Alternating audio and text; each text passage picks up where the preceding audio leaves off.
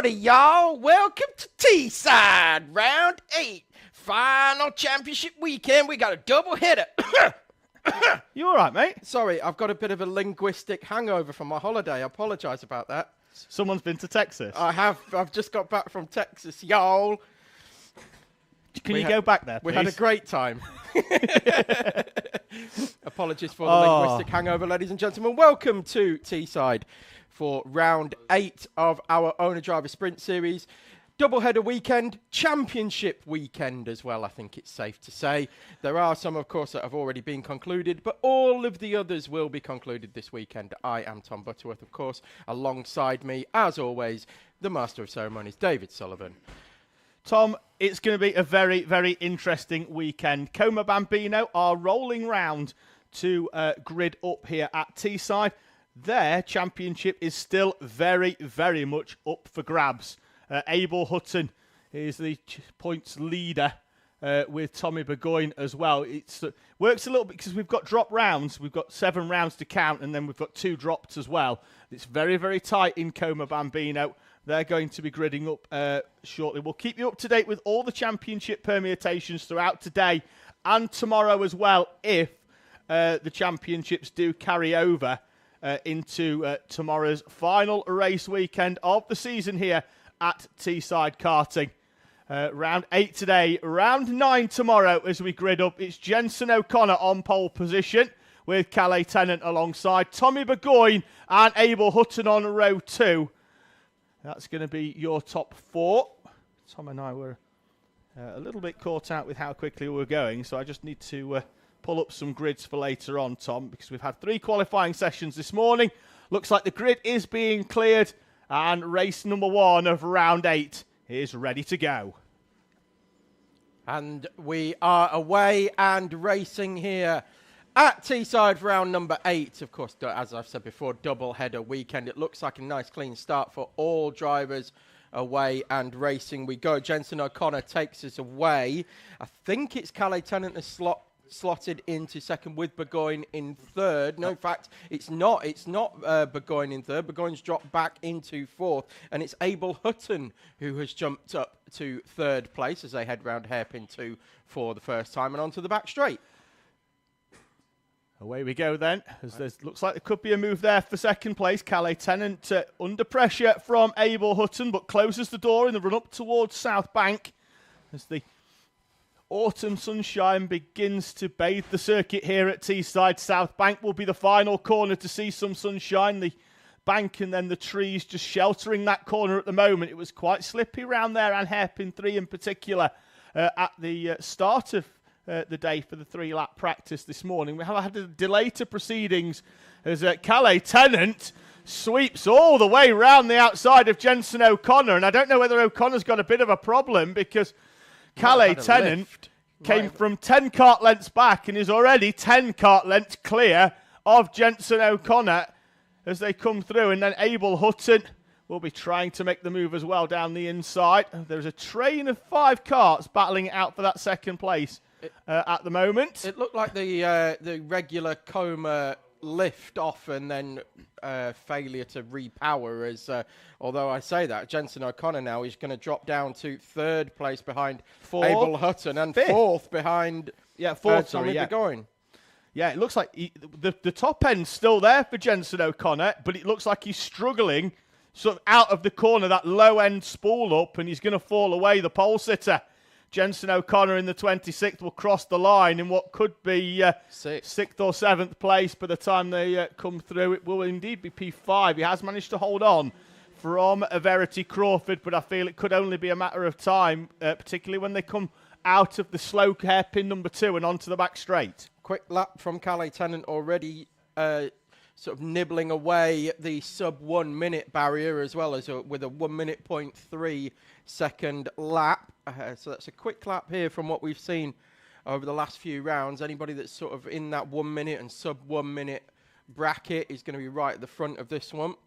I was told yesterday in practice he was plugging in mid 58s was Cadet Tennant, so certainly coming into this one with bit of pace. Yeah, it was just for first flying lap to go 1:03 is a good effort. So, Yeah, Tennant can still technically win the championship, but would require retirements from both Abel Hutton and Tommy Burgoyne, I feel, to secure the championship. So very much out of his hands. That he can only do what he can do, and at the moment he's heading towards Heat 1 glory at the moment. Still plenty of time to go. We haven't reached the half race distance mark yet, but the gap is 1.3 seconds. Abel Hutton, though, with the fastest lap of the race last time round, and he is being ably assisted by the S-plate of Tommy Burgoyne. I see what you did there. I'm a smart boy, Tom. Well, Abel Hutton actually did a 1:092 that time around. Closed the gap in to Cadet Tennant by a whopping 0.028 of a second. So that gap is coming down marginally, I think it's safe to say. But a quick lap from Abel Hutton as well. In fact, quite a few of them now in the low 1 minute bracket, all the way down to Verity Crawford. Oh, sorry, Tom Bottle for second place was almost side by side there as Tommy Burgoyne tried to draw alongside Abel Hutton and sweep round the outside. O'Connor's coming back into this now, Tom. Yeah, right on the tail of Sullivan Crawford, and had a little look around the outside over start-finish. Of course, that gives them the the inside for the left-hander of the D chicane, but it's a long way to go around there. You've got to hang it on all the way around the outside as O'Connor then tries that move at hairpin 1, goes very, very wide, and Verity Crawford says, thank you very much, straight through that open door.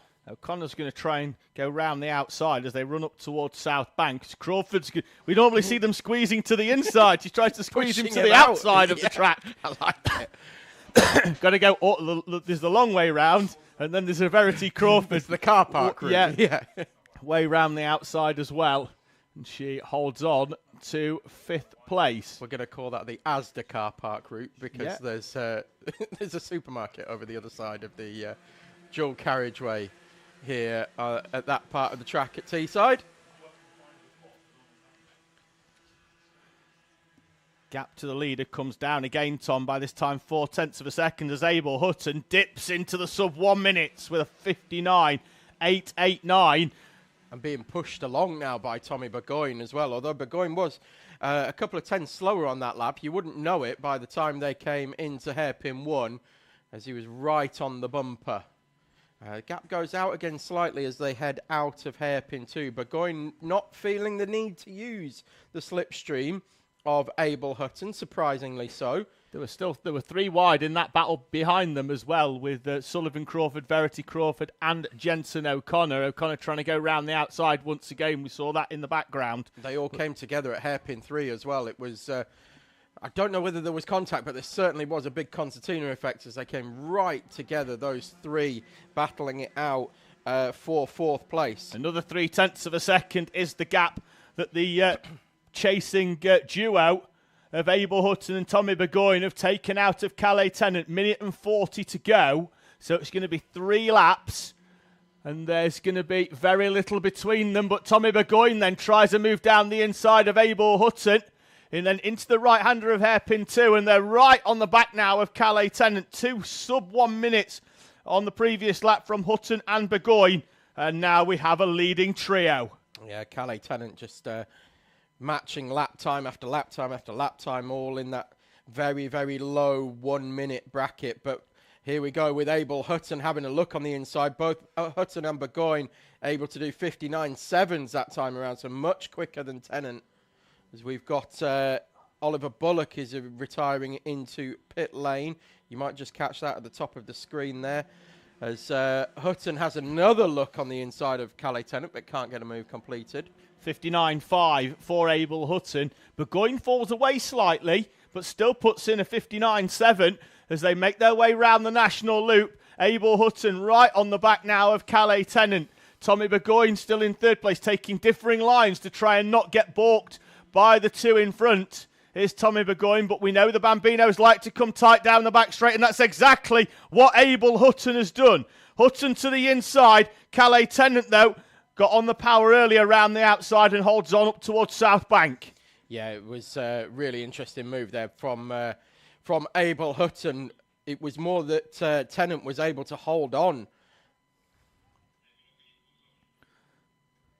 So Burgoyne tries a little nibble down the inside there of Abel Hutton. Door is closed on him, and that has made him fall away slightly. Yellow flag out at hairpin 3. Verity Crawford has gone round, and the battle for fourth place becomes a two-kart affair now between Sullivan Crawford and Jensen O'Connor as the final lap here at Teesside for Bambino heat number 1 is upon us. Calais Tennant leads from Abel Hutton, and then Tommy Burgoyne, who's now some 4 or 5 kart lengths back and looks like he may have to settle for third place unless something happens to the leading duo. Well, he's had good top enders, Burgoyne. It seems to struggle a little bit coming out of the slower speed corners, but he's got good top end to be able to drag up to the 2 in front.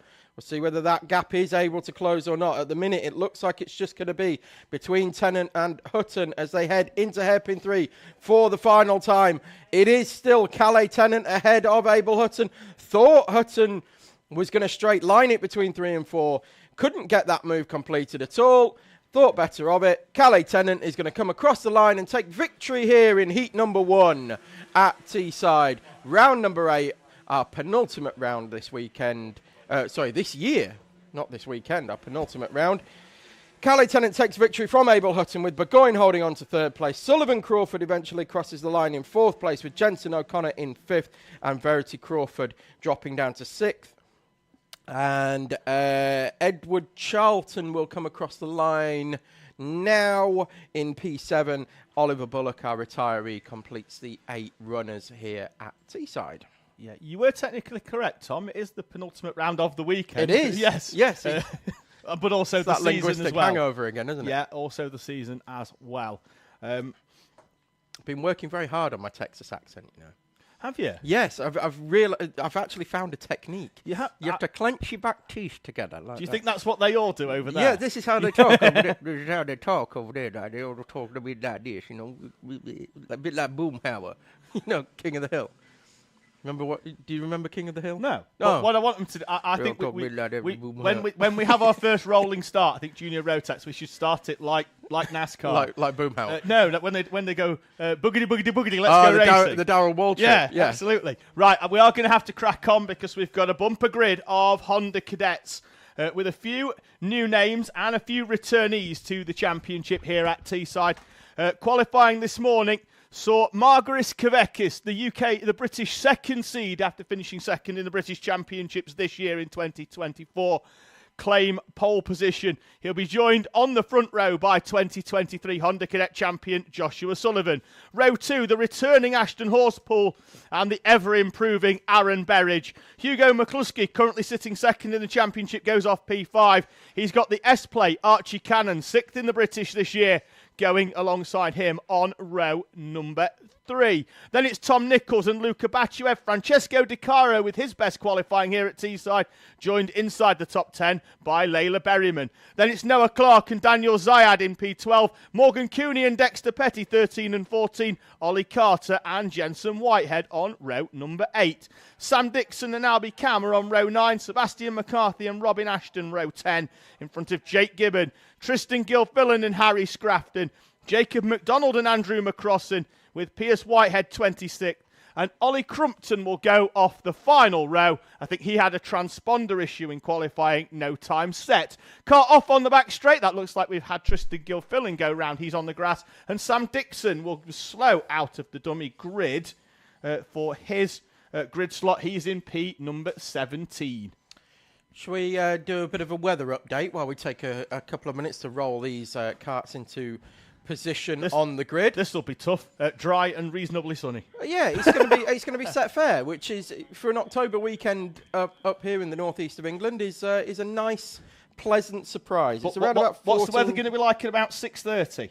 When this evening? Yes. Why? What's happening at 6:30? We've got fireworks. Oh, well, it's going to be dry. Lovely. We've got fireworks. We've got fireworks. Lovely. To be fair, we might have some before that. Yes, the racing's that close. I've got a feeling we're going to have some in about a minute and a half's time. Yes. So it's the nervous wait for those at the front. it's always good to sort of see the different tactics, those drivers that just face the front and wait, those that look around to see what's happening. The problem we have as well during the autumn is that the track, as everywhere does, the leaves come off the trees and the bits where the karts haven't been, but when we grid up. So some of those drivers down the tail end will literally be starting on track that hasn't been used because we've got such a big grid. So they're going to have to focus on cleaning some tyres as well. Because much like the leaves are on the track, the sun is in the sky. The sun is in the sky, Tom. A little bit of a niche reference there for you, for our fans of the Le Mans stream earlier in the year. So it looks like we are gridded and reasonably happy at the back. The gate has been closed, so we are good to go with our Honda Cadet grid. 27 Hondas for round number 8 of the NRG Karting Teesside Owner Sprint Series. Margaris Kavekis on the front row, Joshua Sullivan alongside, Horspool and Berridge on row 2, McCluskey and Cannon row 3. Then it's Nichols and Bachuev in front of DeCaro and Berryman. That's your top 10. Visors down. It's time to go racing in Honda Cadet. Green flag in hand, but it looks like maybe we've got a little... Oh, is somebody missing some gloves? Which number? I was about to say, put your hand up, but then again, what's the point? They can't hear me in the commentary box. I think it was Sam Dixon was late out. Could it be Sam Dixon? It is Sam Dixon. Oh, it's like I'm like Poirot and Hetty Wainthrob all rolled into one. Yeah, just with less hair. Yes. But I am funnier. I think they both had a moustache, didn't they, at some point? Yeah, I think so. So have I. Here we go then. Green flag is in hand. It's up, it's down, we're away and racing. Not the best of starts for Kavekis off pole position as Sullivan sweeps straight around the outside and into the lead of this one with, looks like Horspool and Berridge third and fourth. Everybody's made it round the national loop. It's the hairpin one, though, where things generally tend to concertina together, and Kavekis goes very, very wide on the brakes. Horsepool's got alongside, but that could allow Hugo McCluskey. No, Horsepool with a little bit of a switchback. Kavekis is asking for a push. And he's going to get absolutely no help whatsoever. Well, no, Horsepool obliges, actually, and slots back in. That could be what Kavekis has got a bit at the top end of the straight. As Berridge then goes down the inside of Ashton Horsepool. Interesting for me was Horspool turning into hairpin 1, had about 6 attempts to turn in there until he could find the right amount of bite from the front end of the car. It was literally sawing at the wheel to get that front end to come in, but then when it did, allowed him alongside Kavekis down the back straight and through hairpin 2 and then down the back straight. But as you said, David, Kavekis with some very strong top-end power at the end of the straight. I thought Horsepool was going to be well past this time last lap. But, he was alongside, wasn't he? We've seen it here before. You sort of drivers, they get alongside, and then everybody joins the driver on the inside, and they push away. As pushing down the inside goes Tom Nichols on Hugo McCluskey. Behind them, Francesco DeCaro in the 27. Has Luca Bachuev, Archie Cannon and Layla Berryman, Dexter Petty, and looks like Morgan Cooney for company as well, as we are split at the moment. We're fragmented into 3 gaps, 3 trains of karts. We've got a top 6, a second train of 6 from 7th down to Morgan Cooney in 12th, and then a very, very long train of karts behind Ollie Carter from P13 onwards. Is that a new we've got a new camera angle? We've had that at the last round, Tom. You've had a holiday since. I don't think we used it too much, though. Round, I don't think we did, but I do like it. I do like that, yes. Very nice. So Sullivan, the gap closing now with the pack behind, which is that group of 5 karts. It's now going to be a group of 6 now that they've bridged the gap Sullivan had built up in the opening few laps. So it is Sullivan, Kavekis, Horsepool, Berridge, Nichols and McCluskey in that group of 6. Then it's DeCaro, Cannon, Bachuev, Petty, Berryman and Cooney in another group. Then we have Carter, Clark, Zayed, Whitehead, McCarthy, Crumpton, Cam and Gibbon, the top 20. Archie Cannon is down the inside of Francesco Di Caro for what is 7th place, and then they're 3 or 4 wide behind. I think they've been really smart, the train at the front. They've had a couple of steady laps where they've just pushed on, reeled the leader back in, as Sullivan leads Kavekis. Behind them, though, Horspool and Berridge are having a little bit of a squabble. That's over 4th place. Nichols is there as well, and McCluskey in a brand new 04 kart this weekend. Back on the original Synergy sticker kit from the one that he debuted at the last round because he had an issue with that chassis. I think it cracked, so they've replaced. So he's currently driving that one at the moment to P number 6. So drove it for the first time yesterday. Everyone likes a box fresh kart. I do, but Archie Cannon full-on drifting into hairpin 1 was a sight to behold at the front of that second group. That's the one that I'm keeping my eye on. They were 4 wide down the back straight on the last lap. Layla Berryman was very much involved in that, and she's actually now bridged the gap. I wonder if we can drop back onto that one, because it is quite a... In fact, here we are. That's great. Superb timing. The director has almost read my mind, so... yeah, it's all action in this one. That's De Caro and Berryman that are the 2nd and 3rd in that group. And they are very much nose to tail at the moment. We'll keep an eye out on the leading one, but we'll watch that out the commentary box window. We have a strong visual here at Teesside on the national circuit in that we can see it all. So yeah, this battle that we're following with Cannon leading De Caro, then Berryman, Luca Bachuev, Dexter Petty, Morgan Cooney. As leaders are as you were. There's a scrap going on behind as well, but we can't. Sadly, we haven't got 15 cameras. It's not like we're not the security guy over at the Asda where we can see all the cameras. So you're just going to have to trust us as to what's happening. There's been a change for 3rd place though. Aaron Berridge has got past Ashton Horspool. That has allowed the leaders to have a bit of a gap with 3 minutes to go. And I was about to say that Hugo McCluskey was starting to drop back off the group in front, and he was on the previous lap, and then he hammered in a new fastest lap of the race, and all of a sudden put a magnet on that front 5, or the 5 karts in front of him, and he's hauled himself right back into contention. A strong little tow line then from Hugo McCluskey, aided, I imagine, somewhat by the that overtake as well. Then they get within a 10th, and then they tow up. As on screen we see Ollie Carter under pressure from Noah Clark and Daniel Zayed with is that Jensen Whitehead? It is Jensen Whitehead in a new livery behind the number 21, sponsored by Chili Shop. Which is that's Berryman and Bachuev coming together. Layla Berryman with Luca Bachuev up on the back. They're going to fall behind Robin Ashton in the 22. They're going to drop down to 21st and 22nd, respectively. And that's not what Luca Bachuev needed to start the weekend off. No, currently sitting 5 points outside of the top 3 in the championship, Luca Bachuev.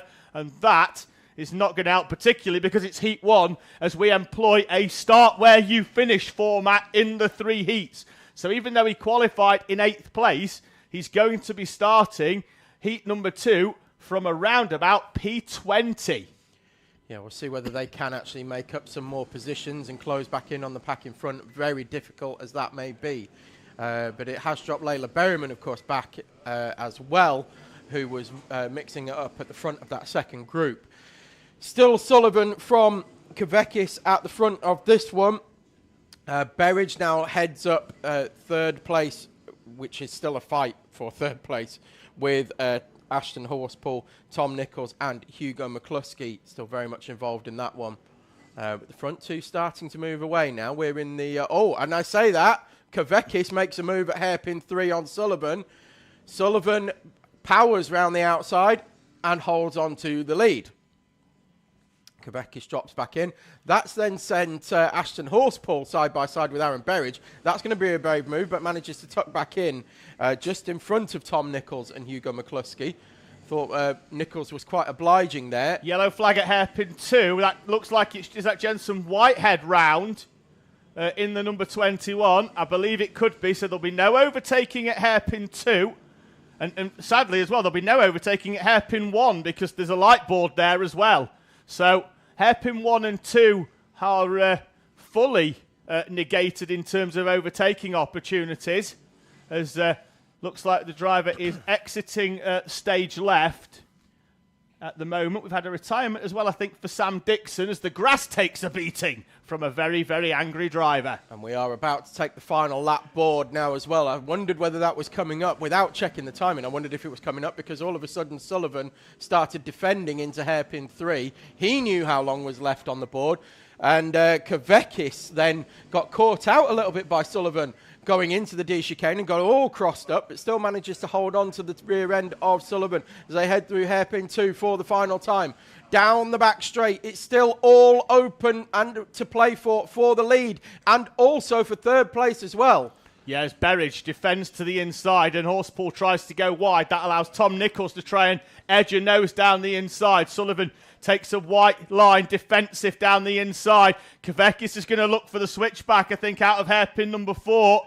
Sullivan, though, has been here a long time. They are side by side as they come up to the start line. Sullivan squeezes Kavekis and Sullivan holds on for heat number 1 from Margaris Kavekis, Aaron Berridge, Ashton Horspool and Tom Nichols, Hugo McCluskey, Archie Cannon and Morgan Cooney, Dexter Petty and Francesco Di Caro round out your top 10.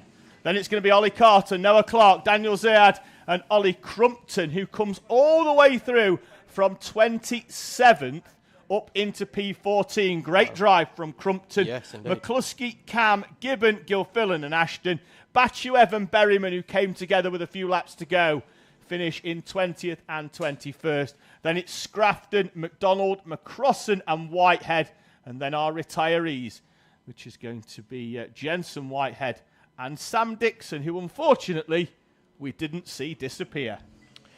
Yeah, Ollie Crumpton had transponder issues during qualifying. His transponder wasn't picking up on the timing system, so had to start right from the back of this one. But yeah, great drive up to 14th place. And of course, start where you finish. Starts P14. Yeah, he's going to give himself a really good chance. He made up 13 places in that race, which was a great drive from Ollie Crumpton. Pretty much halfway then. Half the grid. Oh, mate. Only half the grid to go, Ollie. Your maths is up there Quick maths. with Vorderman and Riley. Oh, if only it was. Sadly, I'd be much better at countdown if you'd be much better at yeah. Sadly for me in the commentary box, at least the aesthetics aren't quite there. Well, I did show you a bit of leg earlier, didn't I? You did, yeah. my insect bites, which I think I say insect bites. Looking at the wounds on my leg, I can only assume it was actually a pterodactyl that's had a nibble at me. Look, mate, it's always nice to be wanted. It's just a shame that you're wanted by insects. It was, yeah, that was... I've been wounded, to say the least. I mean, Texas is a bit like Jurassic Park, I'm not going to lie. It's all there's a lot of similarities. Right, so what you've said that you've enjoyed it, but you've spent hours ridiculing the accent, and now you've said it's like Jurassic Park. It is. If Jurassic Park and it turns out that you're not welcome back. There's a lot of jeeps and things like that cruising around. Oh, here we go. What have we got here? Oh, this is a grid, is it? Right. So we got a Honda R200 and the Intermax. Heat number 1. So we're going to go with Intermax will go off the front of the grid, and then the R200s will go off the back of the grid. So we've got Joey Swan taking pole position in Inters from Redland, Buddy Hugo, Grayson Crawford, Layla Bell. That's your Inters, excuse me. Then we have Edward Rye heading up the R200s from Toby Turner, Matthew Plant, Daniel Hulse, William Clare, Rocco Geraghty, and Peter Webster. We're wondering whether Peter Webster will be joining us on our R200 grid. Was here this morning but didn't qualify, so we'll keep an eye out. Negative, Ghost Rider. I'll turn your mic on. Oh, yeah, it's a negative on Peter Webster. Okay. Being out for heat number 1. Has he missed his self-assessment deadline? I believe he could have missed his self-assessment deadline. Peter Webster, our accountant friend, the youngest accountant in the country. He's got math skills relative to Vorderman and Riley. He certainly does. Away we go then, as Buddy Hugo gives Joey Swan a helping hand down the start straight, slots through into second place. In front of Layla Bell and Red Lind. So Red Lind then goes down the inside of Layla Bell as crossing the start line now for the start under R200 or Ronda, as we will be calling, because I get confused. Down the inside, that's a good move for the lead by the 16 of Toby Turner on Edward Rye, and then Edward Rye unceremoniously helps Toby Turner wide at hairpin number 1, and Toby Turner lucky to hold on to second place as Matthew Plant, with a smart move, just drives right round the outside of the squabbling pack in P3. As we look at our Inters completing their first lap, it's Joey Swan from Buddy Hugo from Red Lind. Then Layla Bell and Grayson Crawford a little bit off of that front pack. But the front three now, nice to see Joey Swan coming under a little bit of pressure. Yes, not something we've seen really all year. He's been running around in a pack of one. Plant and Geraghty with I wouldn't say coming together. They rubbed wheels as they came over the start-finish line, and then Plant braked a little bit later than I think he'd have hoped for the D chicane. Rocco Geraghty, who performed superbly in Honda R200 at the opening round of this class. At round number 7, is already up to third place, having found a way through from the tail end of the grid. Change for the lead in Inters, Tom. Yeah, Buddy Hugo with a bit of a can opener move on Joey Swan. It's short-lived though. It is, because Red Lind has now come through, and the battle rages on as Swan now cuts back onto the inside down the back straight. Can't quite get the drive to pull alongside, but Swan from from first to third. In 2 corners, Red Lind doing the opposite. And meanwhile, Buddy Hugo's exactly where he was. the other two have just do-si-doed around him. Yes, absolutely. As Swan then tries to draw alongside, it's going to be a long route round the outside, and he has to slot back in. Joey Swan, who has already secured the championship here. Good to see him still out, though, Tom, because by rights, and if I'd have wrapped a championship up, I'd park that kart, and I would not be seen again all year. I'd be in the shadows. Take the winter off. Yes, but he's here. Just a driver that just enjoys his racing. Has really come alive since this move into Intermax. Edward Rye now moving well away at the front of the Ronda class. Yeah, to the tune of 1.6 seconds. Yeah, I'm going to see if we can actually pick up the battle for second place in that class that's just heading up towards hairpin 1. We'll probably pick them up as they head down the back straight, because Toby Turner is about to come under some pressure, as we can see it there on the screen, by a charging Rocco Geraghty, who's come through from the back of the grid and is closing up now on the back of the 16 of Toby Turner. His debut weekend on the Honda R200 for Toby Turner. We've seen him here before in the traditional 200 Honda. We've seen his brother Zach Turner. He is here this weekend, but is lending the support to his younger brother Toby this weekend. We've seen him in both Junior Rotax and Junior Pro Kart. He contested the O-Plate in Junior Pro Kart between Christmas and New Year, which is going to be on the calendar again. We'll talk about the Teesside Winter Series at the end of this race, Tom. So Joey Swan now back in front of Buddy Hugo for second place in the inter-class. Red Lind storming away at the front of this one. Almost a second, 0.8 of a second clear now of Joey Swan, but putting in a new fastest lap of the race that time around as well. In Honda, Edward Rye leading and extending his gap as Geraghty, who towed up onto the back of Toby Turner at a rate of a few tenths a lap, has been unable to find a way past the number 16 machine. Of course, these names in both classes, in fact, are very familiar to us from the Honda Cadet group of, not just earlier this year, but also last year as well. Yeah, good to see them. A few of them moving up a stage, up. Yeah, a bit of a shout as well. I just want to give to the 31 of William Clare. He tested here earlier in the year and has found that the R200 is a bit more to his liking. Has the leaders in Inter, who started half a lap, as Geraghty is through on Toby Turner for that second place. It's taken probably Geraghty a little bit longer, but we'll give him a chance, I think, to challenge Edward Rye in heat number 2, should he stay in that second place. Although, arguably, as we've seen, Tom, particularly on rolling starts, I don't know whether dropping back to third place is probably better, because it does put you on that inside lane in that run up towards the national loop. But sometimes it is a little bit psychological, isn't it? You can... There's certain tracks where it's more advantageous. The GYG, for example, has got a really short start straight. You definitely want to be on the inside there. If you're second, you might as well just be 8th. Yeah, I've just seen that Red Lind has been pumping in fastest lap after fastest lap. That's, I think, 3 at the very least in a row, potentially even 4, and about to come over the line very shortly once again, and the gap still going out. So it is over a second now back to Joey Swan. And now that Swan is through, Hugo seems unable to go with Swan at the moment. And again, another fastest lap for Red Lind. Swan, though, closed the gap on the previous lap, Tom. Even though that can't be right, that he's closed in by 2/10 at the same time that Red Lind's put the fastest lap of the race. Yeah, that seems a bit odd, doesn't it? But they in fact, no, I'm looking at the wrong one. That's why.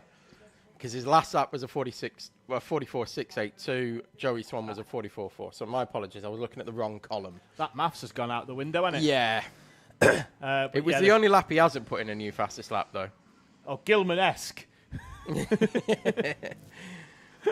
Yeah, the gap fairly equidistant now then between the top 3, 0.8 of a second or so between the 2 leaders, and then another 0.8. The gap is down by 1/10 or so as blue flag is out as the Inters start making their way through the Hondas, who started half a lap behind or so, which, given that the Hondas aren't as quick, we could put them closer, I reckon. It would probably mean that the Inters haven't got to make their way through. But Swan is a lot closer now, it looks like, as they come up through the traffic.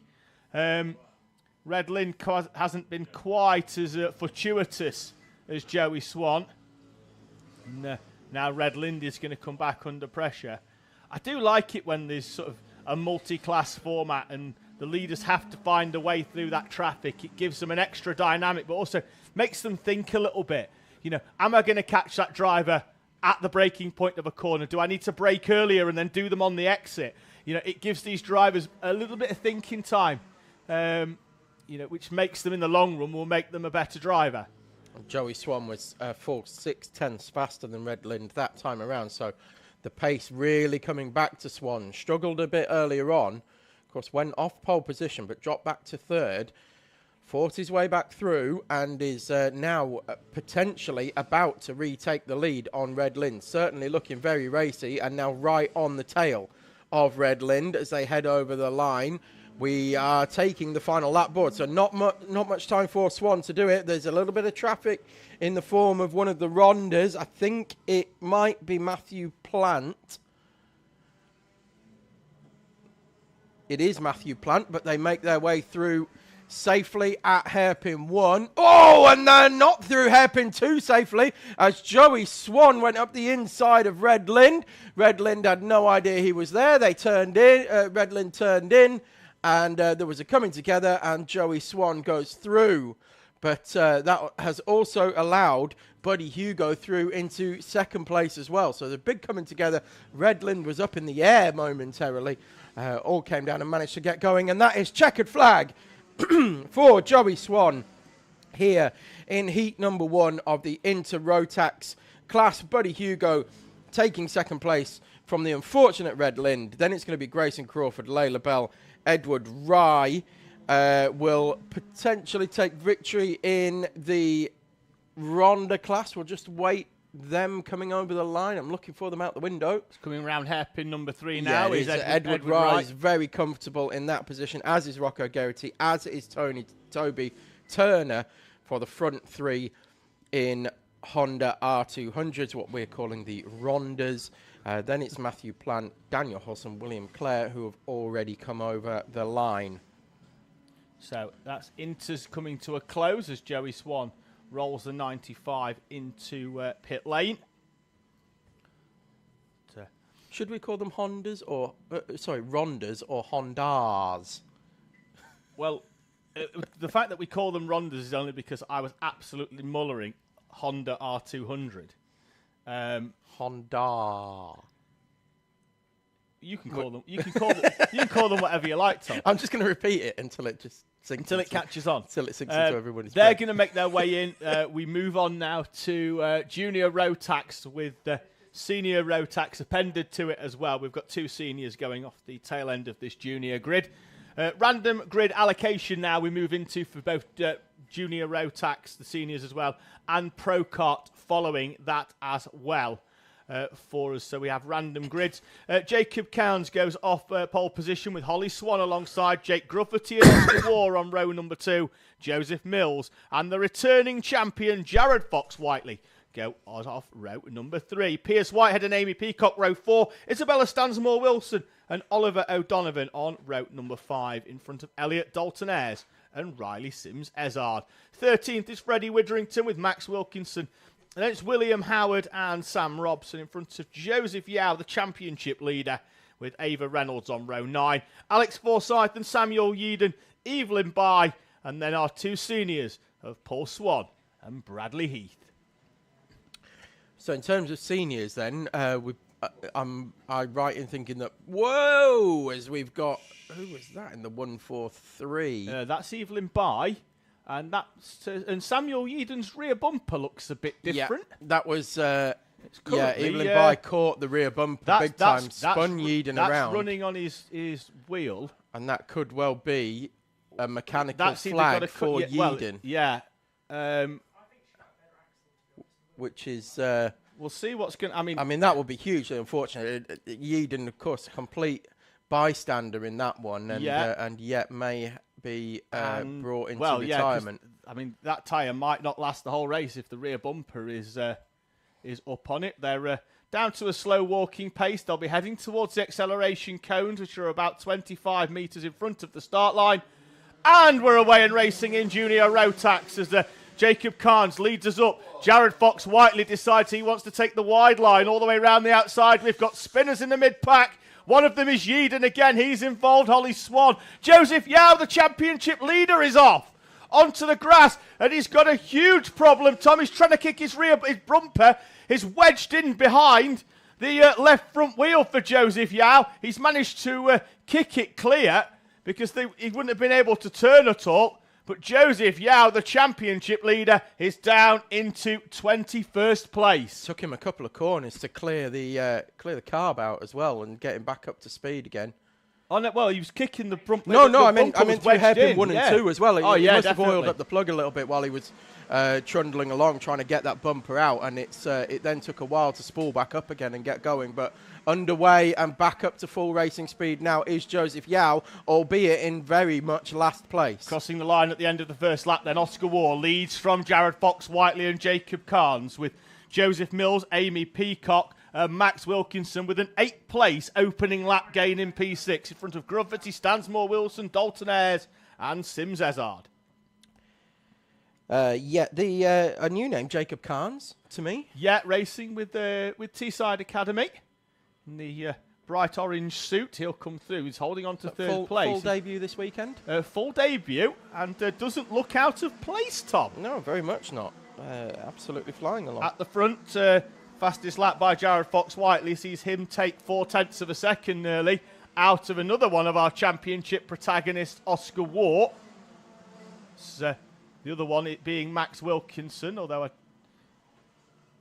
need to confirm something with his points because it's different to what I've got on Alpha Timing as he tries to move down the inside as Carnes goes wide and Wilkinson and War dive through into South Bank and hairpin number 3.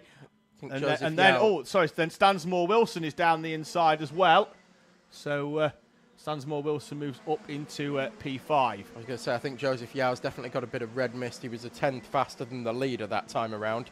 And we'll get his lap time this time. And again, matched the leader to the 1,000th of a second. We are back to the leaders. Down the inside goes Jared Fox Whiteley on Oscar War at hairpin number 2. That was from a couple of kart lengths back as Trying to figure out what that is that's come off a cart. It's just being handed round over the start line. There's a... Nope, they haven't got a clue either. Looking at it, shaking their head. Let's have a quick look. Looks like an engine mount. It does look like an engine mount, doesn't it? A clamp. Mm. Well, we'll see if one of them falls off down the back straight. Fox Whiteley then leads from Oscar Waugh, Max Wilkinson and Amy Peacock, Isabella Stansmore-Wilson. And then it's Carnes, Dalton Ayres. Wilkinson on a flyer as well, up 11 places through this race so far. Going well is Max Wilkinson. Amy Peacock, new fastest lap that time around, a 42 flat.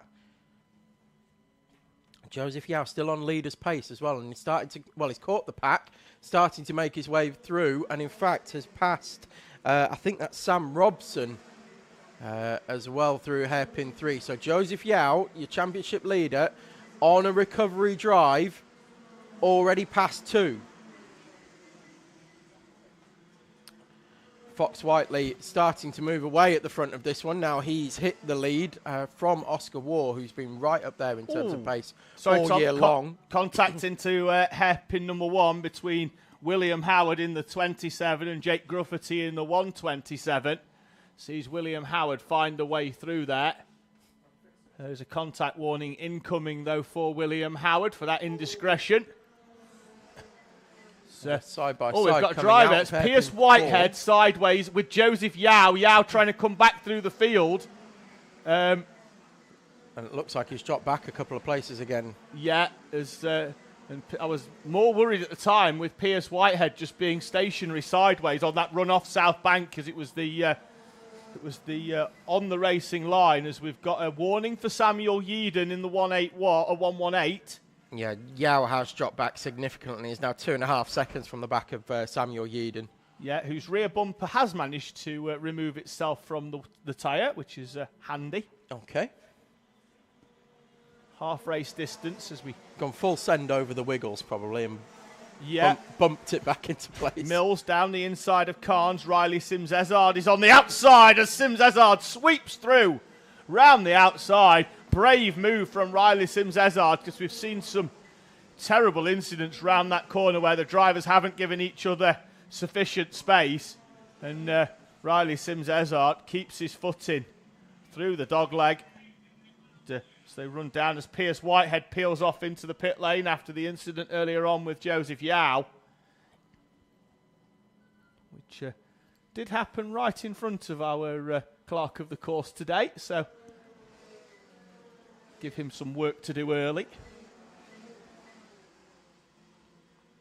I'm liking the new kit that Dalton Ayres is sporting in 6th place. Yeah, I think the sticker kit's the same as it has been, but obviously now he's got a matching suit as well. Yeah. Which, as it we threw know, me off as to who it was at first, Yeah. and then I had a little look down the order, recognised the helmet, but had to look a little bit down the order to 6th place to figure out who it actually was with the differing suit. But yeah, nice little outfit that. I like it.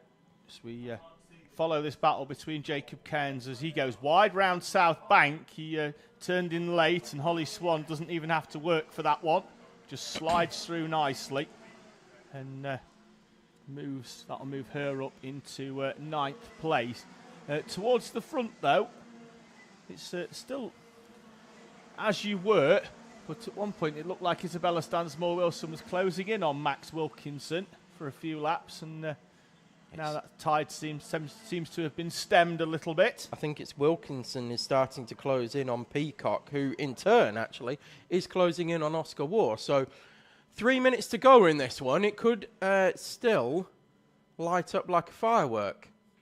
A little bit like the ones we may have later on today, or this evening. See what you've done there, Tom. Nice segue. Bit of a promotion. If you're here at the track or nearby, come by and watch some fireworks. What is it, 6:30? 6:30. Food is available from 5:30. You can get your tickets from reception now for your food. Food is available all day. Yes. From the cafe. Yes, food is definitely available from the cafe, because Kat came in earlier with a bacon sandwich but didn't bring me or you one. Ah, well, I had a coffee from there this morning that's now got maple spice syrup in it, and it was delicious. We will find out what the cakes are on offer later on, because after last round where they had carrot and sultana and we were like, "Ugh, what's that?" They sold out in 20 minutes. So oh, right, we know what we're doing on this marketing We front. certainly do. Meanwhile, Amy Peacock is still closing in on, in fact, yes, he's still closing in on the back of Oscar War. Max Wilkinson seems to have lost a little bit of pace the last couple of laps and has dropped back.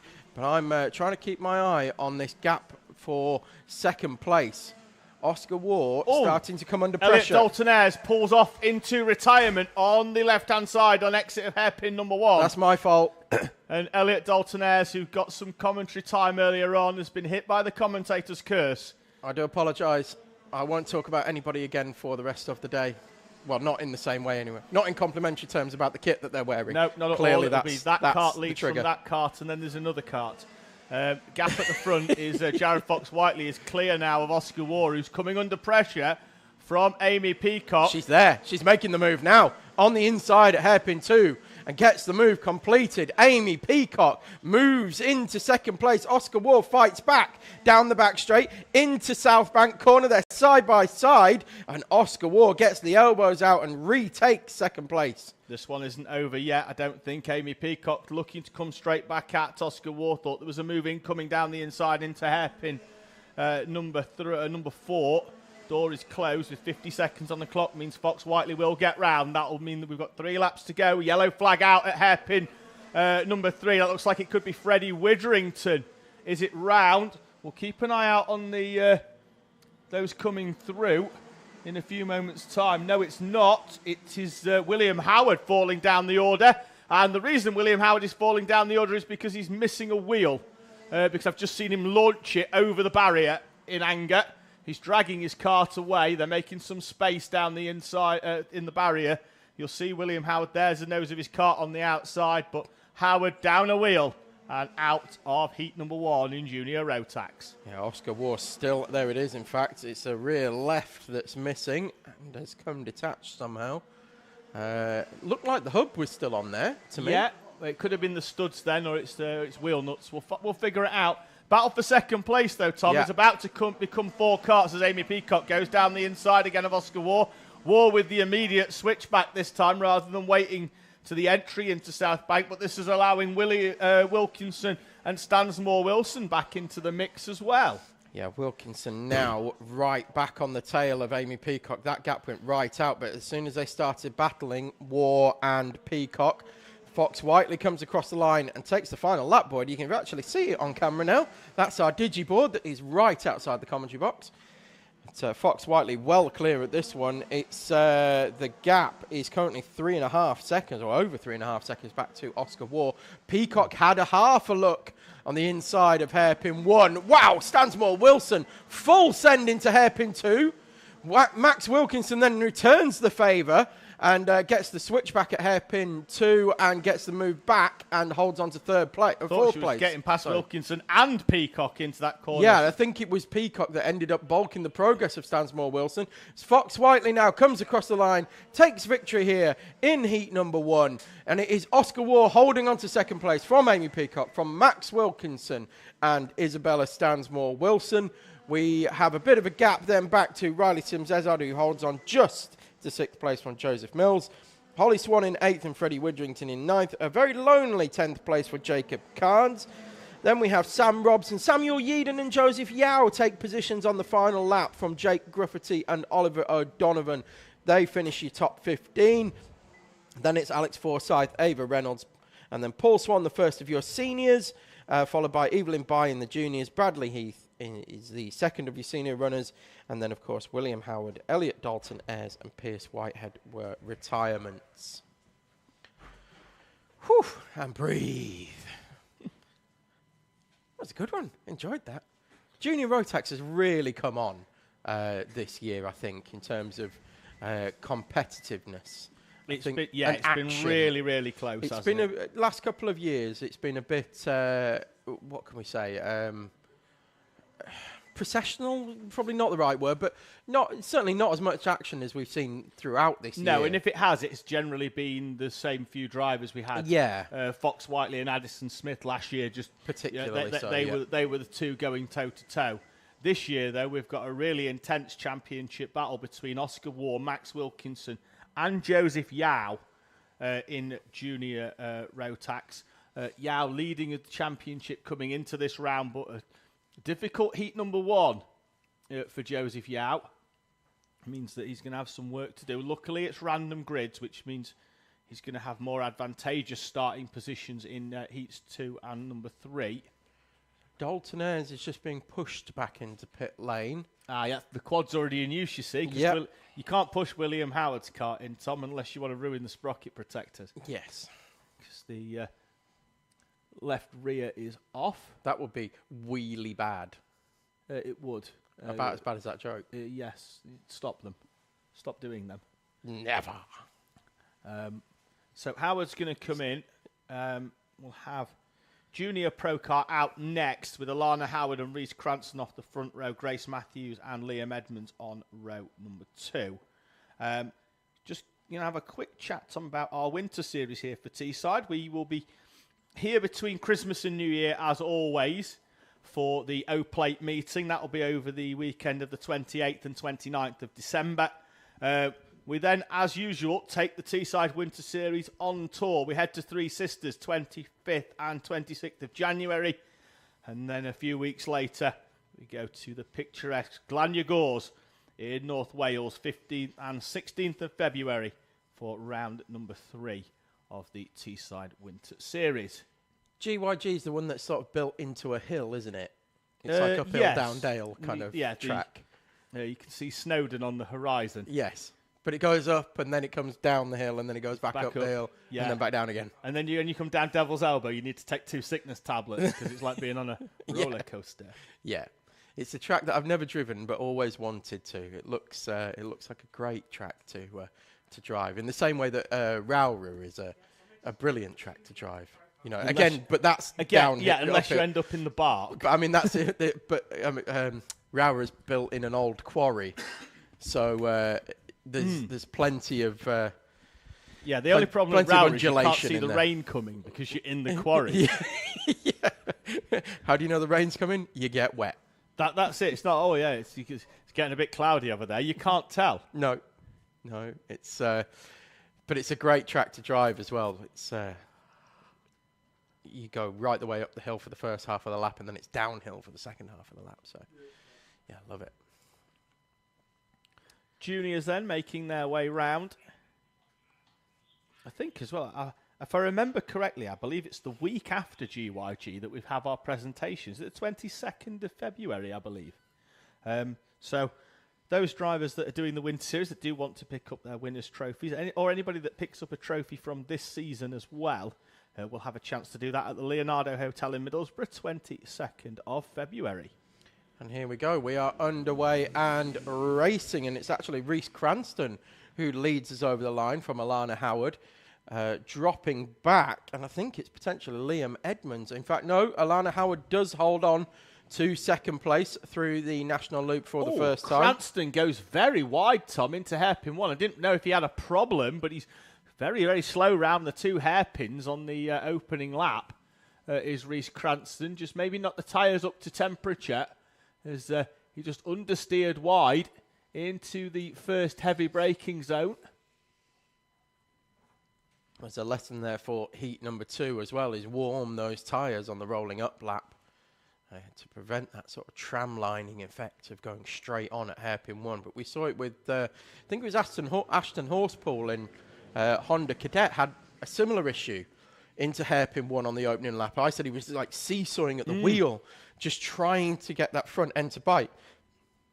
It isn't the warmest day here at Teesside. It's around about 13, 14 degrees as well. So that's going to impact certainly tyre warm-up. But it will help them with tyre longevity through the race, because it's almost perfect temperatures for tyres. Once they're up to temperature, it'll be nice for them. They'll stay in that window for a lot longer. Pressures aren't going to you're not going to overpressure it. No, got to spend a bit of time on them warm-up laps just to get the tyres up to temperature. Cranston, though, now appears to be very comfortable. Happy with where he is and has a comfortable gap of 1.7 seconds. Yeah, Edmonds now in second place from Howard and Matthews.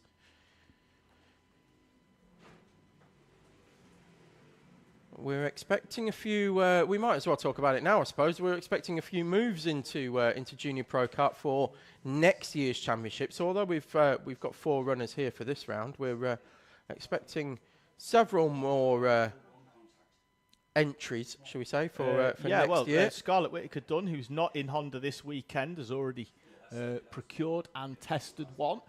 23 champion Joshua Sullivan, he also moving in. His kart's waiting in the paddock for him to take home at the end of this weekend. Okay, where's that come from? That was the one that Jared Fox-Whiteley used earlier on in the season. Oh, okay. So that kart will be going home with him. And plans for testing? We'll be doing some. Yeah. Just not this weekend. No. So Reese Cranston leads at the moment then from Liam Edmonds, Alana Howard and Grace Matthews in 4th place. Have we got any others that we think are moving into Junior Pro Kart? I know of 1 or 2 that have got them, but I don't want to ruin any surprises that may potentially be Christmassy. I'm not sure what you mean by that. Genuinely, I don't know what you mean by that. People might be getting a new kart for Christmas, Tom, and I don't want to ruin it for them. Right, okay. You don't want to spoil somebody's Christmas surprise. Fair enough. That is correct. Okay. You can tell me all fair. It is still Cranston leading this one from Edmonds, from Howard and Matthews. Looks like Matthews and Howard are starting to bunch together for 3rd place. Yeah, that is our nearest battle, isn't it, as they head down the back straight towards South Bank. See if anybody's been in touch on the live chat. Just wait for the live chat to actually upload on the chat here. Racing on the Saturday for the 2nd time this season, the 2nd of 2 double headers here at Teesside Autodrome.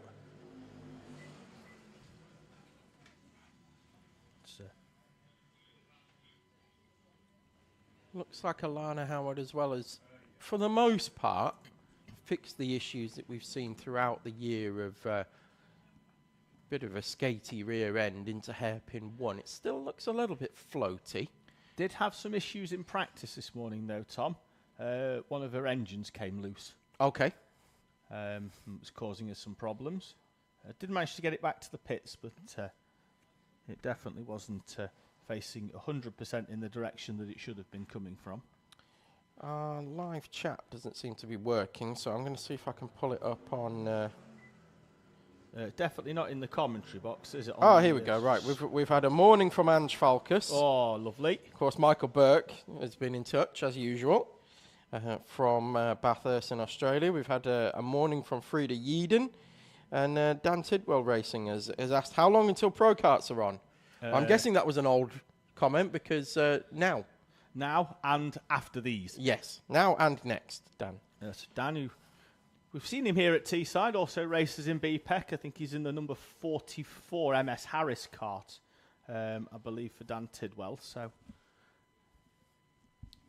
obviously, final round of their championship next weekend up at Warden Law. So, a lot of our drivers that we'll see in the Senior Pro Karts shortly.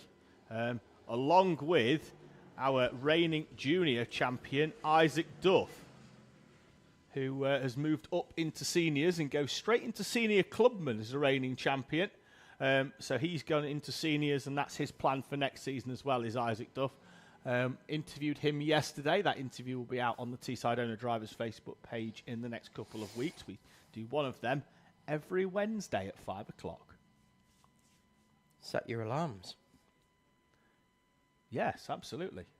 Or just, you'll get a notification. We post a lot on there. It's good. It just keeps the championship alive when there's no racing on, that we're able to sort of do these interviews in between race meetings and do some highlights as well. Of course, you can go to the to the page here on Facebook, and that will save you scrolling through 15,000 adverts to get to our post. Well. Yes, of course. Teesside owner drivers for the karting, and obviously we're live today on TSK Motorsport Media. So Alana Howard has now broken free of Grace Matthews. Yep, that's broken correct. the toe, and not literally the TOW, not the TOE. And Alana Howard is now starting to pull away. Reese Cranston still pace increasing at the front of this one. A 47.4 was a half second quicker than a personal best by Liam Edmonds last time around, and goes quicker again with a 47.281. And again, another half second quicker than Liam Edmonds, who also sets a personal best, as does Alana Howard as well. So pace still increasing across the board, which is great for somebody like Alana Howard, because getting quicker and quicker through the race is exactly kind of where you want to be. Unfortunately, Edmonds and Cranston in front are doing exactly the same thing. Yeah, that kart does seem a lot more stable than what we've seen it in the earlier part of the year, Tom. You're Getting quite right. there, I think, is probably the best way to put it. It's not quite there yet, but it's certainly going in the right direction. And it does seem to, deeper into the race, we seem to be finding that kart is a little bit more comfortable for Alana Howard, with 2 minutes to go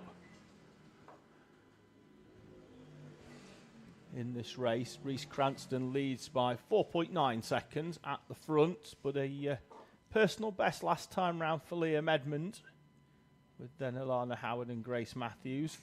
Yeah, Liam Edmonds continuing to improve in terms of lap time as well, but Reese Cranston, I think, is starting to back this one down a little bit with a 5 second lead over Edmonds. It's starting to become a bit of a Sunday drive now for Cranston. He was a few tenths off on the last lap of Reese's personal best. Let's see what it is this time, whether there is any improvement or whether he is actually just backing it down. Oh no, all of a sudden finds a bit more pace, bangs in a new fastest lap of the race, 47.270 for Reese Cranston, as they tick on to lap 12 now. 11 laps completed with this. Is about halfway through lap 12 already. Reese Cranston heading through hairpin 2. That kart looks absolutely planted as well. Manages just one sweep of the steering wheel and he's into Southbank corner. No sawing at the wheel, no adjustments. Just looks like a very lovely kart to drive, does that one. Minimal turns on the wheel, and you can see it there. Prime example, great camera angle and shot, as well as just not even to 1 o'clock as he heads through the hairpins on the steering wheel. It's just a little nudge in the right direction, and through it goes. Looks, as I said before, extremely comfortable to drive. And you can see why he is moving away at the front of this one. At 5.8 seconds now, the gap. Cranston to Edmonds. That setup clearly working for Cranston in this race. Anyway, Howard is still in third place from Matthews, with the gap now 2 seconds, Grace Matthews to Alana Howard as well. So all looks fairly comfortable and set fair for positions at the front of this one, barring any major issues, as Reese Cranston now starts the final lap of the race with a new fastest lap as well, into the low 47 second bracket, 47.107. Cranston leads them with a good gap. I've just been outside to get an update on why we didn't see Peter Webster in heat number 1 for Honda R200. I'll update on that at the end of this race, as Reese Cranston makes his way around the South Bank corner for what will be the final time in heat number 1.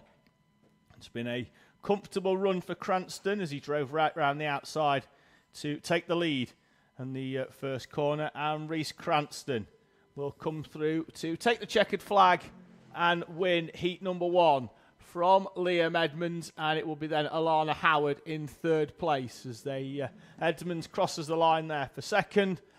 Alana Howard in third place in front of Grace Matthews, who peels straight off into the pit lane.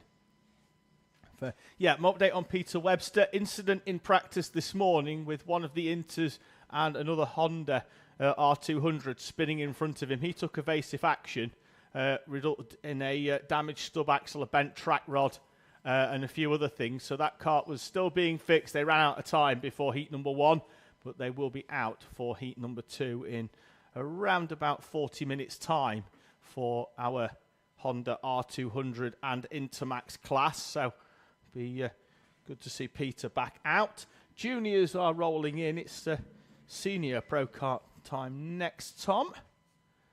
And, just going to find us some grids. If you can find it, I'll do it. That's fine. Seems a fair deal. So just waiting on that one from David. Oh, and we have got we have got comments now in YouTube as well. So please get your comments coming in, and we will endeavour to read them out as quickly as we possibly can. With Tom French getting in touch as well.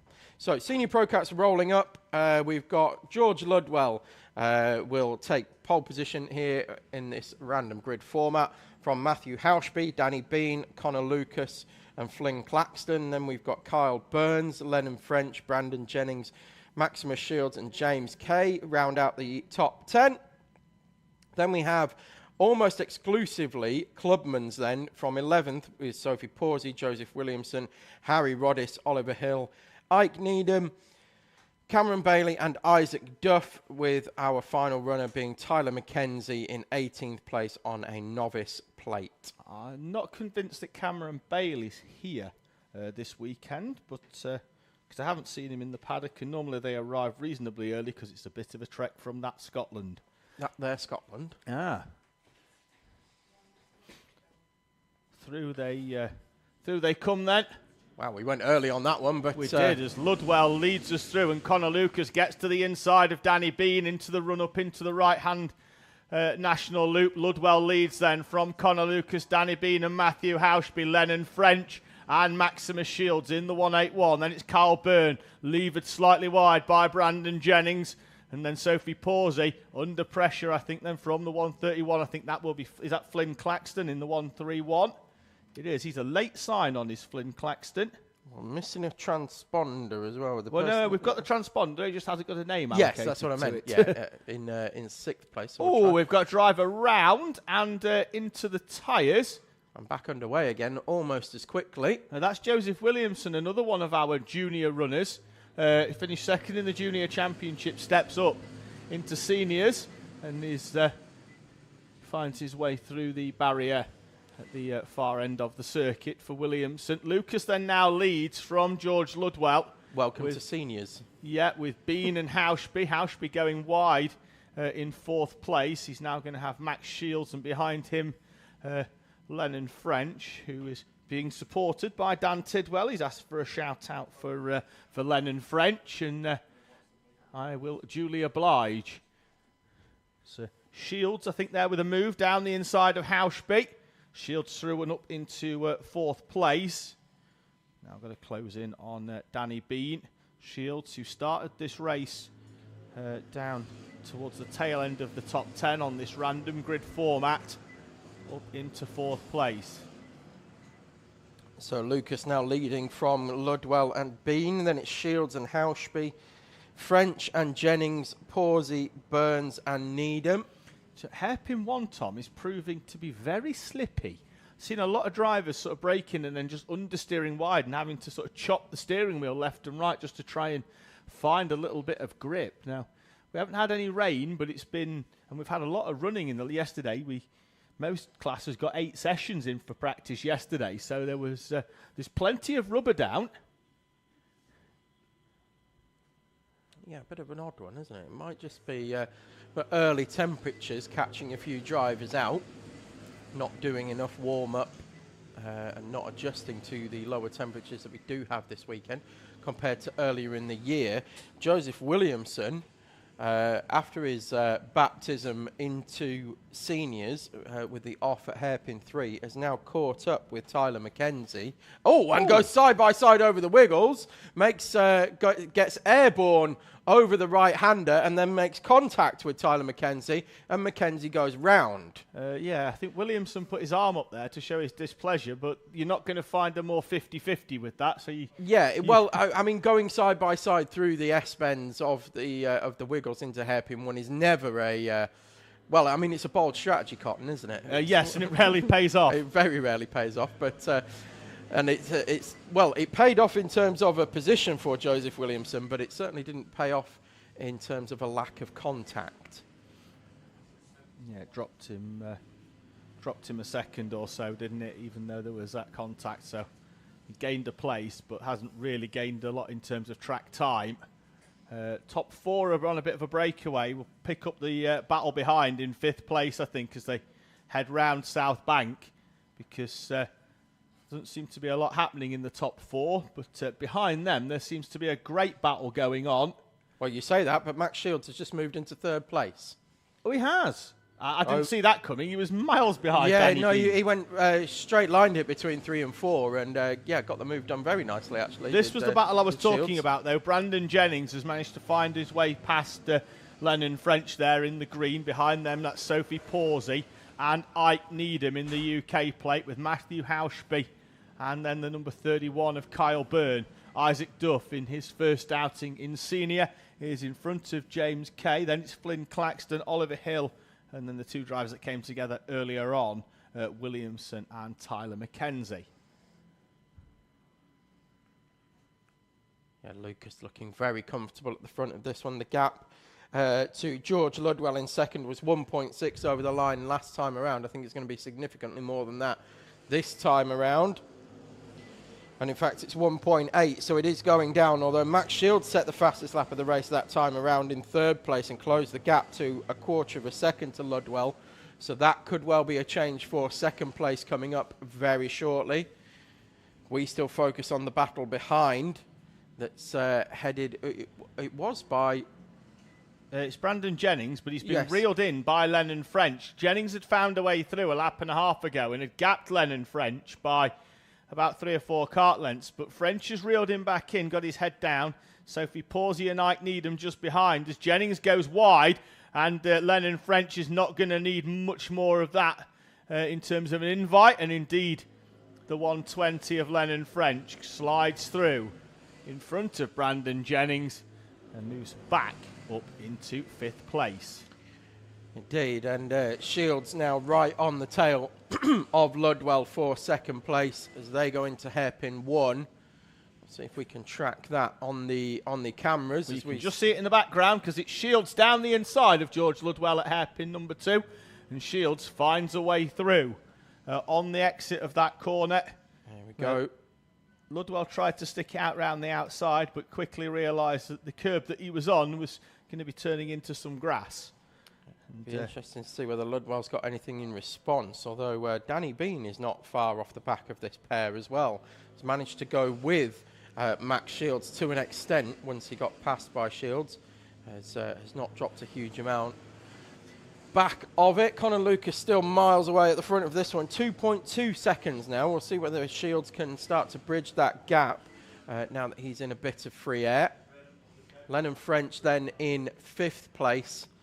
Now heading the front of the 2nd train. Brandon Jennings dropping back a little bit with Ike Needham and Sophie Pawsey swapping places as well that time around. But Pawsey now back in front of Needham. Yeah, and behind them, I think Hauschby could be closing in a little bit as well because of those 2 battling. So, at the front note, Lucas with his head down, 3 minutes to go, has a gap of 2.4 seconds and puts in a 46.2, fastest lap of the race for Connor Lucas. Extends the gap by 0.2 of a second.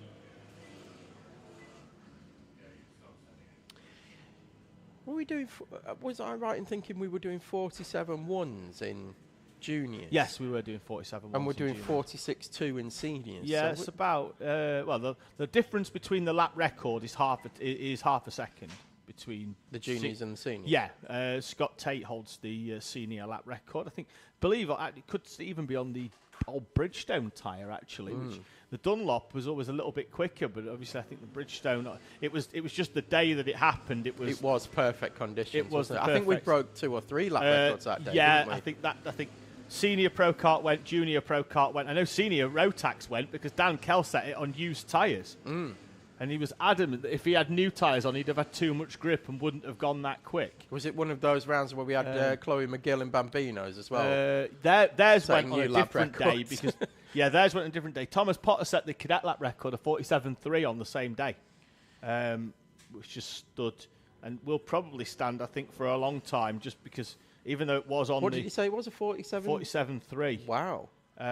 Again, it was on the Dunlop tyre before they moved over to the Vega Cadetti tyre at the start of this season, which is grippier and at most tracks is faster. But again, you've got to have the right day. You know, that lap record will go at some point. It's just that day will have to be April, at the end of April, where it's breezy but the sun's out enough to make the track sticky but the engines work well. Yeah. You know, it's... Ooh. Connor Lucas down the back straight going full gopher. Is he pushing hard on the? Is he trying to set a new lap record? I've never seen Connor Lucas dip down behind a steering wheel before. Well, you have, but just not when he's not like that. And when he's 3 seconds in the lead. Yeah. Really.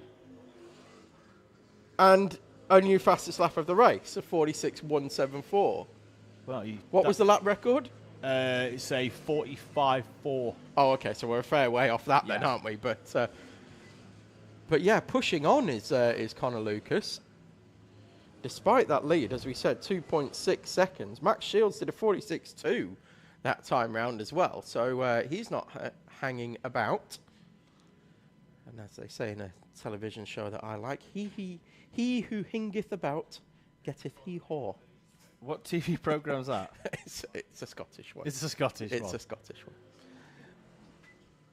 They have special TV up there. Yes, they do. Very funny TV, I might add. Final lap here in Senior Pro Kart Heat number 1. Connor Lucas leads from Maximus Shields with George Ludwell and Danny Bean in front of Lennon French and Brandon Jennings, who... were close earlier on, but French, who fell behind Jennings, has now come back in front and is broken away. Jennings under pressure now from Ike Needham and Sophie Pawsey as they run into hairpin 1. Lucas dipping down again. In fact, you can see it there on camera. Dipping down behind the steering wheel. Are we testing new motors, do we think, and seeing what we can get out of them, or something along those lines? Well, whatever new setup, maybe? Well, whatever he's done is working as out of the final corner. And towards the checkered flag, Connor Lucas wins Heat number 1 from Maximus Shields and George Ludwell. With the fastest lap of the race for Lucas on the final lap as well. He's just proving a point. Let's have a look at how fast I could have gone. Well, they always say that fatherhood slows you down. He's proving that to be a myth. Yes. So far, anyway. Yes. It's still early days, to be fair. It's still very early days. Yeah. So your final finishing order, as they have finally now all come across the line, it is Connor Lucas from Max Shields, from George Ludwell and Danny Bean. Lennon French rounds out your top 5 with Brandon Jennings, Sophie Pawsey, Matthew Housby, Ike Needham and Isaac Duff inside the top 10. Then we have Kyle Burns, James Kay, Flynn Claxton, Joseph Williamson, Oliver Hill and Tyler McKenzie, the last of your finishers. And all making it to the finish as well. So that's good to see. And that brings to an end our first set of heats here in our doubleheader weekend. Hope you're with us. Hope you're enjoying the coverage that we always try and bring you. Enjoyable coverage. So Tyler McKenzie makes his way through hairpin 4 on the slowing down lap, and we will be ready to go with heat number 2 of Bambinos coming up next. Final driver rolling in. Vicky Carr just saying good luck to Lennon French in the 120. He's done very well there in that first race. Scrapping hard with Brandon Jennings for fifth place.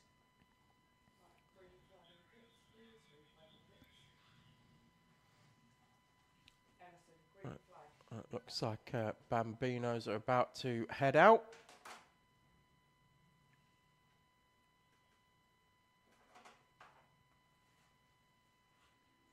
Are they? Yes, they are. There we go. We've got a green flag on the dummy grid.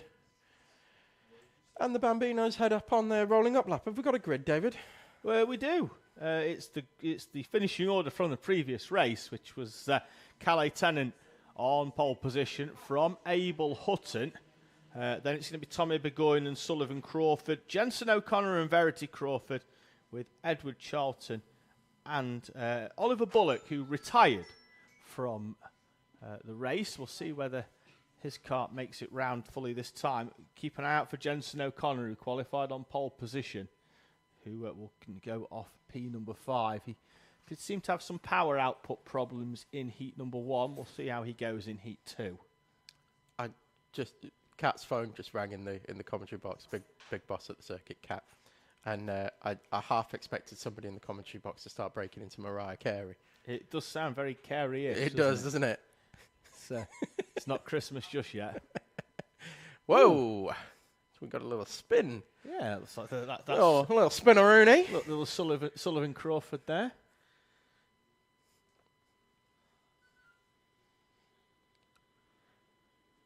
We'll give our first mention as well to our helpers who come down onto the grid as well for the Bambino class only.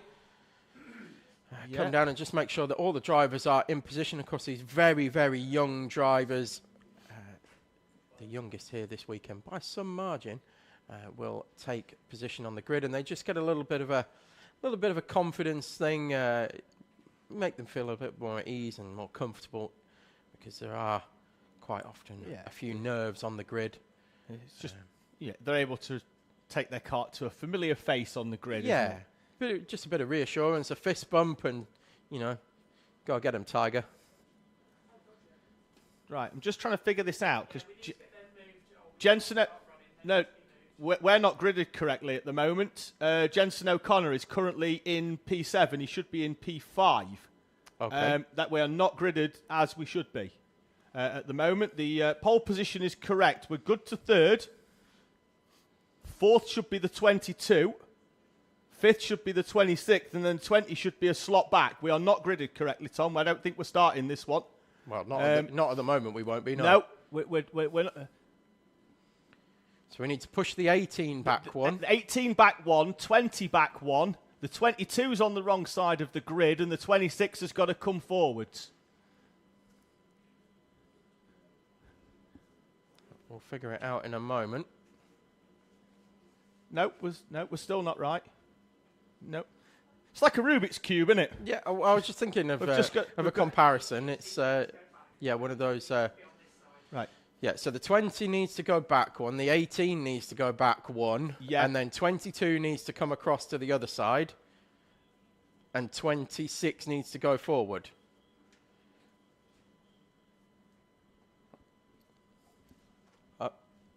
That...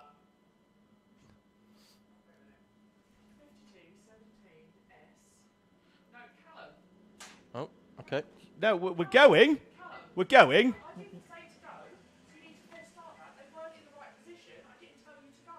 I think we are going to I think potentially false start. False start, which I think I think they might red flag this, Tom, because I don't think these drivers know what a false start flag is. Right. Bambino, I don't know if they know what a false start flag is, Tom, because they don't normally have false starts in Bambino. Well, they've all taken the flag now, so we'll see what happens here. It might be a red flag on the. Yeah, I think we might. I think onto the we out might of have to red four. this, Tom, because I don't think they know what a false start flag is. Because normally it's. I think most of them will do. It's rolling starts, so normally, Tom. We don't have false starts in standing starts normally, do we? So,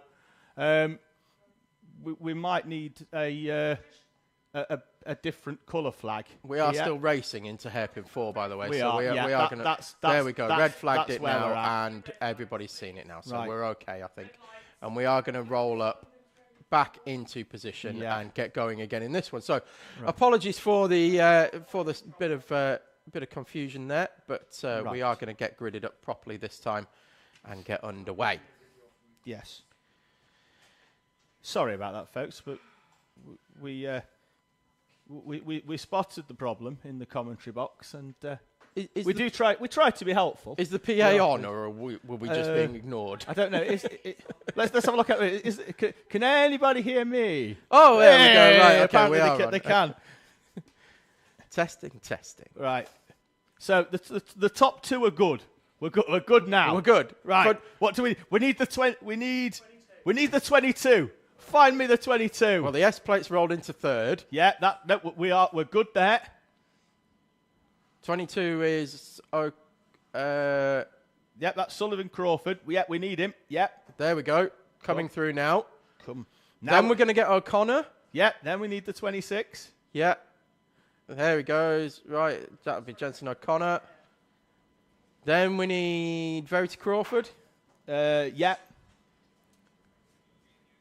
Coming through.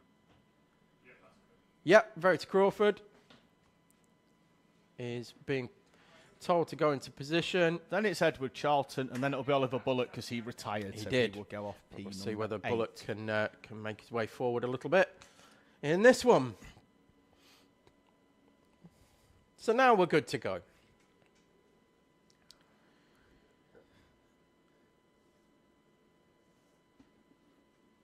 There we go. Right, Callum, we're good to go this time. And we are now good to go. Chris, can you bring Callum an earpiece, please? Start line marshal, green flag in hand. It's up, it's down, and we're away and racing for Heat 2 of Bambinos.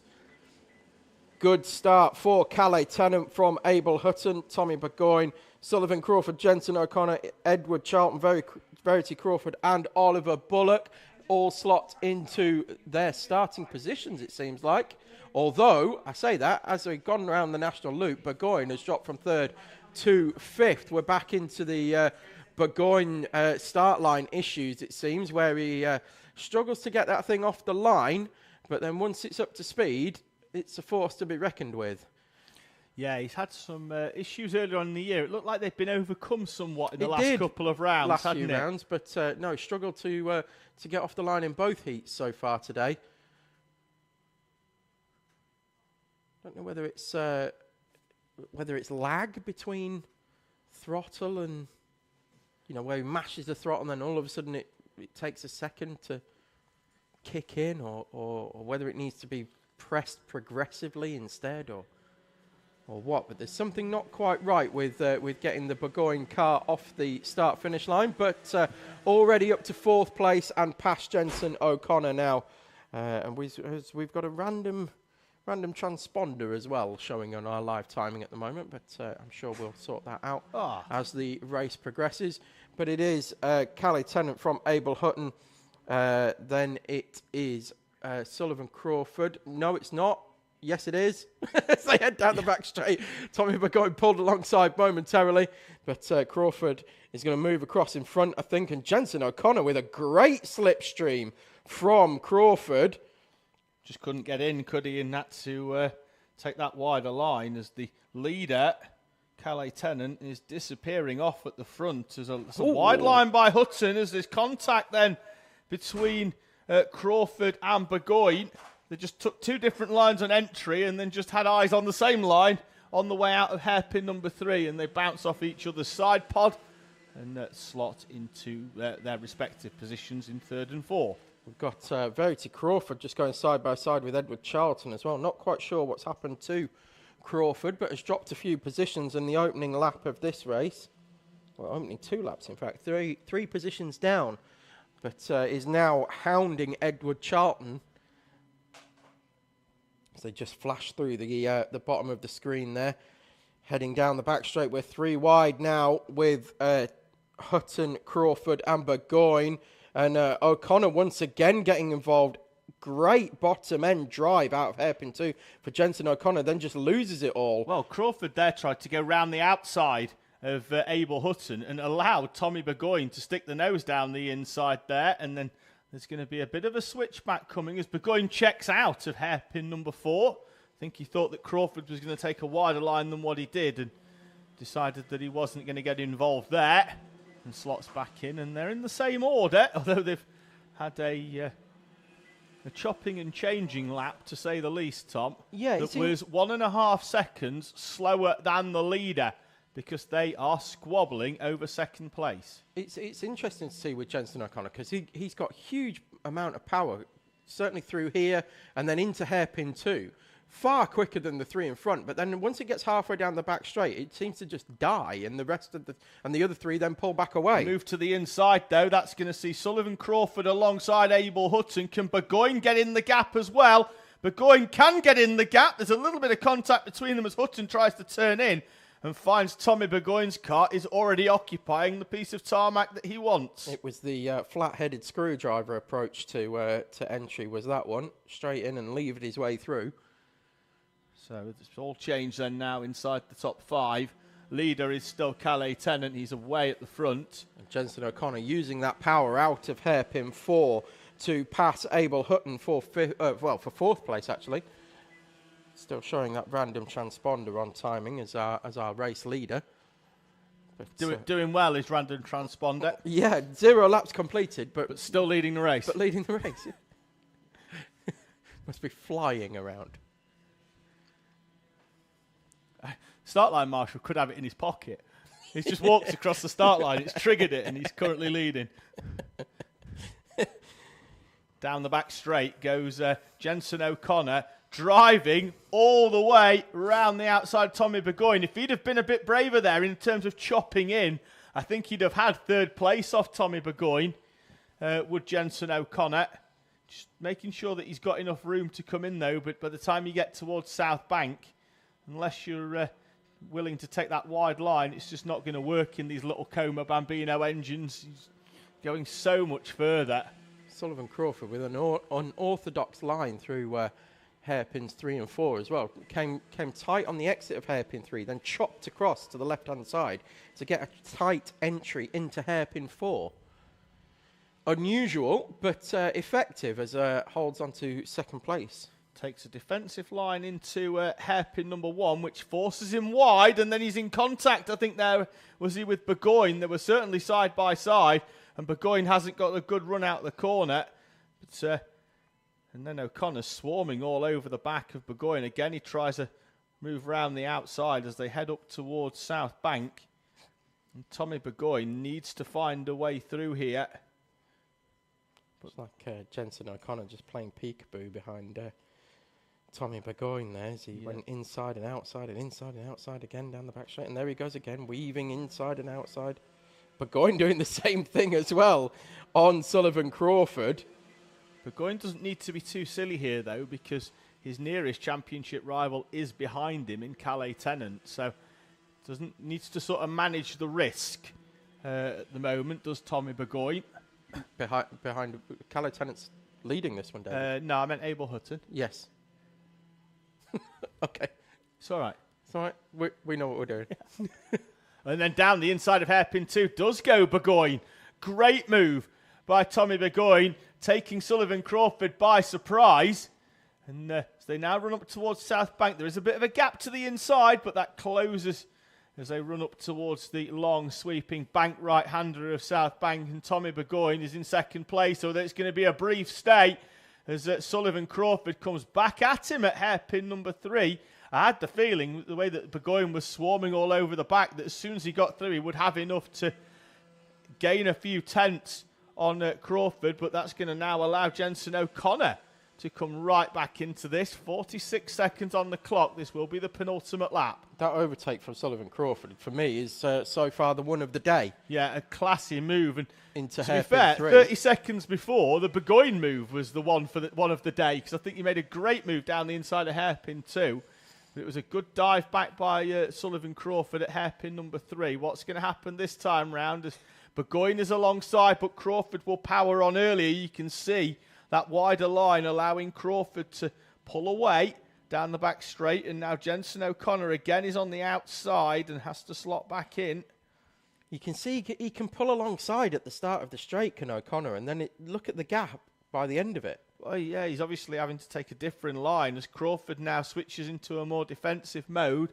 Last lap will be on the board here. to greet Calais Tennant, who has a long look up at the overhead gantry. That was close as well. Crawford just managing to get back in front of Burgoyne as they came through the final section of the track. Which I can never remember which order it is. Is it dogleg and then kink, or is it kink then dogleg? This is the dogleg. The first bit I don't even name. Out of 4? Yeah, that little left is just a bit, innit? Switch back out of hairpin number 2 for Tommy Burgoyne. Sees him alongside Sullivan Crawford. And I think this time he might have enough as they run up towards South Bank. We'll cut to it in a few moments. I think Crawford's gone all the way round the outside, in fact, and has indeed held on. Wow. Great move by Sullivan Crawford to hold on. It's still not over yet as Calais Tennant comes out of the final corner to win for the second time today in heat number 2. Calais Tennant wins from Sullivan Crawford. O'Connor's going to try and draw alongside as they come over start finish. He's not close enough. And it will be Burgoyne from O'Connor in front of Abel Hutton, Verity Crawford, and then Oliver Bullock and Edward Charlton. That was a good recovery from Verity Crawford to almost close in on the back of Abel Hutton as well, who was, of course, scrapping at the front of this one at the start of the race. So Verity Crawford dropped down to last place at the start of the race and then recovered well to take 6th in the end, of course, because we've got that random one. So 6th in the end, but not far off the back of Abel Hutton. And then 12th with Ollie Crumpton and Sebastian McCarthy on row 7. Then 12th with Ollie Crumpton and Sebastian McCarthy on row 7. Albie Cam and Francesco Di Caro on row 8. Jake Gibbon and Tristan Gilfillan row 9. The top 20 completed by Robin Ashton and Luca Bachuev. Then it's Layla Berryman and Harry Scrafton, Jacob McDonald and Andrew McCrossan, with Piers Whitehead in 25th. And then Jensen Whitehead and Sam Dixon, 2 drivers that retired from heat number 1, going off 26th and 27th.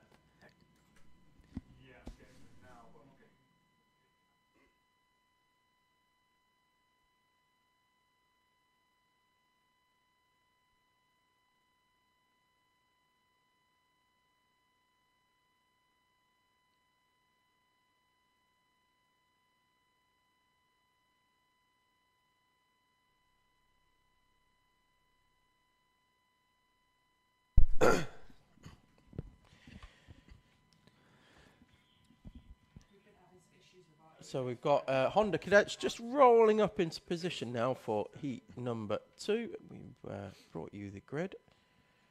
We thought it was a bit of a slow start for Kavekis, but as it turned out, it was a very fast start for Sullivan, a little bit too fast in heat number 1, and that demoted Sullivan then down into 7th place. So a recovery drive needed here for Sullivan.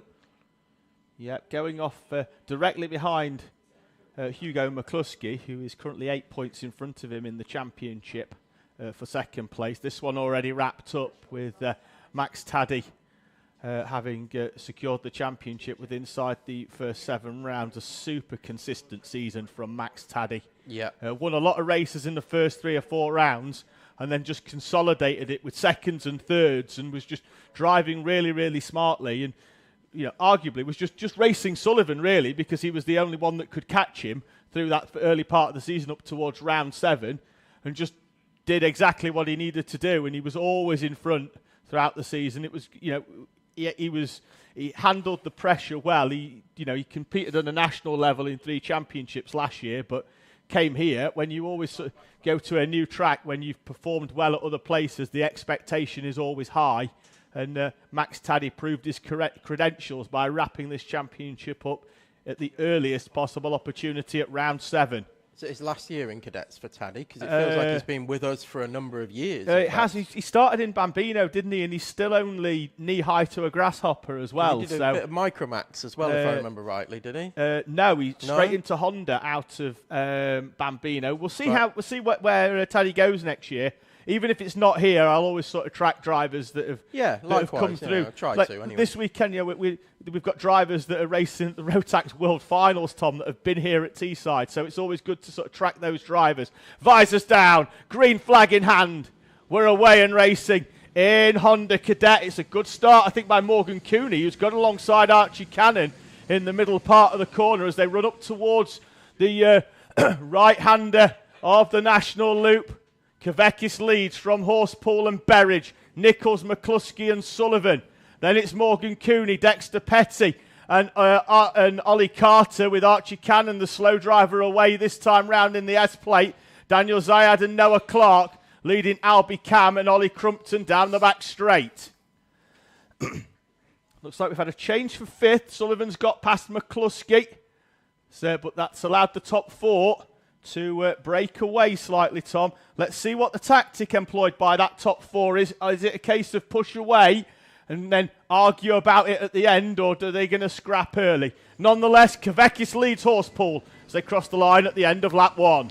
Yeah, Horsepool looking very racy at the start of this one. It seems to have a lot more of the car under him than he did in heat at the start of heat number one. Perhaps the temperature warming up a little bit out there, but it looks like Aaron Berridge is making a move and is making a move. Good move from Berridge. And gets that completed on Horsepool and up to second place. Now they've got to work together to bridge that gap again to Kavekis that's now opened up. Yeah, Kavekis on lap one last time understeered wide, but that was an hour and 15 minutes ago, Tom, where the temperature was a little bit lower and the sun definitely wasn't baking hairpin number one like it is now. And down the inside goes Aaron Berridge on Margaris Kavekis, but he's very benevolent in terms that he gives Kavekis a cart width on the outside, and Kavekis just drives round the outside of him and holds on to the lead.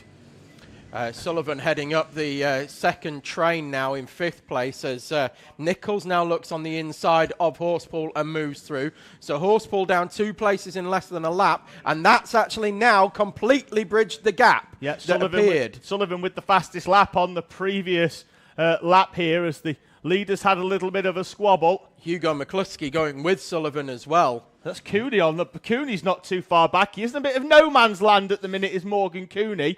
But... looks like he could be dragging Dexter Petty and Ollie Carter along as well, as Horsepool goes down the inside of Nichols at hairpin 4, and they're going to be side by side as they head up towards the timing line. Leaders, though, are on a bit of a smart move here at the minute. It looks like Berridge has tucked in. Yeah. He's tried his move and is now just going to settle in for a little while and see how this one goes. So they... run towards hairpin 1. Horsepool is wide at hairpin 1. Not enough to open the door, but then there's a switchback coming out of hairpin 2. Sullivan's down the inside. That's going to allow McCluskey through as well as he's in the slipstream. Horsepool's going to slot back in, I think, to P number 6. Yeah, Horsepool just opened the door for both of those drivers to move through. Wide at hairpin 1 was always going to put him tight at 2, wasn't it? And he just got understeered clear out onto the dirty part of the track at hairpin 2, and that was it. Through they go. So Sullivan and McCluskey now moved through to 4th and 5th respectively. Oh, Berridge is down the inside of Kavekis, round the National Loop. Kavekis wide, and Aaron Berridge leads from Margaris Kavekis. As behind them, Sullivan and McCluskey go side by side at hairpin number 1.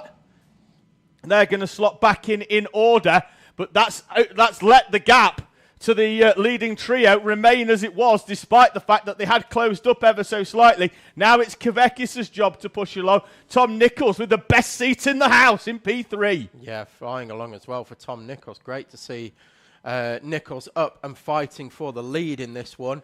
The gap now has opened up again to Sullivan and McCluskey. Don't count Horsepool out of this one either. We've got Morgan Cooney in a bit of a lonely 7th place at the moment from Carter, Cannon and Petty. And Nichols that time around, in fact, set the fastest lap of the race. Horsepool still struggling through hairpin 1. Change for the lead as Margaris Kavekis dives down the inside of Aaron Berridge at hairpin number 2, and that could allow Tom Nichols alongside. He was briefly, but slots back in. And now, look at that. It's going to bring Sullivan and McCluskey, I think, back into the mix, Tom, with Ashton Horspool there as well. And all of a sudden, with one overtake, we are 6 deep at the front again. We are. Quebec is still looking good at the front of this one, but under increasing pressure from Berridge. I think Berridge is not going to hang about. If he gets a sniff of an overtake, he's going to send one again past Kvekis, potentially here into hairpin 1. Well, Aaron Berridge, who won for the first time, and Nichols is round, and Sullivan's come into contact with him as well. They're trying to roll back to free themselves. They have freed themselves, but they fall all the way down the order. In behind Layla Berryman, who was in P18 when they came across the line. So that's going to be around about 18th, 19th, 20th, something around that location now for Sullivan and Nichols. I'll try and update that as we come across the line. I think it was Nichols going round, and then Sullivan didn't have much in the way, anywhere to go really in avoidance, and just kind of got collected. But we'll wait to see a replay of it. Or rather, David's going to rewind and have a look, and then he'll be able to walk us through it. Meanwhile, the gap has very much opened up now. So it is Kvekis and Berridge well clear at the front of this one now from McCluskey, who actually set has set the fastest lap of the race on lap 6. We've just completed lap 7, so it was on the previous lap.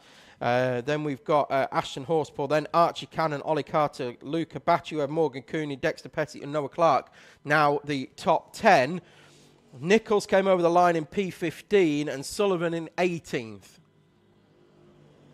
After that one, it's spread everything about quite a lot now, as we've got a contact warning going out for the 34 of Albie Cam, who actually dropped a position behind Sullivan on that lap. Sullivan now up to 17th.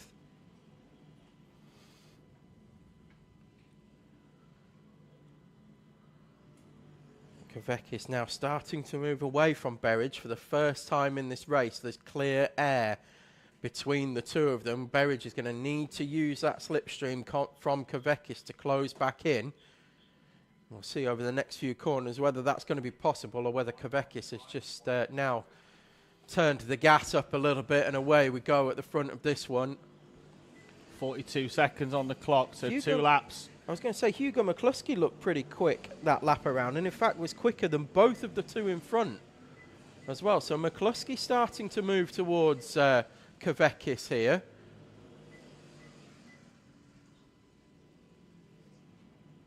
There's the second train as well, which is I think is headed by Dexter Petty. And then you've got Morgan Cooney, Daniel Zayad, Ollie Crumpton is in there as well, and Sebastian McCarthy. They're a big group all together on track, and they're 2 and 3 wide as they head into hairpin 3. There they are on track, on camera. Put your teeth in, Tom. Heading over the line that time around, and it is Luca Batuev actually that's the front of that one from Ollie Carter now. Then it's Clark, Petty, Cooney, Zayad, Crumpton and McCarthy. Nichols recovering to 14th. He's going to be on the back of that group probably by the end of this lap. Then you've got Francesco Di Cara, Layla Berryman, and then Joshua Sullivan starting to close in as well. So we are on the final lap of the race as well, so it looks like that one's going to be done in terms of recovery drive for both Sullivan and Nichols.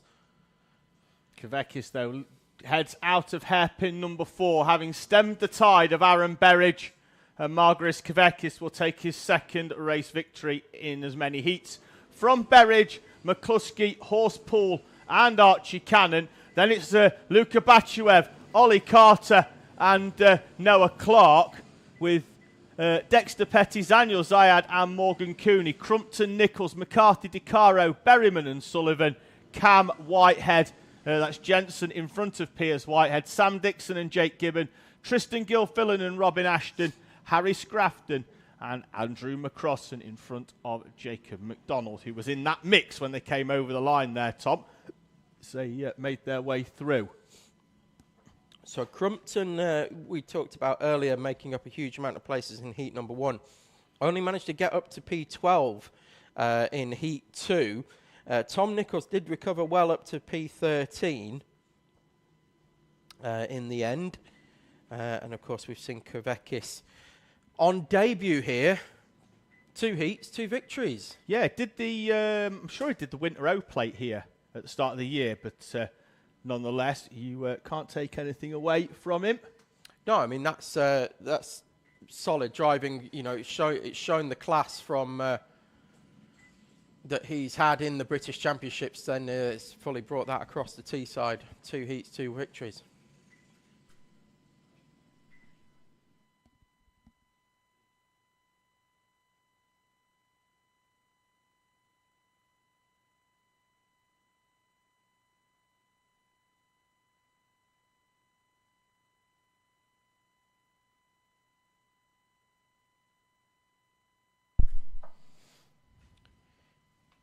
And that will move us on to our Inters and Rondas. Maybe we should call them the Rinters. Here all weekend, people, unfortunately for you.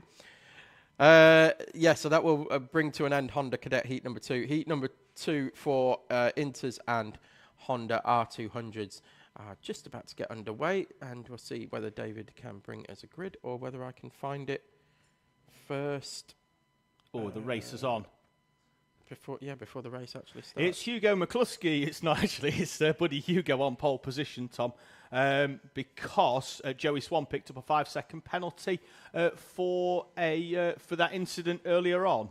You know, the one with the I think it was the Red Lind incident earlier. So Buddy Hugo inherits the victory from Red Lind. Then it's Joey Swan and Grayson Crawford. Layla Bell is your final Intermax runner. Then it's into the Honda R200s with Edward Ryan, Rocco Geraghty, Toby Turner and Matthew Plant, Daniel Hulse and William Clare, and then Peter Webster, who is out. Yes, he is. Good to see Peter Webster back in the 25. There's a bit of a conversation going on in the Honda R200 class as they head down the back straight. Yes, between Daniel Hulse and Matthew Plant. Yes, they are not happy with each other. No, I don't know why. No, I don't know why either, but they aren't happy with each other at all. Anyway, Inters get going. They are underway, and it is Buddy Hugo from Red Lind, or it was, because Joey Swan has swept through the inside of the National Loop and takes second place away as Grayson Crawford got very lively on the entry into hairpin 2. I thought he was genuinely going to skittle all 3 in front. Daniel Hulse is round at hairpin number 1, I believe, for the R200s as Edward Ryan, Toby Turner. And Peter Webster's round, I think. Is that Peter Webster? No, that is William Clare in the 31 is round. Okay.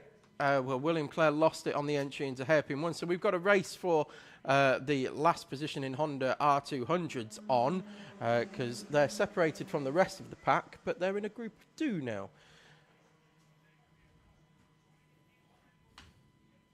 The front 3 in Inters, Buddy Hugo from Joey Swan from Red Lind. They are starting to move away now from Layla Bell and Grayson Crawford.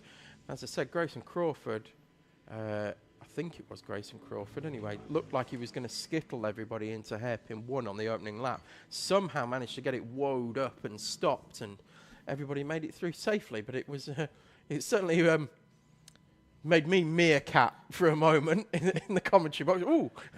Yeah, it normally also involves Tom adding loads more letters into words. Yeah. Just elongates like a way. But Buddy Hugo is away at the front. So like Dr. Cox from Scrubs. Yes. Oh, really? Hugo then leading from Joey Swan. But Hugo goes wide slightly at hairpin number 2. So a tighter line on entry, and that's going to allow Joey Swan alongside him as he runs up towards South Bank. Joey Swan now leads then from Buddy Hugo. Red Lind, though, looking interested in taking both of them. He led heat number 1. In fact, all of these drivers led heat number 1 at some point. Swan leads from Hugo and Red Lind. Behind them, Layla Bell and Grayson Crawford. That's your top 5 and completes Inters. Buddy Hugo is starting to take things seriously now with the helmet paint job. Yeah, he's had that for well over a year though. Has he? Yeah. I thought he was still running the full fluorescent yellow one that he had since like Bambino. No, he's had that since he went. They had micros mixed with Honda last year at one round, and he had that helmet. Okay. Yeah. Maybe it's just escaped my attention. Maybe I've seen it and then just forgotten about it. I do remember. Very similar to the Joey Swan one, wasn't it? It was just rather than fluorescent orange, like it was fluorescent yellow. Solid colour. Yeah. But you could see them a mile off. Oh, we have one off at the National Loop. Oh, it's Claire again. It is. It was hidden from us by the fact that there's a pillar in the corner of the commentary box that we can't see through. But Cat alerted to it, so we are team effort here in the commentary box.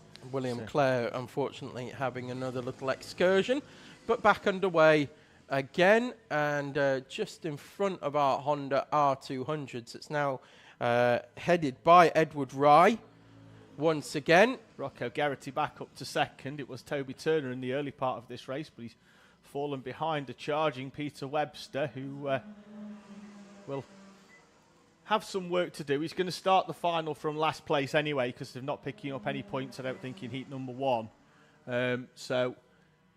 Didn't get to half race distance because he didn't start the race. So that's the problem, unfortunately, for Peter. But he's out now, and he's going to be able to do it all again tomorrow, Tom, because we are back for round number 9 of the NRG Karting Teesside Owner Sprint Series. Yeah, I'm sure he'll be able to recover quite comfortably as well. He's a good little driver, is Peter Webster, coming on leaps and bounds every weekend that we see him here. So Edward Rye now starts to make a move past William Clare for William Clare, of course, in the Inters, but has had a couple of incidents in this race, so the Hondas have started to catch up at the front of Inters. It is now Joey Swan moving away from Buddy Hugo and Red Lind. It's probably the biggest gap that we've seen all race, to be honest with you. It's moving very much in the right direction for Joey Swan, very much in the wrong direction for Buddy Hugo. He's going to need some help here from Red Lind, I think, to try and bridge that gap once again. Yeah, I think he will do. Swan now is just in that rhythm that he's found through most of the year, albeit without the same level of competition for Joey Swan. There's some lap traffic coming up though. Daniel Hulse, who had that spin on the opening lap round the National Loop, he is receiving blue flags, is Hulse. Yeah, it doesn't mean that he moves off his line. He'll just maintain as the field come through. But it's whether the field come through before South Bank, and Swan does, so that is good for Swan. Rest of the field, though, now as Buddy Hugo is through, but Red Lind isn't, and Lind will have to wait until hairpin 4, and that's not going to have brought them closer together, which would have been the hope for both Buddy Hugo and for Red Lind. I think, I was going to say, I think Hugo was a bit quicker that time around, and he was to the tune of half a tenth of a second, but it looked a bit more than that as they came over the line. So whether Hugo's now got a bit of momentum and starting to close back in on Joey Swan. Red Lind actually closed in again on the back of Buddy Hugo through hairpin 1 and 2, as well, as we rightly focus on the battle at the front here of Inters. To give you a rundown of Honda's, Edward Rye is clear of Rocco Geraghty by 3.3 seconds. Then it's Peter Webster, another 1.1 seconds back. Toby Turner on the tail of Peter Webster. And then it's Matthew Plant in 5th place in that class. Minute to go as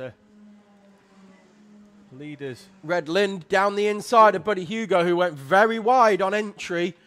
I think he saw Red Lind coming and just gave Lind all the space in the world as Toby Turner is down the inside of Peter Webster for the move at hairpin number 3. Great move by Turner on Webster. He moves up into 3rd place in Honda R200. Leaders in Inters coming through with 36 seconds or so on the clock, which means This will be the penultimate lap. Red Lind needs to find 0.6 of a second to close in on Joey Swan. Sets the fastest lap of the race on the previous lap, including that overtake on Buddy Hugo, although Hugo didn't really defend it, so we can't really take a lot of time and add that onto Red Lind, but we'll see. Yeah, Red Lind holds the fastest lap of the race on the previous time around, not the one that we've just completed, the one before that, 44.369.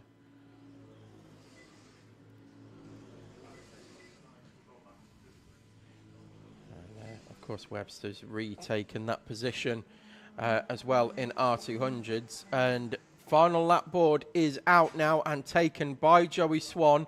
The gap equidistant now between the front three in the interclass. Yeah, and I don't think they're going to catch the next Honda in front of them, as Matthew Plant's got pretty much half the length of the back straight up towards South Bank. So they're not going to close in. So Swan should have this one wrapped up from Red Lind. Just got to make it round hairpin 3 and 4, which he does. I think Lind's actually going to Lind is closing up slightly, but the checkered flag arrives too soon, and Joey Swan takes victory in heat number 2 from Red Lind and Buddy Hugo. That's your top 3. We'll have a look at Honda. Where is your leader in that class, Edward Rise, heading towards South Bank, as we've had a spin. I think that's Layla Bell round. It is indeed, as we pick up Edward Wright, making his way out of hairpin number 3 to come through and take the checkered flag for victory in Honda R200 from Rocco Geraghty. And Peter Webster's back in front of Toby Turner. We missed that one a few laps ago, and Webster will finish in P3 with Geraghty in P4. With Turner in 4. Then it's Plant, Hulse and William Clare. And that brings to an end Heat 2 for our Inters and Honda R200s. Coming up next will be our Junior and Senior Rotax classes. Of course, there are only 2 runners in Senior Rotax, which is why they're on the back of the Junior grid. And because Paul Swan took victory in Heat 1 for seniors, and Joey Swan's just taken in victory in Heat 2, we can say, no luck catching them Swans then. Double victory for the Swans here so far this weekend. Riley Sims Ezard is going to go off pole position for Junior Rotax with Freddie Widrington in P2, Max Wilkinson in 3rd and William Howard in 4th. Sam Robson in 5th and Joseph Yao in 6th, with Ava Reynolds 7th and Alex Forsyth 8th. Samuel Yeading will go off P9 with Evelyn Bai rounding out the top 10. Then it's 11th place for Jacob Carnes. Holly Swan will go off P12 with Jake Grufferty 13th and Oscar Wall 14th. 15th for Joseph Mills and 16th for Heat 1 winner Jared Fox Whiteley. Then it's 17th for Pierce Whitehead and Amy Peacock in 18th. 19th place for Isabella Stansmore Wilson, and rounding out your top 20 is Oliver O'Donovan. Then it's 21st and your final junior and runner for Elliot Dalton Ayres, followed by our 2 seniors, which is going to be headed off Bradley Smith and Paul Swan, but they start side by side. So, yes, they're 1-2, but they're side by side on the grid. So, Bradley Heath, I think, in the 71, Tom, I think it's his debut race weekend anywhere. Ever? Possibly. In the history of ever. Yeah, I was talking to them last night, and I'm fairly sure I said it was his first race weekend. But wow. Even if it is, he's well ahead of the curve, because if this is his first weekend, then he's already got a suit and a helmet painted. It could just be his first weekend here, but I'm sure he said it was his first race weekend. But normally you don't do that. I think we might false start this one, Tom. We're going around. Yeah, we've got a big field spread in Junior Rotax. So we are going to roll them round again and reform this grid up. Drivers just need to be careful now with these second rolling up laps that they anticipate the speed of the other karts, because what you have on the normal rolling up lap is everybody's just trying to get heat in their tyres, whereas on the second rolling up lap, everyone's trying to make sure they're in the right position. So you just have to be careful that you don't run into any trouble on the way round. Ones to watch in this one are going to be Jared Fox-Whiteley going off P16, Isabella Stansmore-Wilson P18, and Amy Peacock P19. I've got a feeling they're going to start to work their way through. Yeah, Wilkinson and Yao, 3rd and 6th. They're your front two. Oscar War is 14th. He's a bit more mid-pack. He's coming off just in front of Jared Fox-Whiteley. They were the top two in the previous race. We are through the cones and it's a green flag. We're away and racing as Riley Sims-Ezard leads us up into the right-hander at the National Loop. Wide goes Freddie Widrington. Through goes Max Wilkinson up into second place. Yao in 4th. William Howard in 5th in front of Samuel Yead. And then it's Sam Robson. And then it's the 89.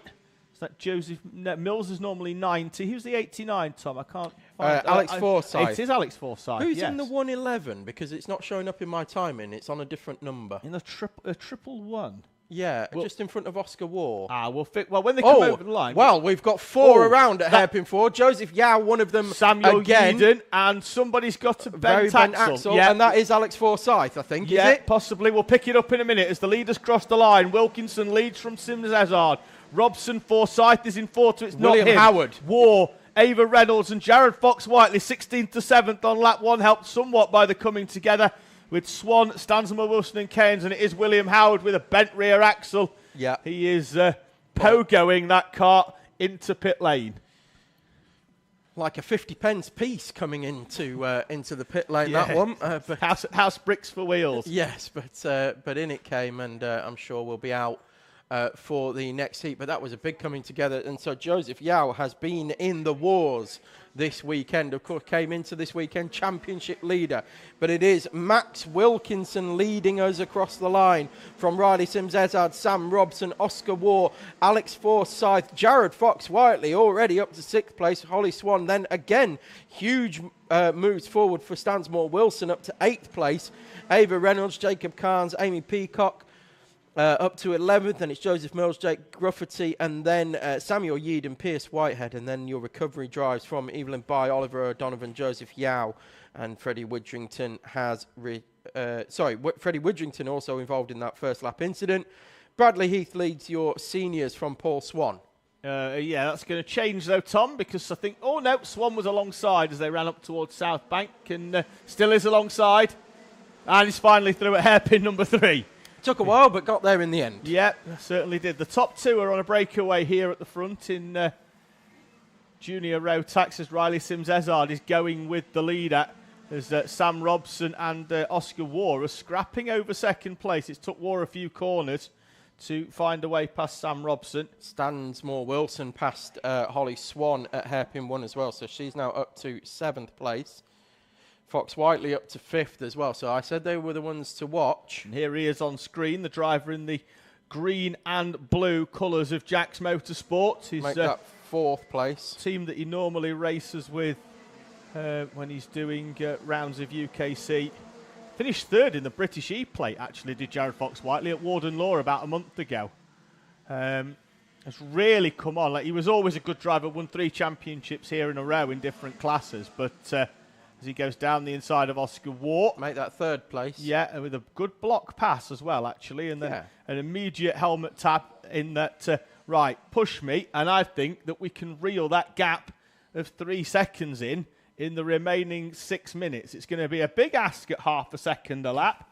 But having said that, he caught Oscar War at the rate of half a second on the previous lap. So let's see what we can do here. Stansmore Wilson still in 6th place ahead of Holly Swan, who overtook Alex Forsyth on that lap. Peacock and Mills also overtaking Reynolds and Carnes as well. The ones we said to watch are starting to make their way towards the front, although at differing rates. Yeah, I think I don't know if we drop back, I think. There's a great battle going on further back. Behind Isabella Stansmore Wilson. This field's sort of spread out, although at the front is Riley Sims-Ezard is still with Max Wilkinson and is actually a lot closer than what he was previously. Fastest lap on the previous was Fox-Whiteley. Fastest lap again, Fox-Whiteley. Another 0.4 of a second out of the leaders. Gap is down to 2.8. Yeah, we're going to keep our eye. This is the scrap I wanted to look at, Tom, as Piers Whitehead for the second time today rolls into the pit lane in juniors. He's racing in Honda Cadet as well. This was, I think that's Amy Peacock down the inside of Holly Swan there. Indeed it is, as they run down the back straight. Behind them, they've got that Samuel Yeadon, the back of the trio of karts just behind them, with Cairns just in front. It is Jacob Cairns and Ava Reynolds. And Ava Reynolds down the inside goes Jacob Cairns. That's allowed Yeadon to come through as well. Ava Reynolds running with Teesside Academy, but in the Jack Dex Racing colours. Yeah, it's the 111 has now appeared with the right number. I think Kat has adjusted it mid-race. See that teamwork. Ask and she provides. So we've now we've got that one updated. So it is Ava Reynolds running the 111 kart, and had a great start as well. That's what I actually wanted to point out. I couldn't find which driver it actually was, but Ava Reynolds around the national loop on lap 1 took around 4 or 5 karts. Yeah. Right round the outside. And we couldn't shout her out. No, because we had the wrong number. But now we do, and we can.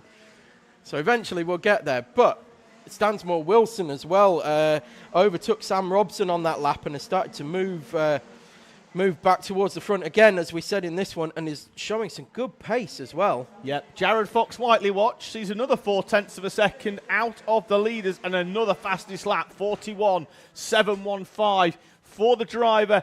Sporting the number 1, the reigning Junior Rotax champion here at Teesside. He's not been here too much this year, elected to race Pro Kart at the start of the year, then calendar clashes at a national level has seen Fox Whiteley go down a different path this year, has grown as a driver and is currently closing the gap by another 0.4 to the lead. His race at the minute, Tom, is against this clock. It is. And Yao picks up a warning. He did. He overtook both Widrington and Grufferty on that lap, or certainly got past Grufferty, I think, and has moved up to 14th place, but picked up a contact warning in the process. The thing for Yao is that he's on the back of the group for the top 10 now as well. So despite the incident on lap 1, could still finish well inside the top 10 here. Max Wilkinson leads from Riley Sims-Ezard as they cross over the line. He's got a bit more of a gap than what he had a few laps ago. There's, again, another 0.4 of a second out of the leaders by Fox Whiteley, and it's the gap now is a second from 3rd place to 2nd for Jared Fox Whiteley. Trying to close in on Riley Sims-Ezard in the 45, Wilkinson in the 43 as well in front. 2 minutes and 30 seconds on the clock. It's Wilkinson from Sims-Ezard and Jared Fox Whiteley. War, Stansmore Wilson, Robson. Then it's Peacock, Swan, Mills, Forsyth and Yeadon. Carnes, Yao, Widrington, Grufferty, Reynolds, By and Oliver O'Donovan in front of our senior runners.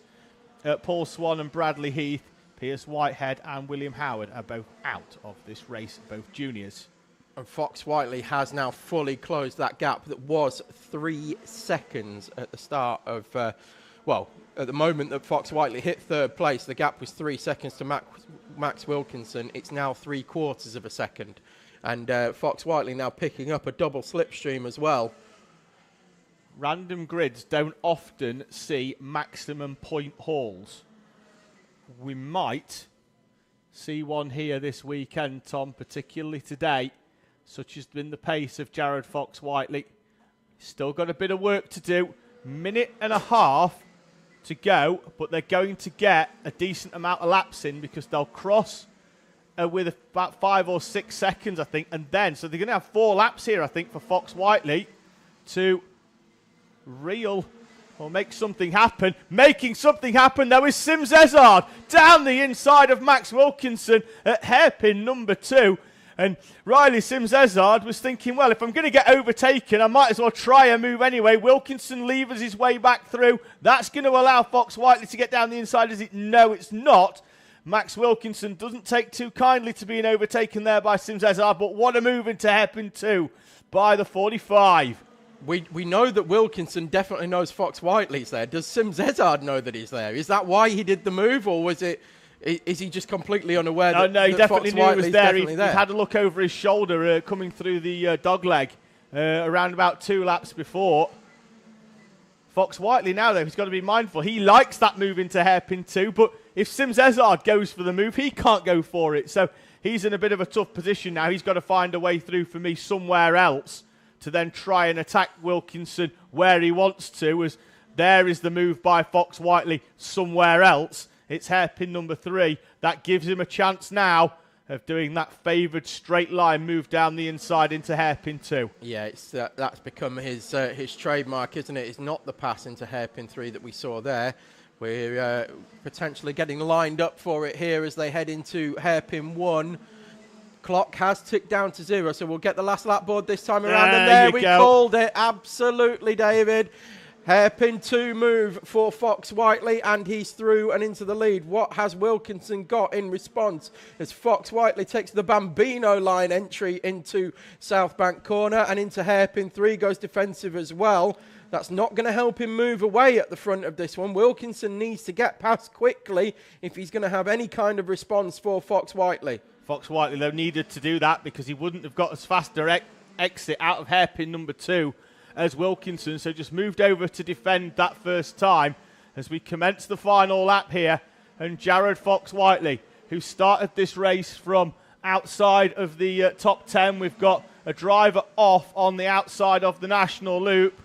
We'll pick out who that is at the end of this race. It could well be Sam Robson, although the colours are similar, but I don't think that's his suit. We'll pick them out shortly. He was in 7th place behind Amy Peacock and is still there, so it's not him.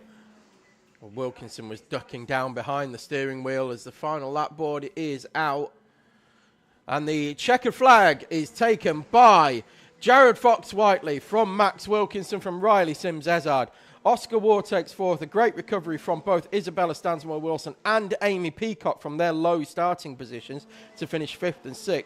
Sam Robson in 7th, Joseph Mills 8th, Holly Swan 9th. Samuel Yeadon in 10th place.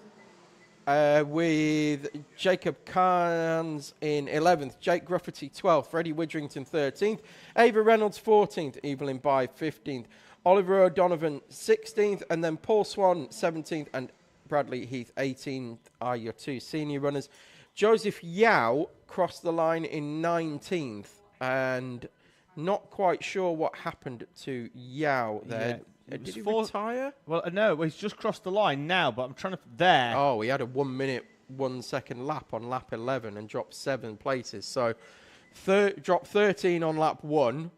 1, 2, 3, 4, 5. Recovered 5 places and then dropped another 7 on lap 11. So, an incident-packed weekend, to say the least, for your championship leader. Yeah, not particularly what you want when you have a championship battle to...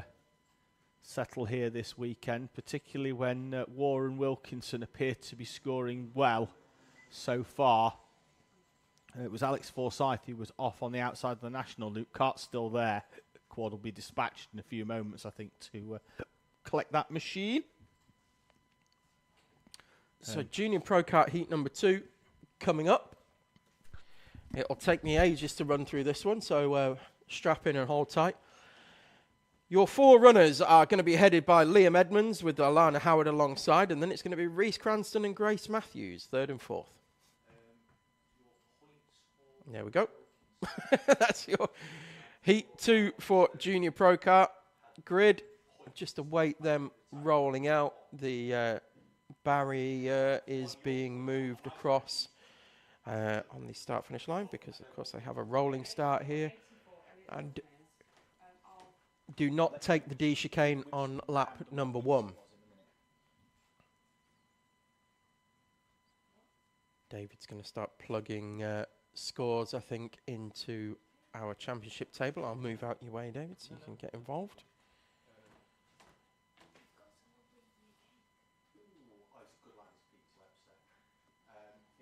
So we're still just awaiting them heading out.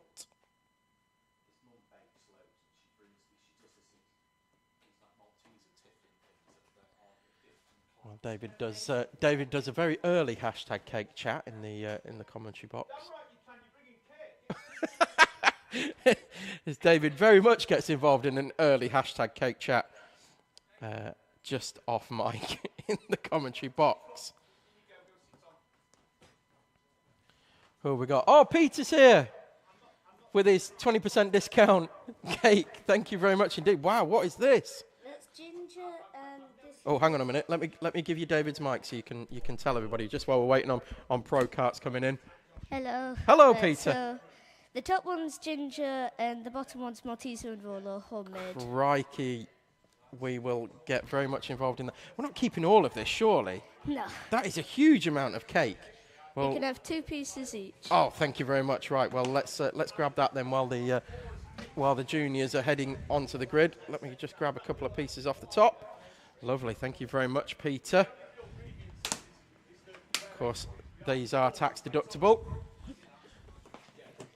Grab a couple of pieces quickly while we're waiting on juniors rolling in to position. They are on their rolling up lap. Thank you very much to Peter, and we'll make sure that the staff and crew get some as well. Thank you very much indeed. Let me take those off your head.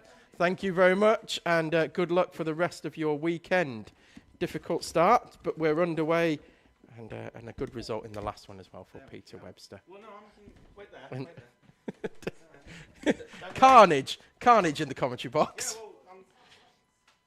It's hashtag cake carnage here. Where's the bit? Is that the one that I had yesterday that's really, really good? Yeah, the Maltesers on the bottom. Good. And what's that one? Ginger one. That's the ginger one. Good. And where's the Maltese? Is this the Maltese one in here? Good. I'm going to take some more of that. You've got some here. Yeah, I know. But I'm going to take some more of it. Okay. Because I'm tubby. Where's my live timing on? I don't know, but we're racing in Junior Pro We Kart, are, and that's Liam what I'm trying to Edmonds bring up. leads Reese Cranston through the chicanes in front of Alana Howard and Grace Matthews on lap number 1. I think this is the longest time Reese Cranston has not been leading in Junior Pro Kart so far this weekend. But Liam Edmonds doing a good job at the front of this one for the opening half of the Thank first you very lap. much, Peter. You're an absolute hero. Oh, I'm going to get him the door because he's going to struggle. It is still Liam Edmonds, but now under increasing pressure from Reese Cranston. Alana Howard able to go with as well for the first lap, with Grace Matthews just off the back of the front group. Reese Cranston now putting Edmonds under serious pressure as they head into hairpin 1 on lap 2. Peter Webster's just outside bribing the clerk of the course with some tiffin. That'll definitely work. That's definitely worth the 5 seconds later on. Isn't it? Are you hashtag cake chatting already? Delicious. I had some yesterday as well. Is that right? Are we 25 to 1 already? Crikey, Yeah, we had where's the day gone. Had a delayed start, didn't we? Because we had a timing issue. Where has the day gone? In that it wasn't timing, not just here, but other tracks as well. Yes, we were informed. Yeah, we've had serious issues with timing this morning, but we are underway in racing now, thankfully. Everybody's transponder is appearing as they should. Yeah, even that one that won Bambino, having not done any laps.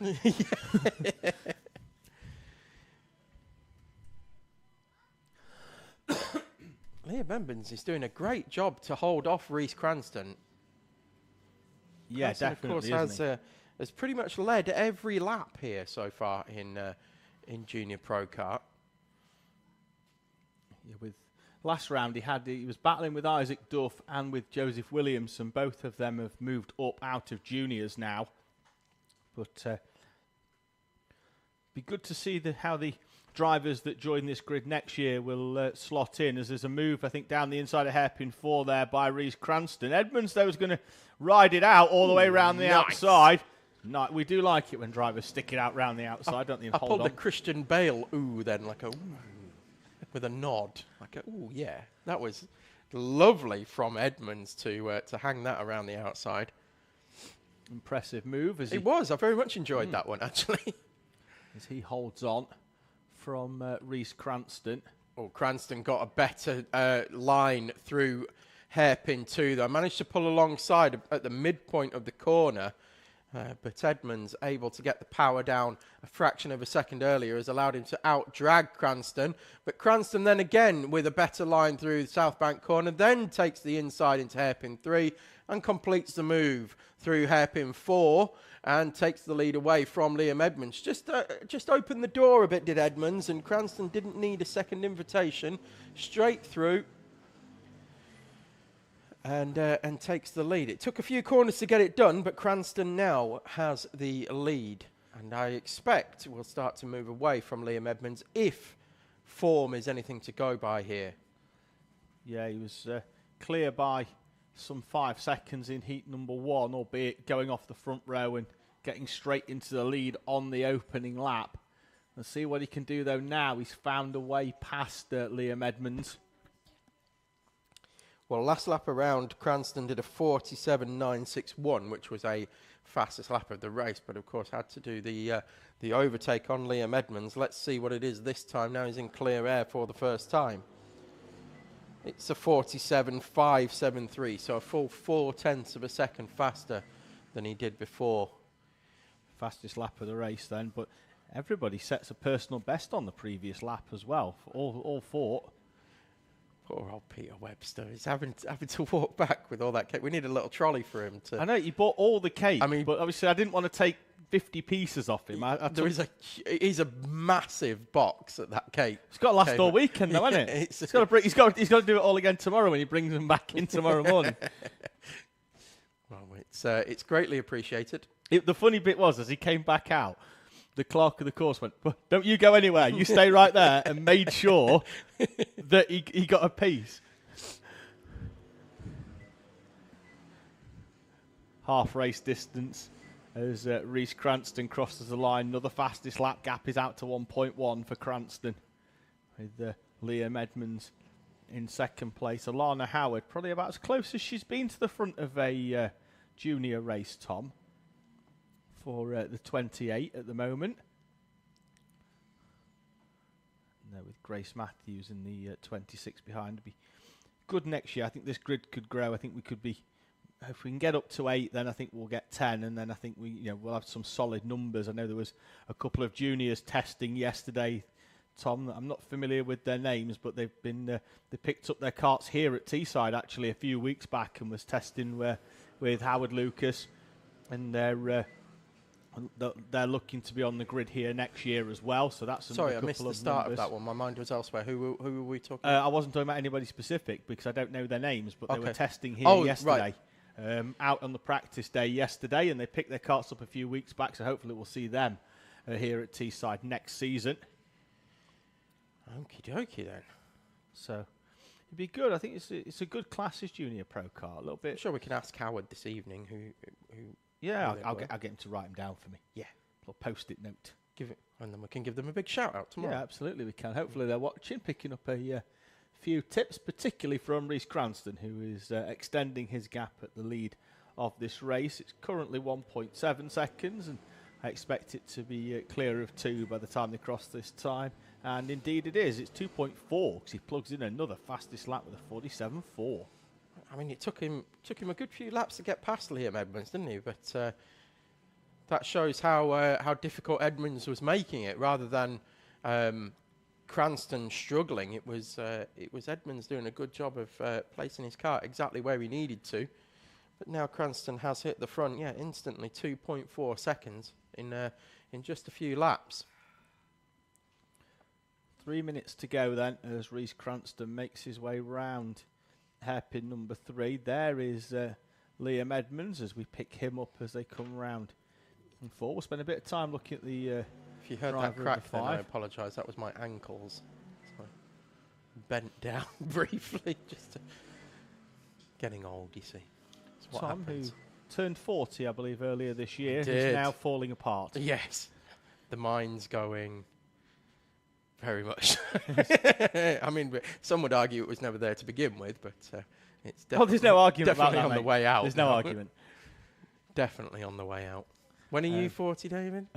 In around about 10 days' time. Are you? Yeah, so I look forward to...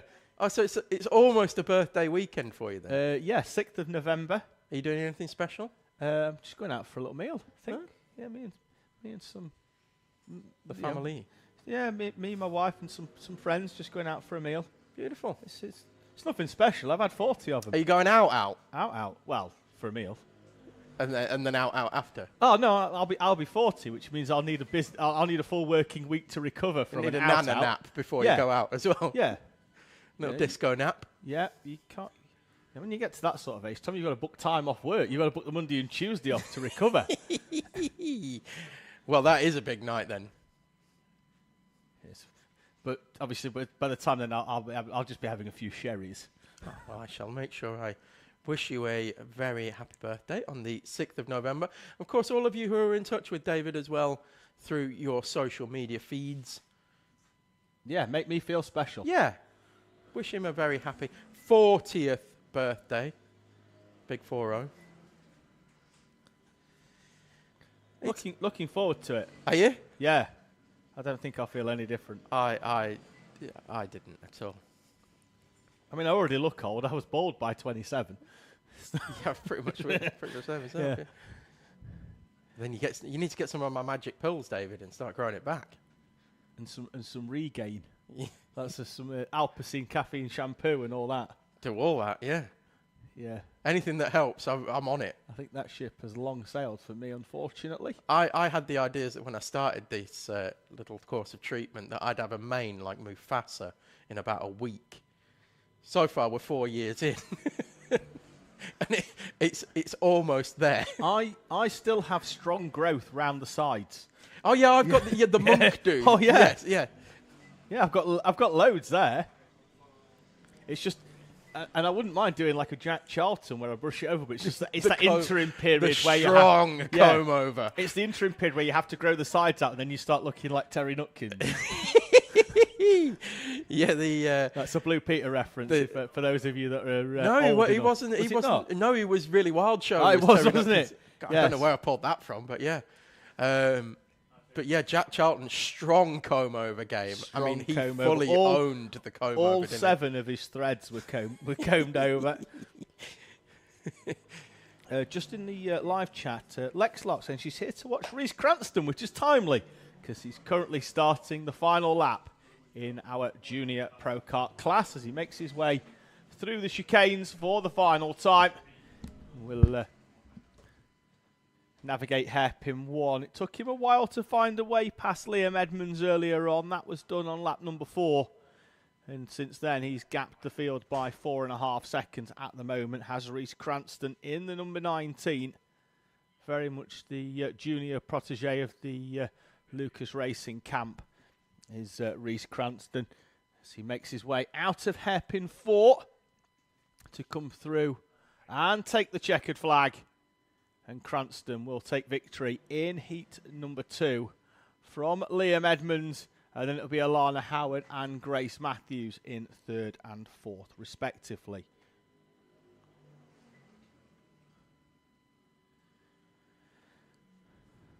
Matthews again electing to peel straight off into the pit lane.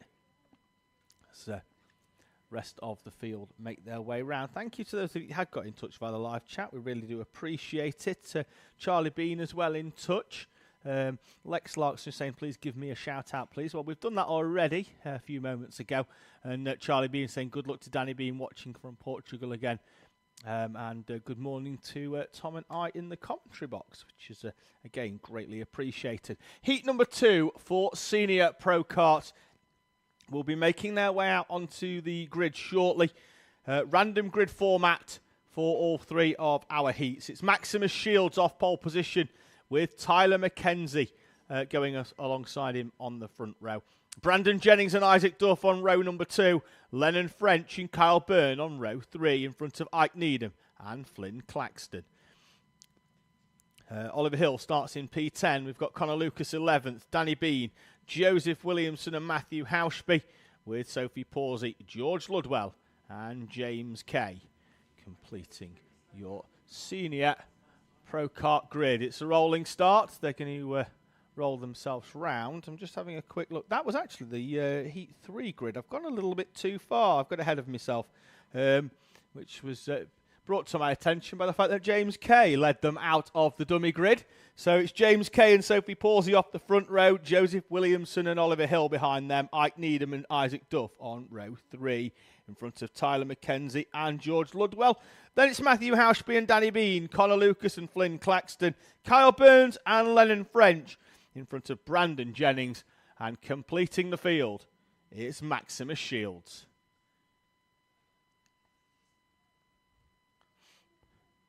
Field just being told to slow as they come through. James Kay off P1. Oh, there's contact already as Ike Needham goes straight up the back of Sophie Pawsey. Manages to ride that one out. He's still facing in the same direction as George Ludwell slides his way through into third place. As Joseph Williamson, second in the Junior Championship this year, leads Senior Pro Kart. Round hairpin number 2. Ludwell is in second place. He gets a good run out of the corner, though, and will lead them, I think, by the time they get to South Bank. Williamson might struggle to get back in here as James Kay. No, he slots in beautifully into second place. Ike Needham there in behind gets past James Kay, and an already charging 43 of Connor Lucas as he has a double move down the inside. He gets Needham into hairpin 4 as well, and a little thank you for not being too robust in defence. But Ludwell leads us over the line from Williamson, Lucas, Needham and French. Then it's James Kay, Sophie Pawsey and Danny Bean. Max Shields up from 16th to 9th in front of Isaac Duff and Brandon Jennings. Sorry, I wasn't on there. I'm back, everybody. But yes, Ludwell looking comfortable at the front of this one as gapped away from Williamson, and Lucas unable to find a way through at the moment. But I say that, and there he goes. Down the inside into South Bank Corner, and Connor Lucas takes second place away from Joseph Williamson. Of course, moving up from juniors as well is Joseph Williamson. So good to see at the front of this one. Lennon French in fourth place at the moment. I've just been informed is his last race weekend this weekend. Ever? For the moment, Oh. it seems that way. No Teesside next year, no BPEC next year either. So having a sabbatical is Lennon French. So it could well be Lennon French's last ever weekend in motorsport. They get to that sort of age where it's sort of like, I know next year Shields is going to take a little bit more of a measured approach to racing. It's his GCSE year next year, is Max Shields, and Lennon French is sort of in a very similar age to Shields. We know that. I think he's just a little bit older, but you know, he's one in front, I think. Yeah, isn't he? life gets in the way, doesn't it? That's the thing. As Ludwell and Lucas lead us over, Williamson still holding third as Shields gets down the inside of Ike Needham, and then Williamson is wide. And I think they might have had a little bit of Lennon French to do with it. Lennon French was definitely on the rear end of Williamson, and that's Williamson feels that he got turned around there. Not quite sure what actually happened in terms of we couldn't see because they were right in front of us nose to tail. We couldn't see whether how much contact there actually was. It looked like they were just all four of them pushing each other nose to tail. So it might have been. From French getting a push from the rear from Shields, and Shields getting a push by Needham, and all a bit like that coming together. And Williamson, unfortunately, ended up on the receiving end and spun around. It's been a tough induction to Senior Pro Kart so far for Joseph Williamson today. Incidents in both heat number 1 and then now in heat number 2 as well. A baptism of fire. Yes, absolutely. At the front, Ludwell is still holding firm, but I don't know how interested Lucas is in finding a way past the 13 of George Ludwell. Oh, he'll be very interested in finding a way past George Ludwell. It's just a case of where, and it looks like it might be there. Yes. Yes, it is. It through is. he goes. Through South Bank Corner, and Lucas takes the lead away from George Ludwell.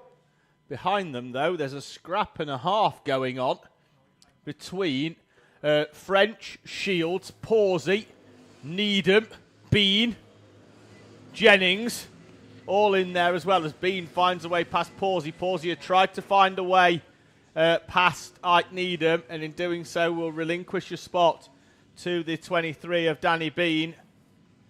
This battle that we're looking at on screen now for third and fourth is one that I think, in fairness...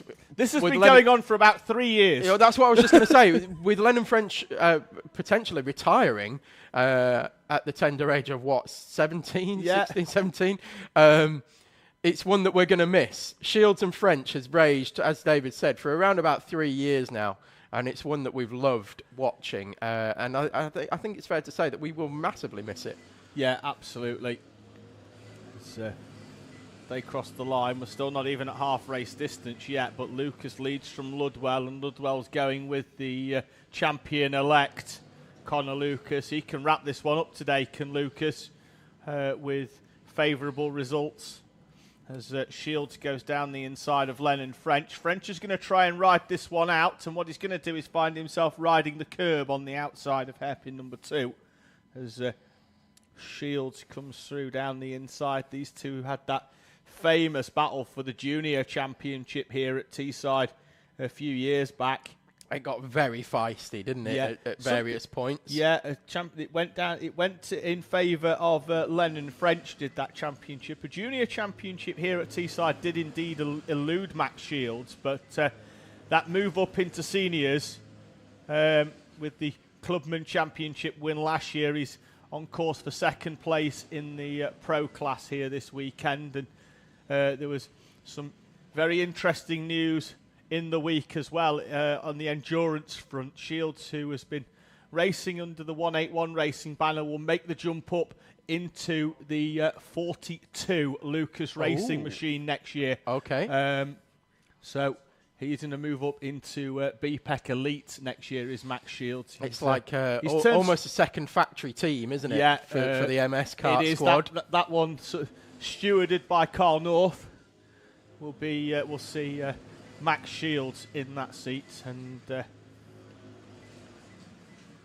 looking forward to see how he goes. He's been sort of on the level for me the last 6 months or so. Has turned a lot of heads and will go well, I think, next year in that 42. I think it was earlier this year in BPEC when they were, I believe Shields was pushing Connor Lucas around Wilton Mill or the other way round. Lucas was pushing Shields around Wilton Mill earlier this year in the BPEC race for about an hour and a half. That people really started to take. Yes, notice. Everybody kind of went, oh, okay, he's arrived. Yeah, definitely. And the good thing for me, Tom, when they move up next year, when he goes into that kart, is that he might not be the fastest driver in that team, and I think that will then bring him to the next level and to the next level again, because you've always got to have a target, haven't you, as Oliver Hill pulls off into pit lane, retires the 391 Williams 92-esque liveried machine into pit lane. What I always say with racing, though, is that it doesn't matter how fast you are, there's always somebody who's just slightly better than you. To use a football analogy, you're only as good as the people you train with. Yeah, absolutely. You know, when you said there's always somebody slightly better than you, I kind of thought me and you in karting. Well, but you beat me the last time. No, so but what I mean is, what I mean is, I know exactly. Yeah, it doesn't matter how quick you could be 18th in this particular grid, you know, or 16 as there is this weekend, but 15th is only slightly quicker than you. Yeah. So your target is P15. Yeah. Then it's P14, and so on and so on and so on.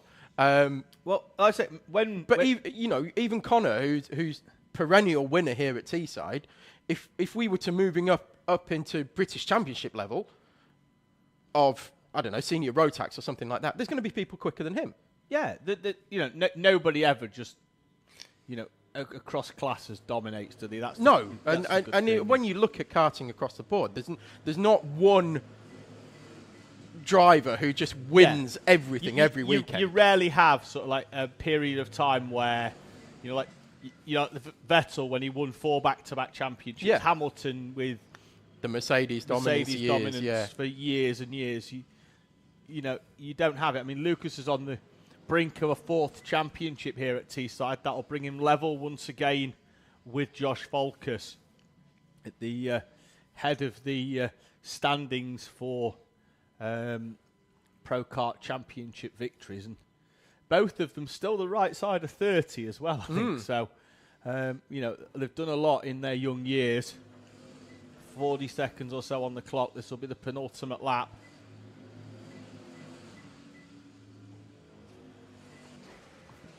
Yeah, it is interesting to see these step-ups that people are doing and these marginal gains that we talk about. And as you say, I think Shields moving to 42 is going to bring his game on even more next year, and potentially even a step up then into 43 the following year. That'll have to be the target, won't it? Whenever that comes, that's going to be what he wants, I think. Or certainly a drive that can give him an opportunity of a outright BPEC championship. Final lap board is out this time round then for Connor Lucas. Remember that 42 won the British 24-hour here a few years back. And we've seen them in the 24-hour use contra strategies quite a lot as well, where they'll try and do the whole race on one set of tyres back in the Bridgestone days and things like that, where it's kind of used as, I don't want to say a test bed, but it's used as a differing platform from what they're doing with 43. Yeah, they do effectively run it separate. You know, Carl looks after the 42. Howard historically looks after the 43. So as Lucas brings that 43 machine out of the final corner, he'll cross the line to take Heat 2 win from George Ludwell, Max Shields and Lennon French. And it's going to be Danny Bean, Ike Needham and Sophie Pawsey, with Brandon Jennings battling with Isaac Dutt as they cross the line. Jennings coming across the line, looking left, looking right. Where's he gone? Where's he gone? Oh, there he is. Right, he's behind me. Okay. Yeah. Big sigh of relief. Like a barn owl when he crossing that line. Right, as they roll round, I'm going to mute the audio for around about 10 seconds so you don't have to hear me taking a very large bite of this cake that's been delivered to us. Well, what I'm going to do then is refresh, because we're going to have our third set of heats about to get underway. Oh, are we? Are we lunching now? We're breaking for lunch. Are we? There's Bambinos in the dummy grid, mate. Okay. There's Bambinos in the dummy grid. So Heat 3 looks like we're going. The schedule said Heat 3 and then lunch. Yeah. Okay. Yeah. Right. You carry on talking, I'll carry on eating. David's having a little mini lunch break, and I will get you a grid for Bambino's heat number 3, because we are going to go with our third set of heats. Then we will have a lunch break, and then we will have all of our finals here today. So it's a taste sensation, is it? Like garlic bread? It's the future. I've tasted it. And if you get that reference, you're a winner in my book. So pole position for Heat 3 in Bambinos goes to Calais Tennant, with Sullivan Crawford in second. Tommy Burgoyne will take P3 from Jensen O'Connor in fourth. Abel Hutton in fifth, and Verity Crawford in sixth. Oliver Bullock in seventh, and Edward Charlton rounds out the 8 runners. We've got a yellow flag currently being waved on the dummy grid, so we will await a green flag while they roll up. And we might just bring you that grid again, just as a little refresher. Green flag is out on the dummy grid, so they are going to head out now, with Calais Tennant on pole. Will come out first, is it? No? They're all in a bit of a random order, but they are making their way around. Anyway, Sullivan Crawford actually leading us out.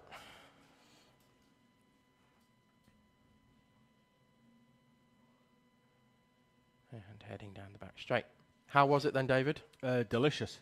Which one did you have? The Malteser one that isn't just Malteser; it's like got gooey caramel in it as well.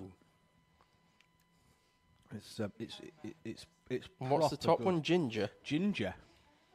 Ooh. But that extremely the Malteser chocolatey. with caramel one is superb. I had some yesterday. I've had some today, and all being well, I'll be having some more tomorrow as well.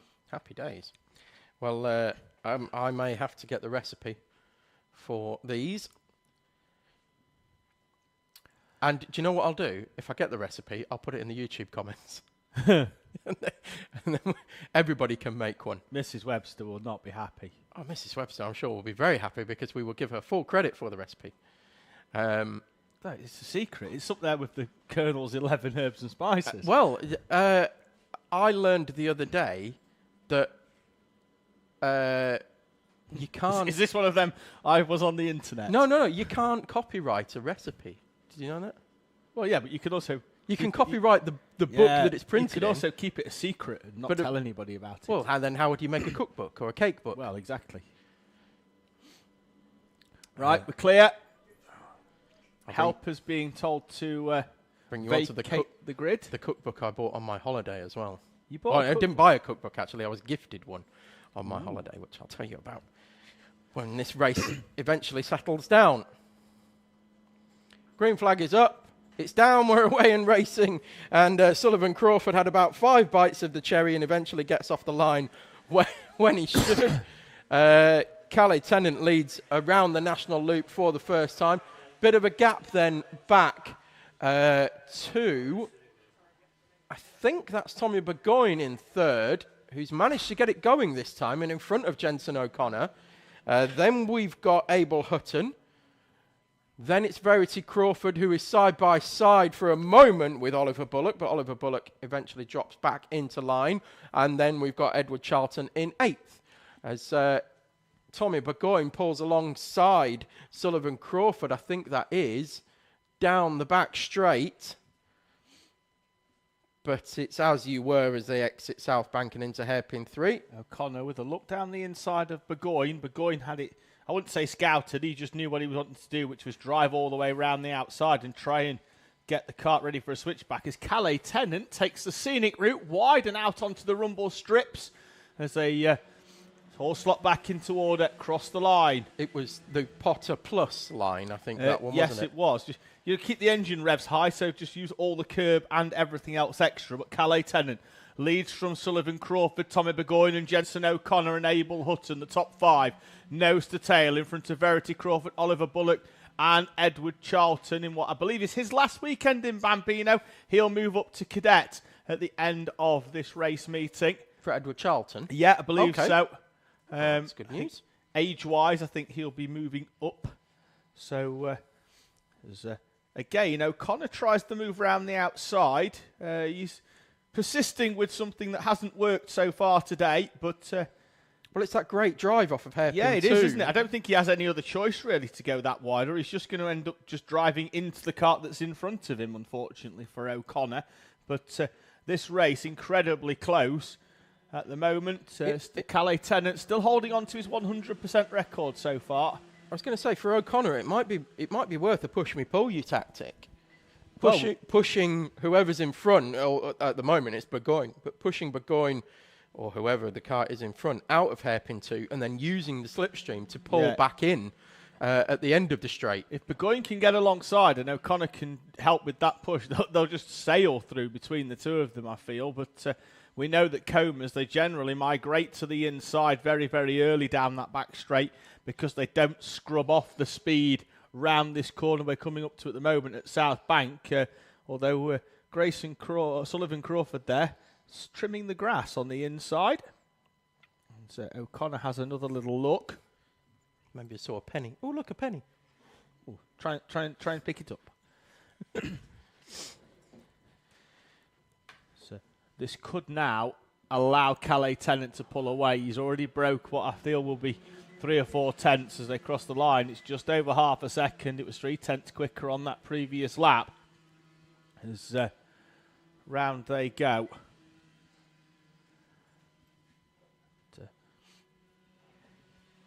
Starting lap 4 now. Into hairpin 1 we go. It's all very much as you were, isn't it? So as I say, it seems very settled. But as we say that, Burgoyne gets alongside Sullivan Crawford as they run down the straight towards South Bank. The door is going to be closed. And Burgoyne needed another foot or so, didn't he? And but also probably needed O'Connor to be a little bit closer for that push job that we were talking about earlier on. Certainly got some pace as Burgoyne, but just needs to find a way through. We see this a lot, don't we, in Coma, where because the drivers are at such a young age, they have strong points and weaker parts of the track that we'll often see them close up or fall away between them. So what I'm loving here as well is that we've got a front pack of 5, and Verity Crawford isn't far off the back either of this 5. I think if Sullivan Crawford can, and we see it into hairpin 1, is certainly close enough to make a move. He's and does get alongside and gets the move completed. Burgoyne as well, the switch back out of hairpin number 2, is up into second place. Sullivan Crawford then leads. Tommy Burgoyne in a drag race down the back straight, and it's going to see Cadet Tennant somehow hold on to second place as Burgoyne was fully alongside, and here comes O'Connor as well, trying a move at hairpin 3. Burgoyne is through as Cadet Tennant goes wide, and Burgoyne swept through in hairpin 3. Yeah, position that he feels he probably could have taken a corner or so ago, but now Cadet Tennant's going to come back at him round the outside. Well, that's going to be Burgoyne brave. holds on.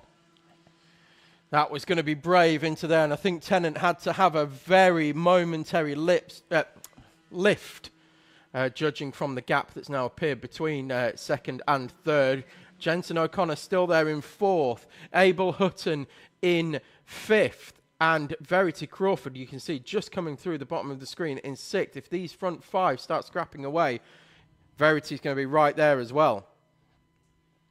Just 2 seconds behind this group. But what a group of 5 we've got here in Bambinos. So unusual to see these lot scrap it amongst themselves, certainly in the way that they are in this heat. Yeah, normally we get pairs and threes with this. You know, we had 4 the last time when we had Mostyn and Wilson joining the grid at the last round. They really turned it into a good scrap. That's a good drive by Cadet Tennant, though, out of hairpin 4.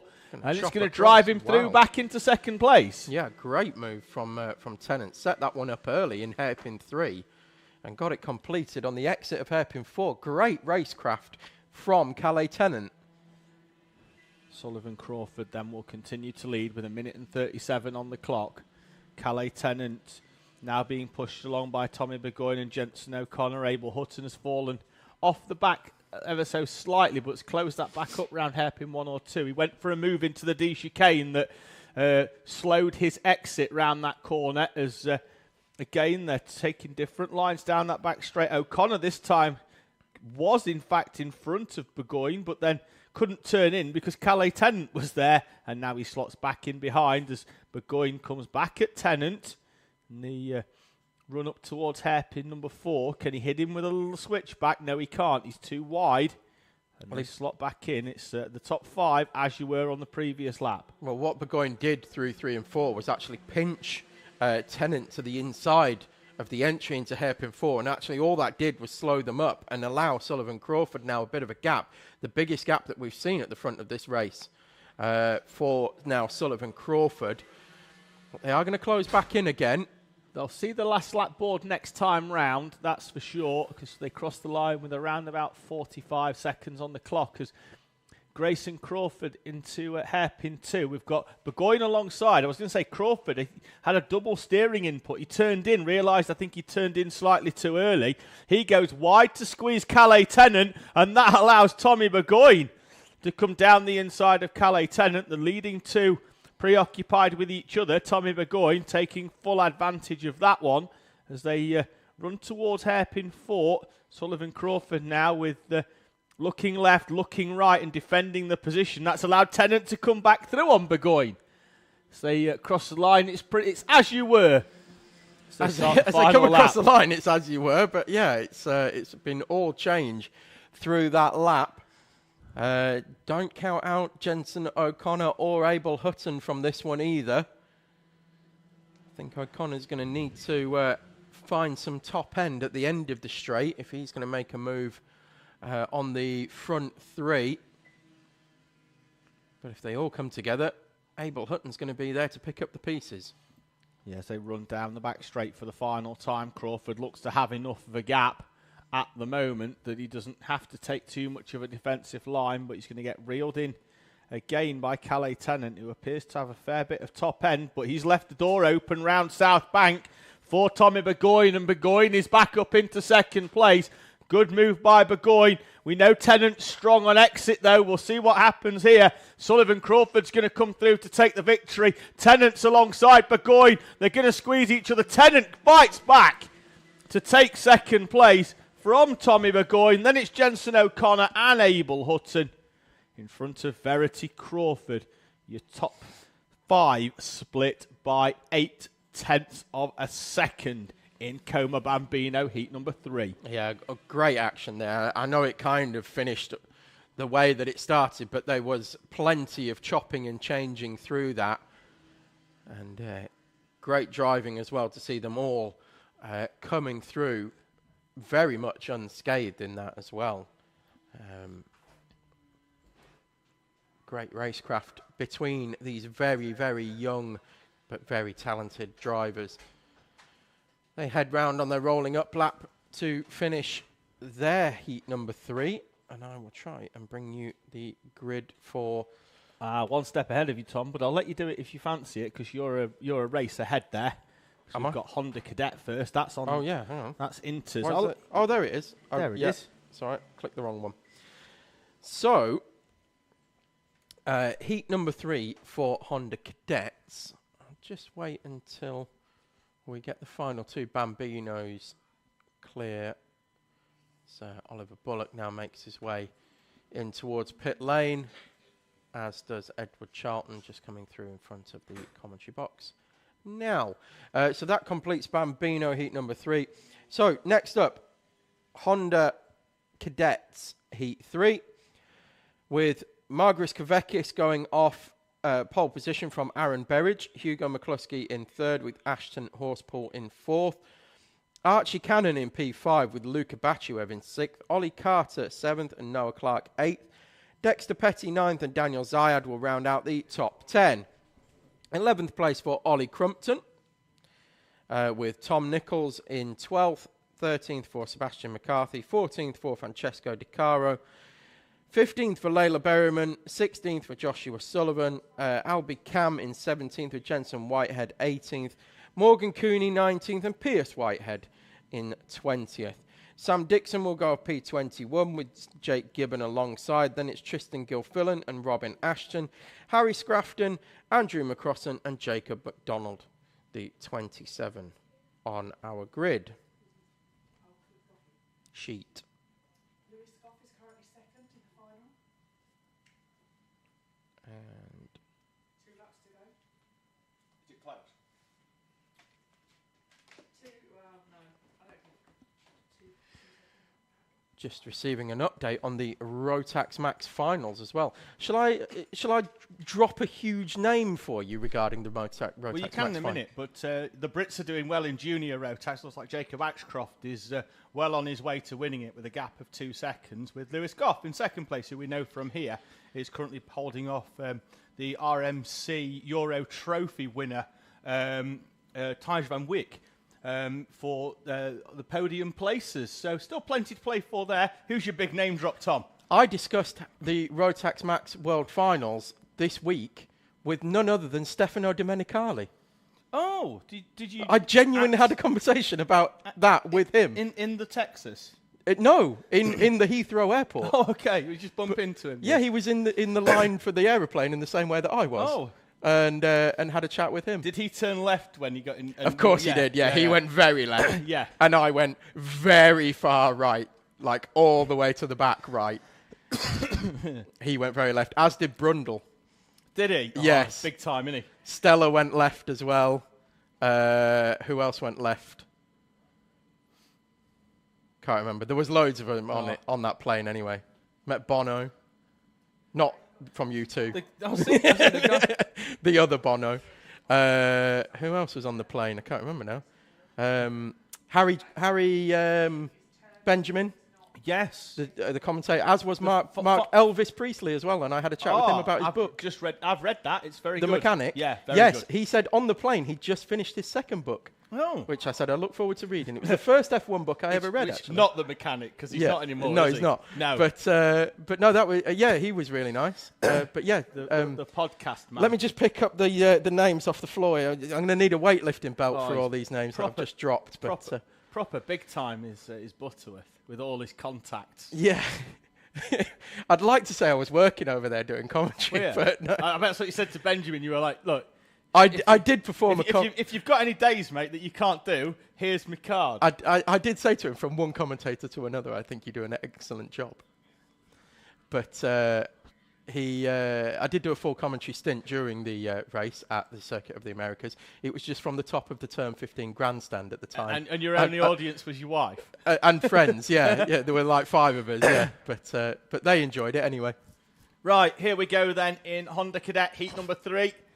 Margaris Kavekis off pole position, Aaron Berridge and Hugo McCluskey in front of Ashton Horspool and Archie Cannon. It's a good start from Berridge as he slots across in front of Hugo McCluskey, similarly for Ashton Horspool, who's already tapping helmet to Archie Cannon for a little bit of a help and a sensible drive round the National Loop, I think was what he was imploring, as the field runs up towards the National Loop for the first time. Looks like everybody's through nice and cleanly so far. Layla Berryman dropping a couple of places to Tom Nichols and Joshua Sullivan as they head round there for the first time. We're about 4 wide. Yeah, look in the background there. There we go. Look at that. Huge field spread across the track rather than front to back. They went wide, and everybody has made it through hairpin 3 all in one piece. So far, are we going to get through 4?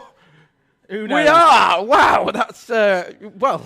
Yeah, who's had a good... Noah Clark looks like he's had surprise. A good first lap, Tom. He does indeed. He's up 2, Petty up 2, Crumpton and Nichols up 3 apiece. Luka Bachuev down 7. Tough opening lap for Bachuev. Just having a look at who got a bit airborne through Which the drive? D chicane. I think it was at? the 15 Daniel Zayad with Tom Nichols. They got side by side through the D chicane, and Zayad got up in the air with the rear wheels and came back down. Aaron Berridge leads Honda Cadet Heat 3 with a move down the inside of Margaris Kavekis into South Bank. So it's Berridge from Kavekis. Horspool is up into 3rd place in front of Hugo McCluskey. So then it's going to be Cannon, Clark, Petty, Nichols with good progress at the start of this one from being out of position earlier on due to the incident in heat number 2. He's in front of Ollie Crumpton and Daniel Zayad. Yeah, Berridge now taking the lead in this one and looking good for it as well. He's really come on this season as Aaron Berridge, particularly the second half of the season, has made huge strides forward in terms of pace and now leads Margaris Kavekis, who is, as you said, David, running right at the front of the British Championships. Well, the British Championships has finished now, Tom. A double header at Three Sisters, one of our venues for the Winter Series. I know how to segue. And he won both days there. Jumped up, I think, from 5th or 6th in the championship to 2nd on the final day of that championship. Did Margaris Kavekis, as driver that is still, in terms of actual race time, is still fairly new to karting. I think he's about 18 months in, but clearly a very naturally talented driver is Margaris Kavekis. Is that Sullivan and Bachuev? Well, Bachuev going side by side down the back straight. Yeah, Sullivan did the move into hairpin 2 and found a way past as Francesco Di Caro tries a very similar move into hairpin 3 on Luka Bachuev. That door closed as they come through. The top 10 then: Berridge, Kavekis, Horspool, McCluskey, Cannon, Clark, Petty, Nichols, Crumpton and Zayad, as Nichols sets the fastest lap of the race. He's right on the back of Dexter Petty. As, this is about as fragmented as we've seen a Honda Cadet field, Tom, so far.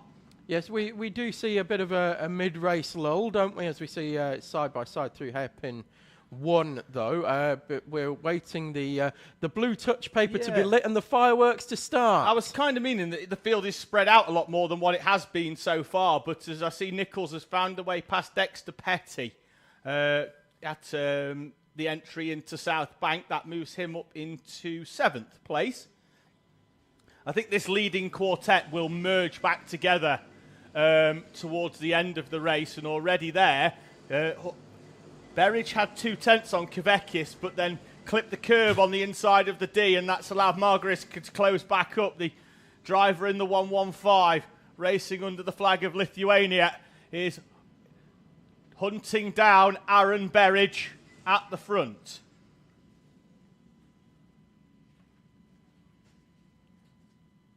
Yeah, it is starting to come together, that front four. Kavekis now right back on the tail of Berridge. Horspool now right on the tail of Kavekis. And then we've got McCluskey holding on to that front three as well. The gap started to open up a little bit, but I think he'll use that triple slipstream and get back up there. Did you say McCluskey was on a new chassis this weekend? Yes. First time rolled it out of the van yesterday. So that's being bedded in quite nicely. When we say new, it's not like it's brand new, not just new to him. Yeah. Fresh out the box. Box fresh. Still smells fresh, I'll bet. Yeah, the lacquer. Still smells like the packing peanuts. Yeah, the lacquer is still fresh. As the top four, again, they merge together. I'm keeping an eye on Tom Nichols as well, who's currently P7, but holds the fastest lap of the race and was quicker than the leaders last time around. He's got past Dexter Petty, and he is charging, Tom, onto the back of Archie Cannon and Noah Clark. 2 minutes to go, though. He might run out of time, Tom Nichols, but was running in third place earlier on. So certainly got the pace to compete at the front of this class. Sullivan tried a switchback just off camera there, but Sullivan tried a switchback in that did not go at all well and lost a couple of positions. Yeah, I think it was Batchev and possibly Zayad came through. It was, yeah. He tried to move on Ollie Crumpton that didn't go to the script. So coming across the line, it is still Berridge from Kavekis, from Horspool and McCluskey. You see them head through the D chicane and into the national loop. Minute and a half to go, so we should see another couple of laps here.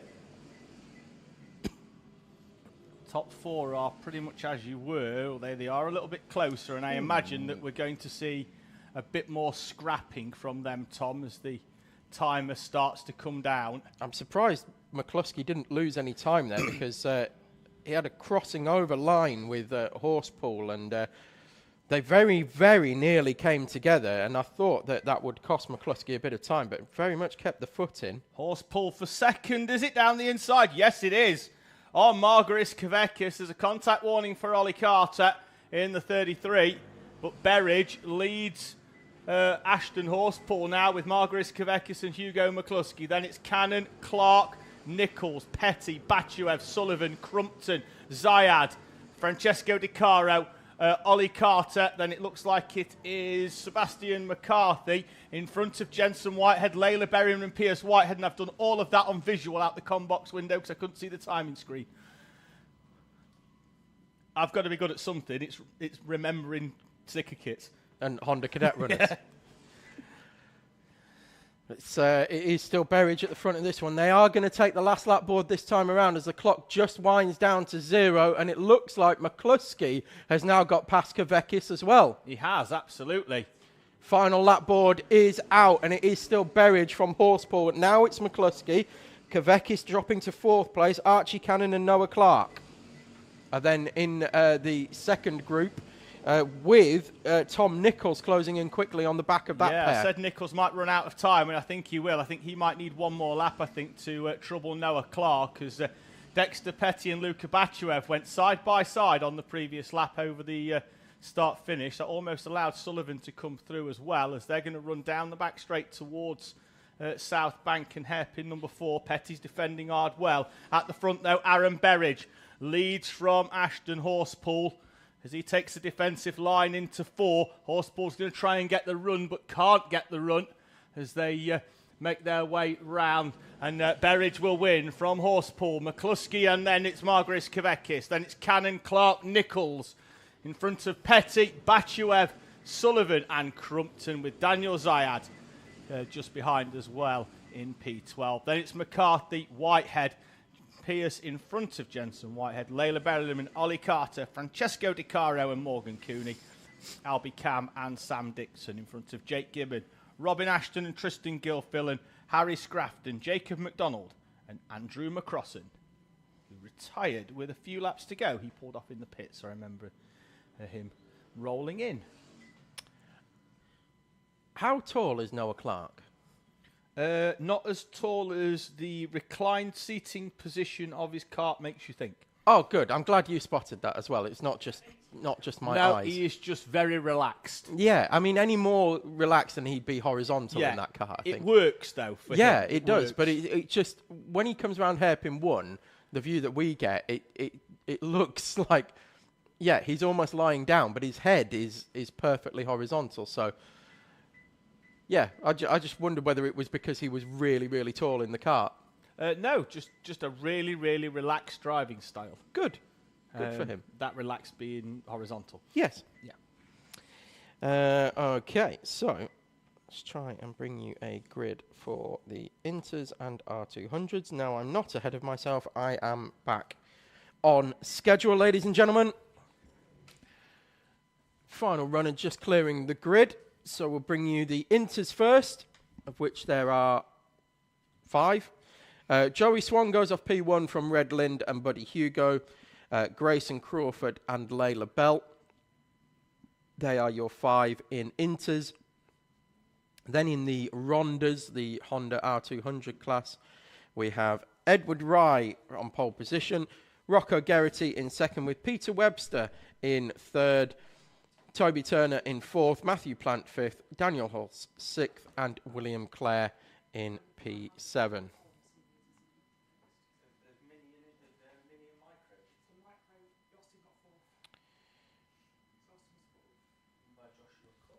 And they are, in fact, now heading out on their rolling up lap. Where did Millwall finish in micro? Because he was clean swept it, didn't he? Did he get taken out? They head round, and here come the Hondas. They're heading out now onto the grid. Well, I say onto the grid. They're heading out on their rolling up lap.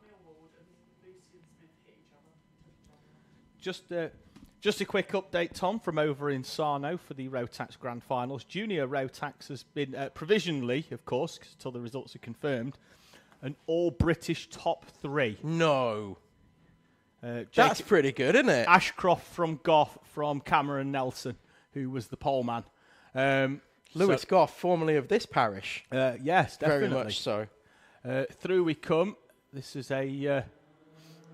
we're away. I think we're going to false start that one because Red Lind was in front by a decent margin. So it's going to be a false start. And it's going to be the same for the Honda R200s. So we're going to get a helicopter signal going round from a few people. Yeah, and the green flag with the yellow chevron as well on the overhead gantry and at Marshall Post 1. Good word. What, chevron? Yes. Well, it's because it's a chevron. Yeah, I know. But it's, yeah. But that is the false start flag. We should do a video one time where you can demonstrate all the flags. Oh, they do that, don't they? It's just, you do that when you do your when arcs and your arts and all exactly. that. But they don't need me doing that. but it's the... This is a flag. But it's the different ones. It's the... it's that false start flag that nobody really knows about. Here we go. And now we're going. Yeah, it was a fast start as Red Lind comes across and squeezes Joey Swan to the inside and then sweeps all the way around the outside of him into the national loop as Red Lind leads then from Joey Swan and Buddy Hugo. Honda are away and we're going to be 3 wide up towards the first corner. And for the first time, Edward Rye doesn't lead and Edward Rye is round. Contact between himself and I think it could have been Peter Webster squabbling over the same bit of tarmac. And then there's contact for the lead as well as Toby Turner shoehorns his way down the inside of Rocco Geraghty. I think it's William Clare again who got caught up in that one on the national loop and was... I'm not sure whether he was unhappy with the move or unhappy with the state of the kart at the end of it, but Edward Rye now with serious work to do to get back to the front of this one. So your leader in Inters is Red Lind from Joey Swan, Buddy Hugo, Grayson Crawford and Layla Bell. And then in your Honda R200s, it's now Toby Turner from Cake Man, Peter Webster, with Rocco Geraghty in third, Matthew Plant fourth, then it's Daniel Holtz and a recovering Edward Rye.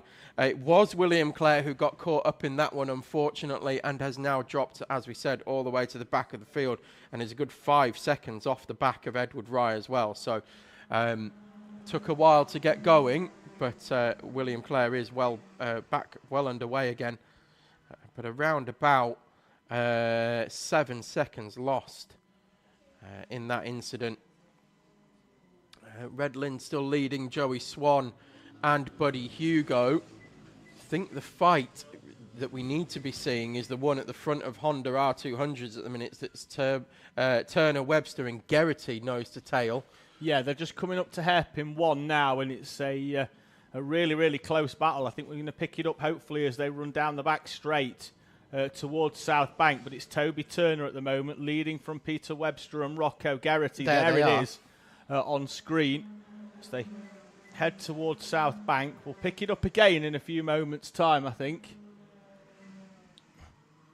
There it is. Yeah, great movers.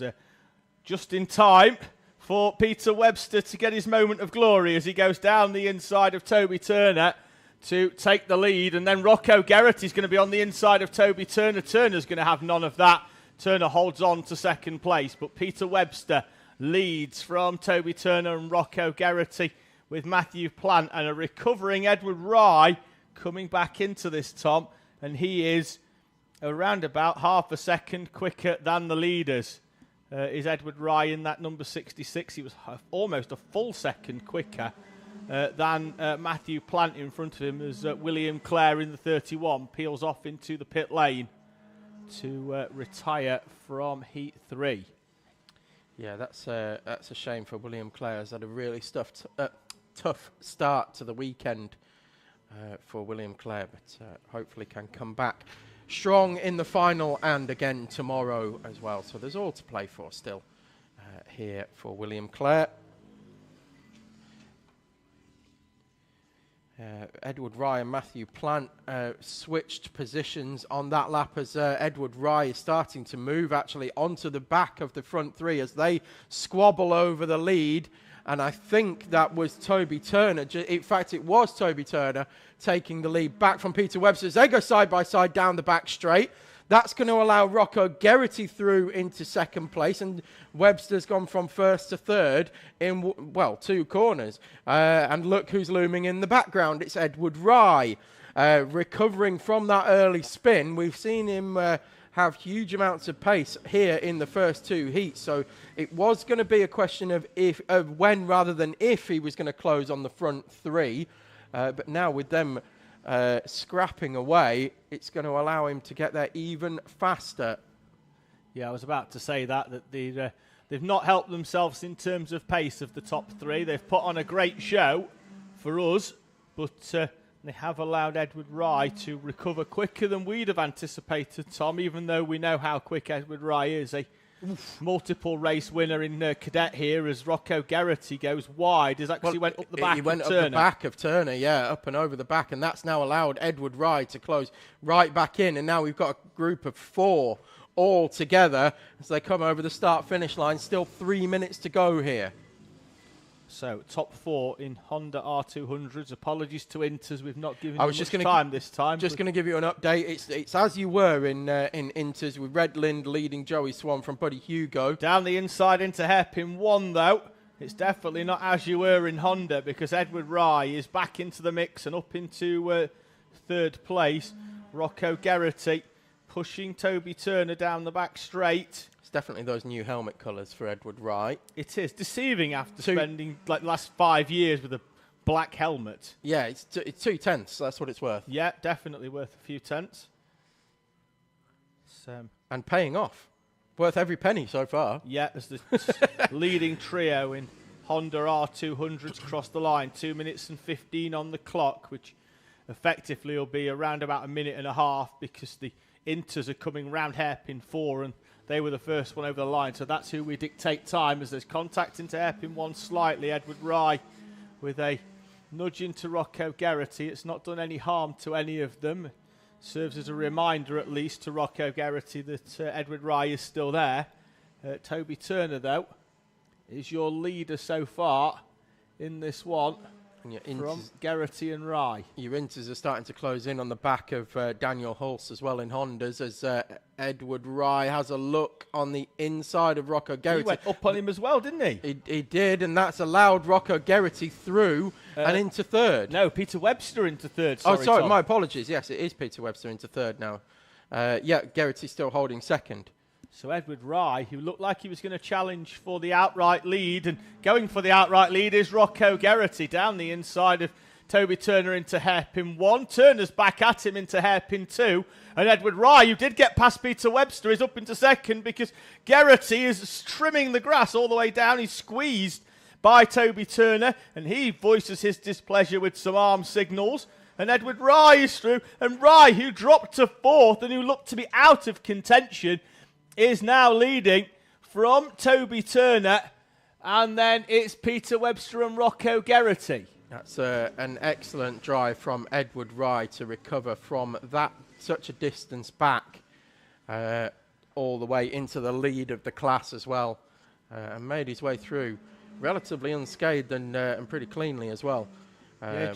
He picked off Peter Webster and then took advantage of the Geraghty and Turner squabble down the back straight. It was almost a case of, I've got pace in hand, I know I've got pace in hand, let you create the opportunities for me and I'll just take advantage of them. Very smart driving from Edward Rye. As they're still going side by side, Webster and Geraghty for third and fourth. Still side by side coming out of hairpin 4. Who's going to have the overarching power here? It is going to be Peter Webster sweeping round the inside of Geraghty and holding on to what is now third place. So it's Rye, Turner, Webster, Geraghty, then it's Matthew Plant, and then Daniel Hulse, who's now been overtaken by the Inter runners, which is still headed by Red Lind. Then it's Joey Swan, Buddy Hugo, Grayson Crawford, Layla Bell.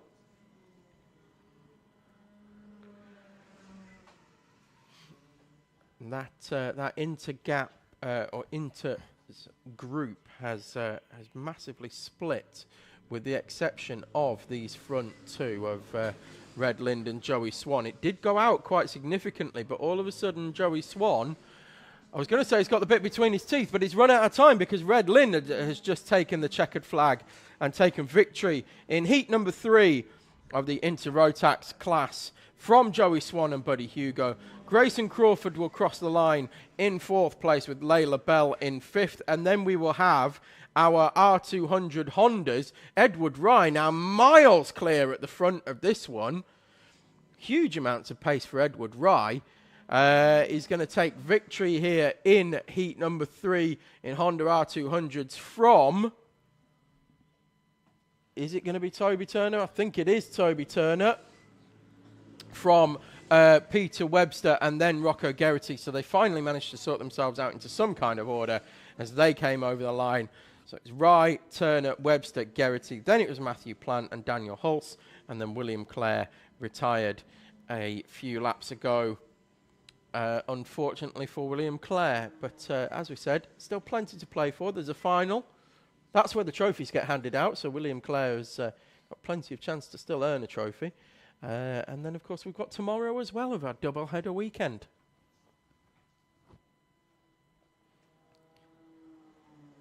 Right, let's see if we can find a grid for our Junior Rotax. It's a random format, as always, throughout the heats, and then we add the heat points together for the finals. Thomas found us a grid for heat number 3, and it's going to be Elliot Dalton Ayres going off the front row berth with Evelyn Bye alongside Oliver O'Donovan and Samuel Yeadon on row 2, Isabella Stansmore Wilson and Alex Forsyth on row number 3. Row 4 sees Amy Peacock and Ava Reynolds in front of Pierce Whitehead and Joseph Yao.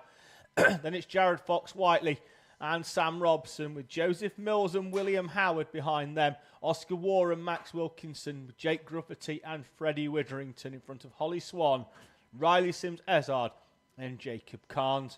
Then the 2 senior runners, Paul Swan and Bradley Heath.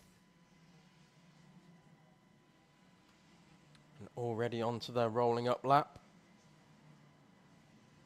The junior runners. Oh, You have to full start this, Callum. we've got a false start flag out as well. Yeah. Not quite sure why at the moment. I think no, we may I have think- some technical issues here in the Yes, box. we may have a technical issue with the digi-flag over the timing line. So, as it stands, we're not going to go racing. And they're actually being told at hairpin 4 that we're going round again. So Yeah. that's good to tell them early. They're not getting saves themselves them in. powering down, doesn't it? Yeah, So- they're not. Yeah, exactly that, David. They're not getting themselves into a start position. They are going round again. So yeah. Also allows them mechanics an extra lap to get up onto bank Yeah. to watch the race, doesn't it? So You need them hand signals. you've got to do the hand signals. Got to have them hand signals. Give it the. Yeah, What you can't see in the commentary box is me waving. hand signal. They're the most important form of signal in karting. Well, that and the Morse code on the rear bumper of the cart in front of you. I do like it when the mechanic. You go somewhere like PFI and there's 200 people in the stand and they think that the driver can see them. Yes. As they go down the start-finish straight, yeah. They think that their driver's looking at them. There is a great YouTube video of that, actually. All of them, All of them at PFI, just like waving and doing all these crazy hand signals that mean absolutely nothing to the driver. I'm sure there is a code out there somewhere, but they're not paying attention to it. They're all going as fast as they possibly can anyway. Here we go then. Elliot Dalton Ayres on the inside, Evelyn Bye alongside. Oliver O'Donovan and Samuel Yeadon on row 2 as Max Wilkinson elects to go for the wide line round the outside. Let's see how that pays off for him. Reasonably well is the answer. He slots into P number 5. So Isabella Stansmore-Wilson makes an early move down the inside of Evelyn Bye into hairpin number 1. As the rest of the field make their way through. A nice clean start for juniors as they come through. Are we missing William Howard? I believe we are, after his rear axle was damaged. Well, it said he Oh, no, crossed we're the not. line No, in he's still there. P17 at the start of this one. Yeah, so we're missing somebody though. We had 21 juniors this morning. I'm sure we did. I'll check back. So it is Dalton Ayres from O'Donovan, Stansmore, Wilson, Wilkinson, Yeadon, Peacock, Forsyth, Fox Whiteley, War and Yao, the top 10. Pierce Whitehead is who we're missing. Tom, the driver of the number 7, who's had 2 retirements so far today, won't have a chance to retire in heat number 3 because he's not taking part from the start, unfortunately for Pierce. Joseph Yao needs a good heat in this one, really. He's had a terrible day so far. Championship leader at the start of this weekend. And has been in the wars, I think, is safe to say. Been in the Oscars. Hey, boom. He's here all weekend, ladies and gentlemen. Elliot Dalton Ayres leads us over the line, then from Isabella Stansmore-Wilson and Max Wilkinson. Then it's Oliver O'Donovan, Amy Peacock and Samuel Yeadon. Jared Fox-Whiteley up into P7. Oscar War in P number 8. Alex Forsyth and Joseph Yao complete your top 10 as Fox-Whiteley goes down the inside of Samuel Yeadon. You'll see him there appear in the green kart orange helmet as this is your battle for second place at the moment. Isabella Stansmore-Wilson and Max Wilkinson. Behind them, that's Amy Peacock going down the inside of Oliver O'Donovan for 4th place at hairpin number 3. Solid move by the 17. Bradley Heath still managing to hold off Paul Swan in seniors as well as they start to close up on the back of the junior field. Around about 3 seconds off the back of that pack at the moment. Dalton Ayres now looking pretty comfortable at the front of this one.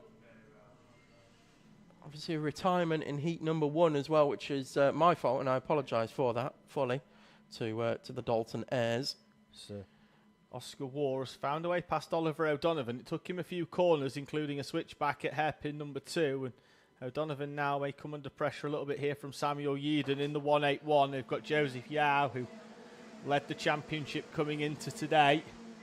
And I'll put some numbers in the spreadsheet, but given his performance so far today with the look that he's had, he might not leave today as the championship leader. I think this one will go down to the wire, Tom, tomorrow in Junior Rotax, as Yao indeed makes a move down the inside of Samuel Yeadon. Great move into hairpin number 2. And there is Yao in the black and white kart going down the back straight. Oh, Yeadon had to think about it, didn't he? He was pushing along Yao and eventually decided, no, I'm just going to stay in line. And it may well have cost him now. Is that Joseph Mills moving through? Yes, I believe it was Joseph Mills on Samuel Yeadon. Dalton Ayres now leads us through the Wiggles section, and it is from Stansmore, Wilson and Wilkinson in third, Peacock and Fox Whiteley fourth and fifth. Not sure how much longer that's going to be in that order. Well, Peacock's closing in on War. As this is the move. Oh, that's Mills, I think, trying to go down the inside of Oliver O'Donovan. Joseph Yao is then going to try and get down the inside of Joseph Mills into hairpin 3, and indeed does. And then we'll try a half move down the inside of Oliver O'Donovan and forces his way round. Joseph Yao squeezes his way through on Oliver O'Donovan. There was a bit of contact into there in the side pod. It's we'll see what the thoughts are regarding that one. Still half this race to go. And there's Amy Peacock is down the inside of Max Wilkinson. If we can pick this up heading towards South Bank. The battle for third place, there it is, absolutely right on cue. Peacock is in front of Wilkinson. Wilkinson is about to be surprised, I think, by Jared Fox Whiteley. Yeah. He's going to hold on, I think, because I don't think Fox Whiteley's going to run it round the outside. He is going to run it round the outside, but I don't think he's going to have track position. And indeed, he doesn't and slots in. I'm just wondering whether Wilkinson's rear bumper has been a bit dislodged during that. It looks a bit low on the driver's right-hand side. Yeah, it's still connected, that's for sure. But it's on a little slide bracket as Fox Whiteley pulls the signature move into hairpin 2. We just missed it off camera as we were looking at Stansmore Wilson, who has now taken the lead from Dalton Ayres. Good move by Stansmore Wilson. Takes the position from Elliot Dalton Ayres, who had a gap of nearly a second at one point during this race, Tom. We'll now have Stansmore Wilson in front and Amy Peacock behind. These three have got to be a little bit careful here. There's 4 minutes to go. They're all going to want to win this one, but they're going to scrap. And if they do, the one to pick up those scraps will be Jared Fox Whiteley already, with 2 wins on the ledger already today from this random grid format. Gets his head down. Remember earlier on, Tom, when he took 0.4 of a second a lap out of the leader to reel them in to take the victory. The fastest driver for me on track at the moment, Tom, though, even though the fastest lap of the race went to Fox Whiteley, is Amy Peacock. Took 0.6 out of the lead battle on the previous lap and closes in once again to sit right on the rear bumper of Elliot Dalton Ayres. I get the feeling as we head through the chicane there's a new move incoming at hairpin 1. Elliot Dalton Ayres decides that that's not going to happen. Amy Peacock says, don't matter, I'll do it at 2 instead. But then Dalton Ayres gets good drive out of hairpin 2. Peacock still manages to stay alongside, though, and has the inside line for South Bank corner. Washes a bit wide, and that's going to allow Dalton Ayres a switchback. And Dalton Ayres takes the position back in hairpin 3. Fox Whiteley then appears on the inside of Amy Peacock, runs her out wide as well on the exit of hairpin 4. But Peacock says, I'm having none of that, thank you very much. Back in your box, Fox Whiteley. If Peacock had been that robust out of hairpin 2 on Elliot Dalton Ayres, she'd still be in second place. But she wasn't. She gave him the run down the straight, didn't force him out wide on the curb. Maybe learnt a bit from that, because then when Fox Whiteley went down the inside, she's going to get a taste of that medicine now, though, by Fox Whiteley, who puts her out on that curb and basically says, that's what you should have done a lap ago, and then I wouldn't be coming past you right now. It's Stansmore Wilson now with a bit of a gap at the front of this one. Looks fairly comfortable, as we've still got 2 minutes to go. I say looks comfortable, but never count out Dalton Ayres. And Fox Whiteley now into third place as well. There's time for Fox Whiteley to make his way through and bridge that gap, although that time is constantly decreasing. So we just hit the 2 minute to go mark. So we'll get another few laps in here. Amy Peacock able to go with Fox Whiteley at the moment as well. The gap between the front 5 or maybe even 6 looks fairly equidistant as well. So some gaps to be bridged and some slipstreaming to be done to close this one up. It's Oscar War in 6th. So it Stansmore, Wilson, Dalton Ayres, Fox Whiteley, Peacock, Wilkinson, War, the top 6. Joseph Yao is having a good showing in P7, although I say that he's actually just been overtaken by Joseph Mills. Yeah, that was a quality battle we were watching on screen a few moments ago, which goes down from Alex Forsyth in 11th all the way down, I think, to Oliver O'Donovan. And they are nose to tail and having a tremendous scrap. Fox Whiteley is in front of Elliot Dalton Ayres now for second place, and Amy Peacock is coming through as well. We'll keep an eye on that, as this is that battle we were talking about. Forsyth and William Howard. Behind them, though, there's Freddie Witherington, Jake Gruffett is in there, Holly Swan and Oliver O'Donovan. 3 laps to go, and Fox Whiteley's got 7/10 to reel in Isabella Stansmore-Wilson at the front. Yeah, we said there was time, but as I said, that time is decreasing. I think we're going to get maybe 2 laps. They'll get round. They'll definitely get round. They crossed the line with 45 seconds on the clock, and they're lapping in the 41.7s. So they will get round. Fox Whiteley at the end of this lap will have 2 opportunities. It's Peacock as well that I'm interested in, as well as Fox Whiteley coming through. Peacock's started to close in on Stansmore Wilson as well. Oh, Fox Whiteley pushing, head down behind the wheel, trying to find every 10th that he possibly can. Well, it's working because he was nearly half a second quicker than Stansmore Wilson that time around. Clock hits 0, so this will be the penultimate lap. He's not going to be close enough at hairpin 2. He thought about it, and that's going to make him slow down the back straight. He went for a move that was never going to be on, given that he was 3 kart lengths back on Stansmore Wilson. But I get the feeling he wants to do this before the commencement of the final lap, because he knows Stansmore Wilson will defend. Hairpin 4, the next option already. Stansmore Wilson just parking the 88 machine very strategically as they cross the line to commence the final lap. And Peacock's in the mix as well, Tom, right on the back of Fox Whiteley. Yeah, Fox, I'm wondering whether Stansmore Wilson does in fact know Morse code, because she's just had a message from Jared Fox Whiteley to say, I'm here and I'm coming through. Oh, Peacock with a move on Fox Whiteley, a tap into the rear bumper. Then there's a switch back coming as Fox Whiteley takes a long look across, and Amy Peacock's going to squeeze Fox Whiteley, and Amy Peacock got the elbows out, sharpened them up. Fox Whiteley's coming back at her, but it's handed this one to Isabella Stansmore Wilson, who came through in the mid part of the race to lead.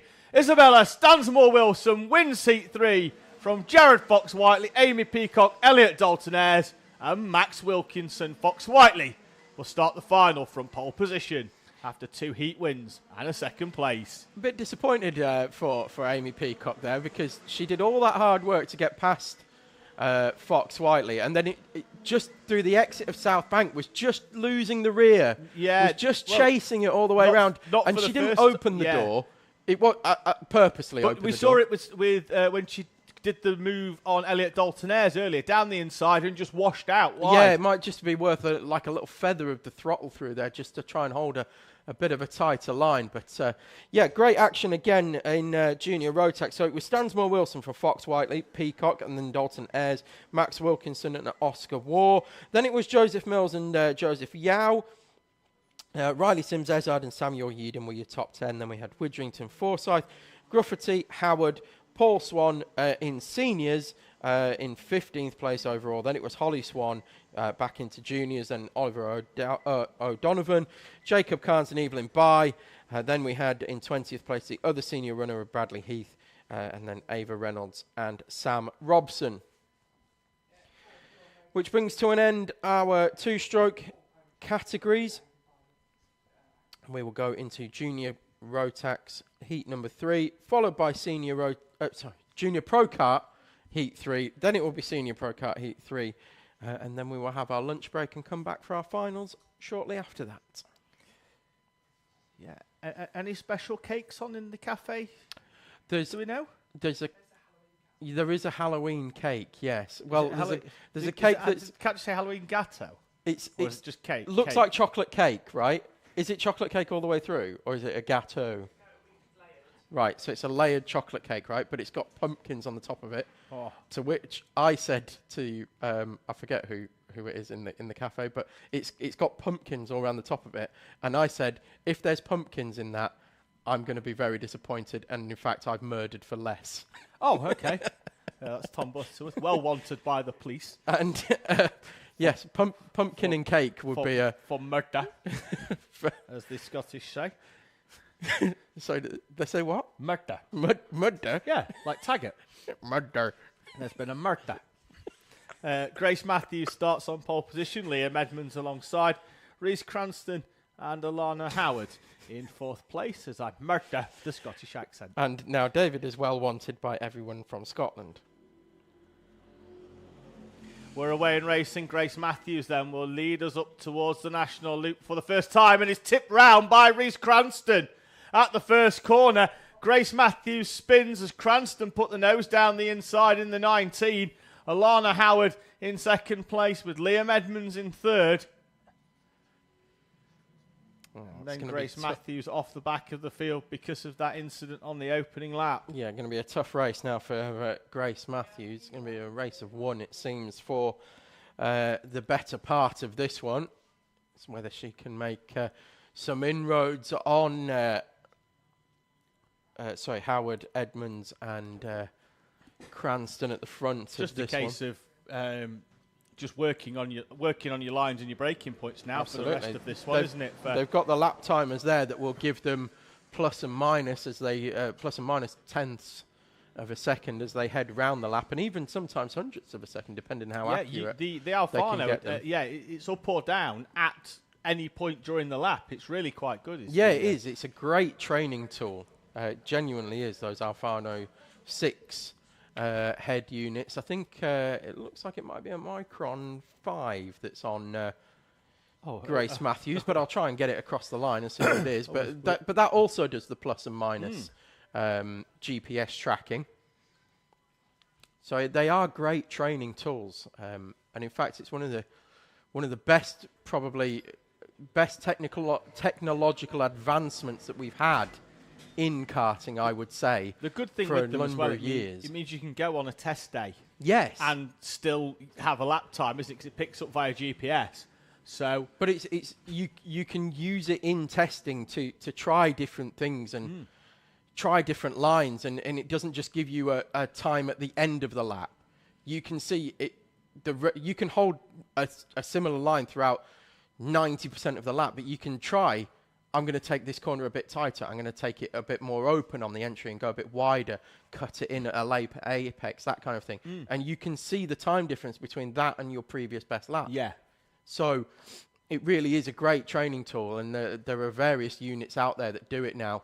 But it's definitely, in my opinion, probably the biggest step forward we've had in technology in karting for a long time, barring engines. Yeah, Cranston with the fastest lap on the previous opens the gap up by to 0.6 of a second, but it was only fractionally quicker than Liam Edmonds, who seems to have a little bit more this time round in staying with Reese Cranston. He held him back and then in the previous race, but as Cranston got past, he did gap Liam Edmonds by a decent amount in the previous one. Edmonds looks like he's sticking with to an extent this time round.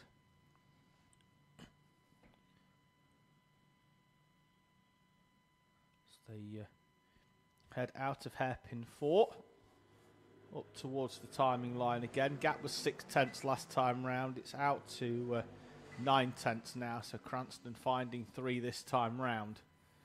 So they head on to lap number 5. Grace Matthews in that 4th place. It'll be a lonely drive for her now towards the checkered flag, but is currently doing quicker lap times than driver in front, so some positives for Grace Matthews after that opening lap incident at the National Loop, the first corner. And pushing hard as well. I can see her out of the commentary box window with head down behind the steering wheel.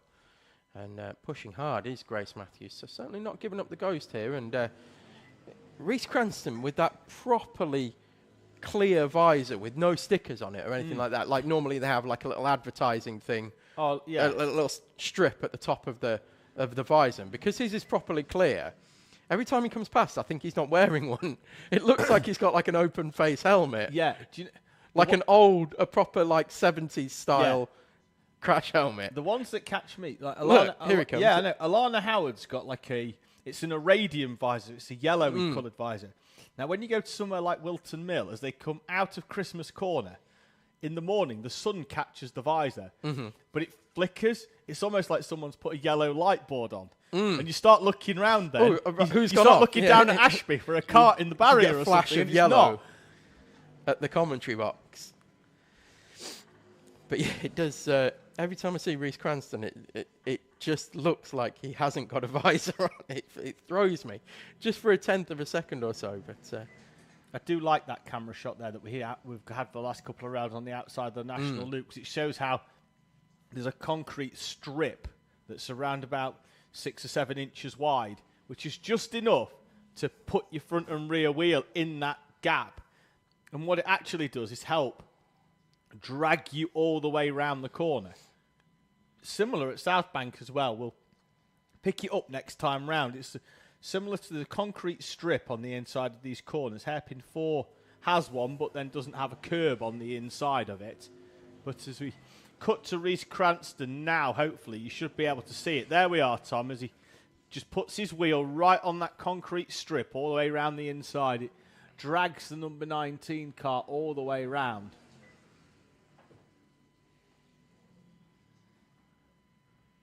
yeah, it's a completely different texture, as well as obviously a different grip level as well. So you can actually feel it when the wheel drops onto it. As you said, David, you can use it to rail you around. The other thing you can do as well is at hairpin 1, you can use the very inside to properly rail you around. If you drop it off the inside of the curb, just the right amount, because it's extremely difficult to do. But if you drop it off just the right amount, it can actually rail you around the corner and make you even faster. It certainly does. Grace Matthews comes across the line in front of us now, 48.7. So she's about 3/10 off her personal best that time. So we'll. I still haven't clocked what lap timer she's using. Keep trying to see it out of the commentary box window. I think it's a Micron 5, but it might be an older Alfano. Oh, I'll have a look as well. I'll have a look. I've got younger eyes than you. Yeah, you have. Although they're nearly 40. They are. Which, of course, is 20/20 vision put together. Yeah, she comes. 2.5 minutes to go on the clock then. There's, if you think we're clutching at straws here in commentary, folks, it's because we kind of That's are. They're a bit spread out here in the forerunners of Junior Pro Karts. That's a Micron 5, by the way. You see, that's what I thought. That's what I put my money on. That's RPM Racing is Riley Matthews, who isn't here this weekend, but is in the live chat. So if you could let us know why he's not here, that'd be handy. Hopefully we'll see him here next year. He's done a few rounds so far this season as Riley Matthews, so it'd be good to see him do a full campaign. Can we give Liam Edmonds a bit of a giddy up? We're assuming it's Liam Edmonds. I think it's the only Liam we've got this weekend, isn't it? Does he need some PFI hand signals? I think he does. When he comes past the commentary box next time.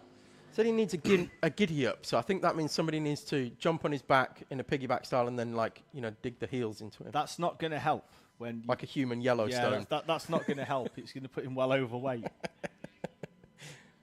165 kilo, the weight limit in Junior Pro Kart. It's a heavy old beast, isn't it? It is. It's for young arms. It's a big step up from the Cadets, but it's 58 kilos. Now, the engine weighs 16, 17 kilo. I know why your lad's not running it in testing, because you're going to send him to the gym because he's not big and strong.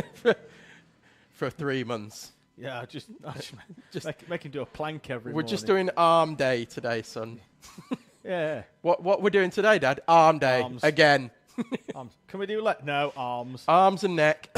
That's it. What we're doing about leg day? Don't worry about leg day, son. all you've got to do is plant the throttle and hit the brake, haven't That's you? it. And it's exactly the same amount of pressure you had in your Cadet. We're doing arms. Oh, we've got a helicopter. Who needs a drone when there's a helicopter? Is that took off from the A19 or the A66 next door? From the Asda car From park. the Asda, yeah. Just pop into the shop. So take Fiesta. Nah, take the helicopter. Be nice though, wouldn't it? Those things are, they're interesting bits of kit. Those Robinson helicopters. Oh, you know your helicopters? I know those. I know one type of helicopter. It's a Chinook. They used to build them just down the road from where I used to live.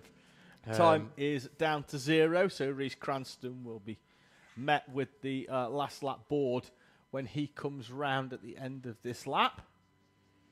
The controls on those are about as basic as you would expect on something like a jetpack. What, up, down, forwards, backwards? Yeah, and that's why they tend to... fall out the sky? Yes.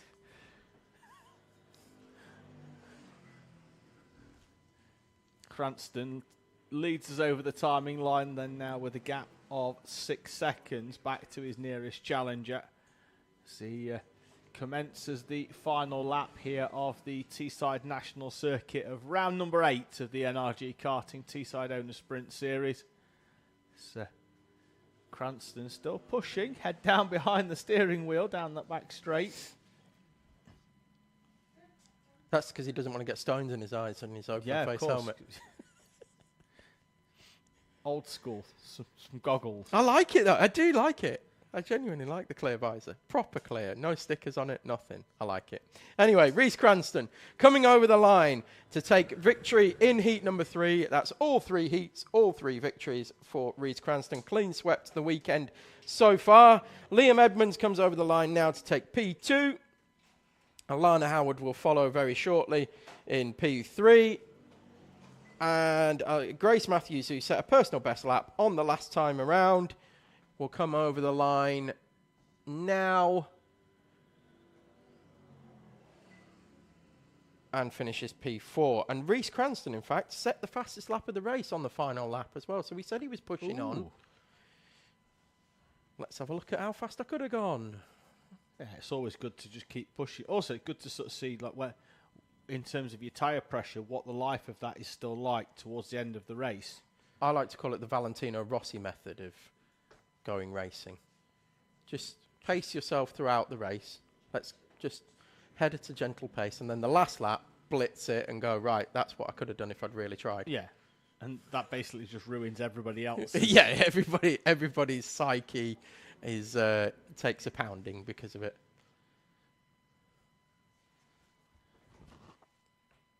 So, your Pro Kart heat number 3 is about to roll out. Senior Pro Kart, sorry, heat number 3, about to roll out on their out lap. We're going to go from pole position for Maximus Shields with Tyler McKenzie in P2 and Brandon Jennings third. Then it's Isaac Duff and Lennon French, who we were told earlier is in his final race weekend as well. So only 5 more races to go for Lennon French, and goes off P5 in this one. Then we've got 6th place is missing for some reason.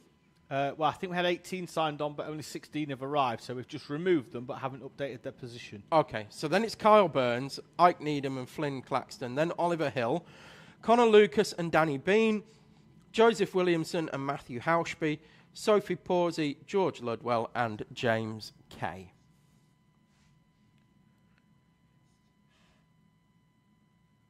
Yeah, so we're missing who would be in 6th and who would be in 12th. Yes. Anyway, moving on. Moving on. Oh, we've got... Is that Ludwell on the grass? It does look like Ludwell, doesn't it? Looks like it is. It is a Ludwell on he's the going grass. off the back anyway, so Well, not terrible, but he's going to have now. to scrub those tyres clean through the final couple of corners. But yeah, going from P15... Nice and slow and steady from Shields, able to hold everybody into a good order, and away they go in Senior Pro Kart heat number 3, and it is Shields going to be able to hold on to the lead as they head through the national loop. Ooh, and driver out on the grass. It's Tyler McKenzie off the front row as Ike Needham joins the race from the pit lane. So not able to get out for one reason or another, Ike Needham, but he joins us from the pit lane on what will be very cold tyres because he hasn't had a rolling up lap. The only driver currently behind him is Tyler McKenzie, who I think was tapped slightly wide on the opening lap and then went on the grass and got a bit beaten up on the opening because he went off P3, did Mackenzie? Yeah, well, it would have been P2, wasn't it, in the end? Yes. Because P2 wasn't there. Sorry, P3, yeah, he went off P2 outside the front row. I think he got tapped into the first corner, tried to keep his foot in and found himself on the grass. Lucas makes up 9 places on lap 1, Tom. Is that all? I know. Slacking. Shields leads away from Lucas, from French, and Brandon Jennings is in 4th place. Then it's Danny Bean and Flynn Claxton and Carl Burns and George Ludwell, Joseph Williamson and Isaac Duff, the top 10. I'm going to keep my eye on that gap back to Ike Needham. So coming out of the pit lane, but already starting to close the pack in front. Mackenzie, unfortunately, well off the back of this one now due to that incident at the National Loop on lap 1. Just got a bit beaten up by those around, unfortunately, and knocked wide. Needham is closing in on those in front.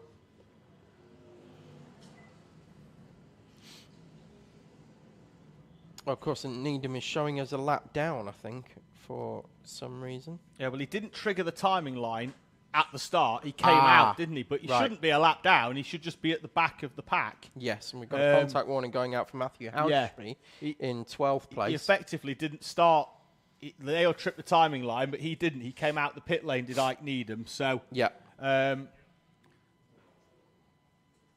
we'll see where he slots in eventually, but currently showing he's a lap down. But that well, isn't he'll be correct. 15th at the moment. Yeah, he will be 15th at the moment, but he is closing in on Oliver Hill. Fastest lap that time around for Connor Lucas. So he shows, as he closes the gap to Shields by a couple of tenths. French, surprisingly not able to go with at the moment, but bringing Jennings and Bean along for the ride, but not able to go with Lucas. And so the gap from Shields to French opening up, but the gap between Shields and Lucas closing down. 0.8 of a second as Lucas closes in. He took 0.2 out of him. It's another 10th this time, and he sets the fastest lap as well with a 46.6. So Shields full reversing it into hairpin 1 as well, in very much the style that Connor Lucas uses, that we've seen over the years. We've got a yellow flag out, and that is Williamson, who's had, well, what can only be described as a god-awful weekend so far. He's been off in every single heat so far today. At some point or other has Joseph Williamson. So, as we said, though, plenty of time still to go. We've still got a final. That's when your trophies get awarded. And we've got another whole race day to come tomorrow as well. Lucas again with the fastest lap that time around, closes the gap into just under 0.6 to Shields at the front of this one, but then a big gap that is now back to French, Jennings, Bean and Ludwell has come to join the party there as well. So Ludwell coming through from 15th, I think it was, on the grid. There he is on the back of this train of 4. French in the green, leading from Jennings, then it's Danny Bean, then that's George Ludwell in the blue and white MS suit with the red and white helmet for George Ludwell. Closing in. So they Gap to the lead comes down again. Another 1/10 of a second for Connor Lucas, closing in on Max Shields. Really starting to pick up the slipstream as well now. What I was saying earlier on is Lucas has got a particular style of entering hairpin one as Sophie Pawsey makes a move on the inside of, I think that's Carl Burns. Yep, correct. At hairpin one and takes another position. So she passed Matthew Hauschby on the previous lap. Now Kyle Burns, and that's her up to fourth. What I was saying, Lucas has got a very distinctive style. Focus is the same as well, where they enter hairpin one. They're fully sideways into hairpin one. And now Shields has started to mimic that line as well. Fully crossed up, and you kind of angle the car in towards the apex, but let it slide. But it also makes it very difficult to overtake, because it makes your kart basically 1.5 kart widths wide, because your front left and your rear right are not in a straight line. Yes, exactly. It does make it very difficult to overtake there. It does leave you open a little bit at hairpin 2, though, and Lucas able to use the slipstream, use the draft, and pull straight past Max Shields there. Surprising amount of power there for that 43. Just drove clean past him. Let's see whether Shields can go with, but there's a potential here for Lucas to clean sweep a weekend on a random grid. Something we've seen before, actually, but it doesn't happen very often, but we have seen it before, and another fastest lap as well to boot. But we'll try and see if we can pick them up into hairpin 1 here, and you can see what I'm talking about. As they probably not the best angle there, just because of where we position this camera. I do like this shot. It's a South Bank camera that shows the hard on the brakes type sideways slide that we were discussing earlier. But there's only really, particularly here this weekend, there's only going to be Lucas and Shields that are really doing that. French does it to an extent, but not quite as aggressive as these two are. And of course, the usual ones that we see do it are Falkus as well, and then Grinsell as well, and the Tates. Yeah, I thought Shields was going to straight line it into hairpin 4 there, and I think if he had the chance to press rewind like it's F1 on the Xbox, then you'd think he definitely would have done. I think he wasn't particularly expecting. That was what we were talking about, picking it up there from that South Bank camera as Lucas expertly displays what we were talking about, sliding the kart in sideways into the left-hander of hairpin number 1.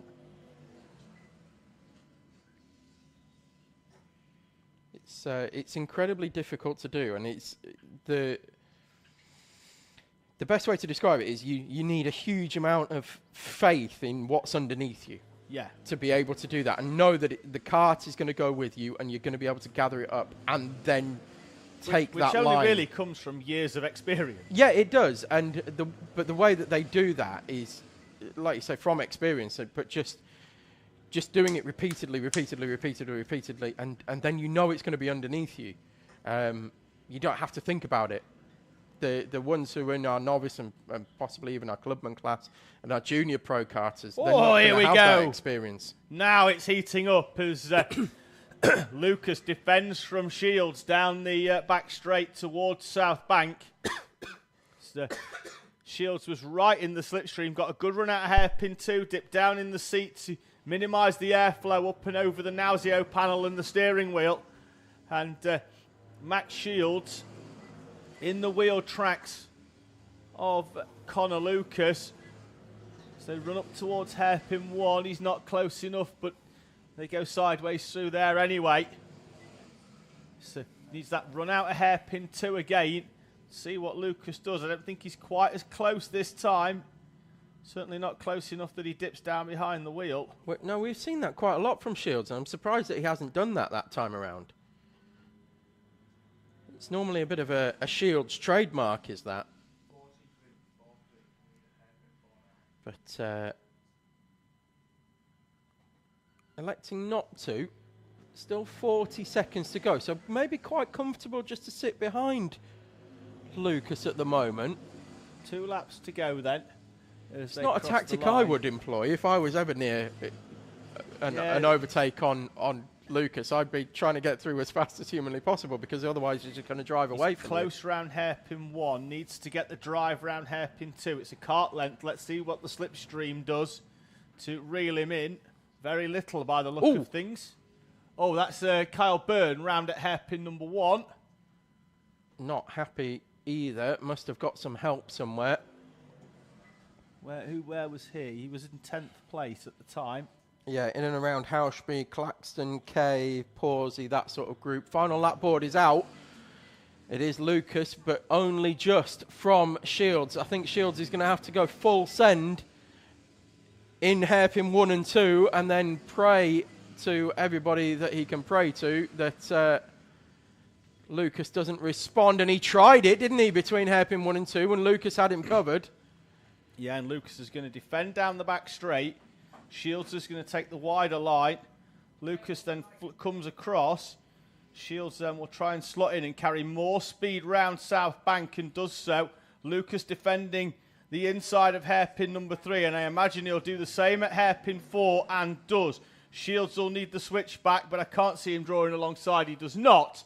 And Connor Lucas wins as Shields gets alongside and then has to nail the brake into the chicane.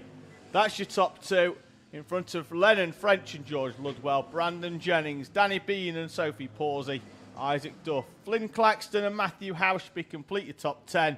James Kay, Kyle Burns and Joseph Williamson, Tyler McKenzie, and then Ike Needham in front of Oliver Hill, who has retired on lap number 5. That brings the heats to a close. We're going to head to lunch break, but not before we mention that if you have not ordered your food for the fireworks tonight, you can get your ticket for your food in reception. So please head into reception. Please go now, immediately, right now, before we run out of tickets, so that you can have your food this evening.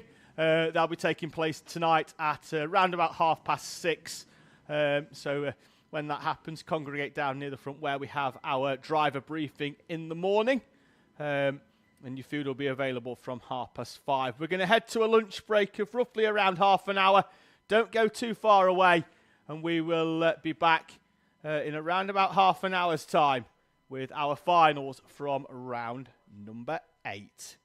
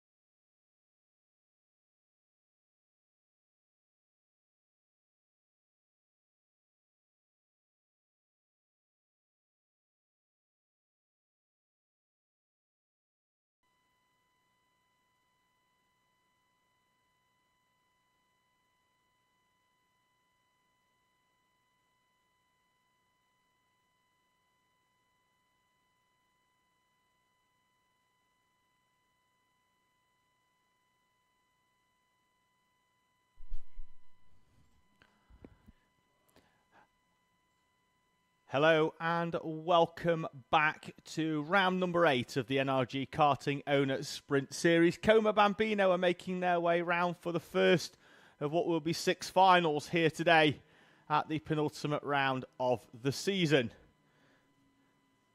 Field is going to be gridding up shortly. Let's have a quick look at what the grid shall be for this first final. It's Coma's, followed by Honda Cadet. And on pole position, it will be Calais Tennant, 149 points from a possible 150. Sees the 52 rolling off pole position. Alongside Sullivan Crawford, then it's your 2 championship frontrunners, Tommy Burgoyne and Abel Hutton, side by side on row number 2. Jensen O'Connor starts 5th. Verity Crawford alongside Oliver Bullock and Edward Charlton are on row number 4. They're rolling in. I am David Sullivan. Alongside me should be Mr. Tom Butterworth, but he's prioritised the cafe over commentary. And he appears to be walking in with some sort of frappe or a milkshake, or I'll find out in a few moments' time. That's got ice in it. Let's see. What have we got there, Tom? It's an iced coffee. It's an iced coffee. While David reverses the bus, he's just thrown me under. Tom's here with an iced coffee. Good to see you. Nice to see you, Tom. Just in time for the Senior Pro Kart final. You've been that long.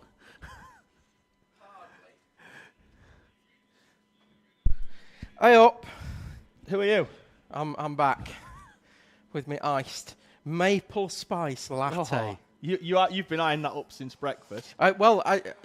She said, did you want an iced latte? And I said, what, you do iced lattes? And she said, yes. Yeah. I said, oh, give me a maple spice one then, please. So I haven't tried it yet. I'm waiting for it to ice itself. Green is up. Green is down. We're away and racing. It's a good start from Crawford, but I don't think he's going to get past Tennant at the start. He's not. Abel Hutton, though, sweeps round the outside of the S-plate of Tommy Burgoyne and slots into 4th place, just in front of Jensen O'Connor and Verity Crawford, with Oliver Bullock and Edward Charlton. The top 2 already have a little bit of a gap at the start here, Tom, as there's a little bit of levering, let's just say, at hairpin number 1 that allows Sullivan Crawford past Calais Tennant. And then Tennant gets a half spin into the left side, going round the hairpin number 2, and they're all side by side. We have a stacker down the top left-hand corner at the moment, which will give us positions, which is good. We don't need the time because we just need to know in what order they are, Tom, so the people at home can track the field that aren't on the screen as Abel Hutton gets himself in. So it's good to see that we've now got that timing stacker up and working. Really happy with that. Top work by Toby over the lunch break. And there we go. It's got best laps on it as well now. Some of us have been to the cafe at lunch, and Toby's been working hard, Tom. You owe him a iced frappe, latte, or whatever it is you've got there. Do you know, he was sent to the cafe for lunch, was Toby. He was like, no, I'm fine. I'm just going to beaver away here. And Kat said, no, you're going. So he went. Oh, yeah, you don't argue with Kat. No. Never. Ever. Not if you like breathing. No.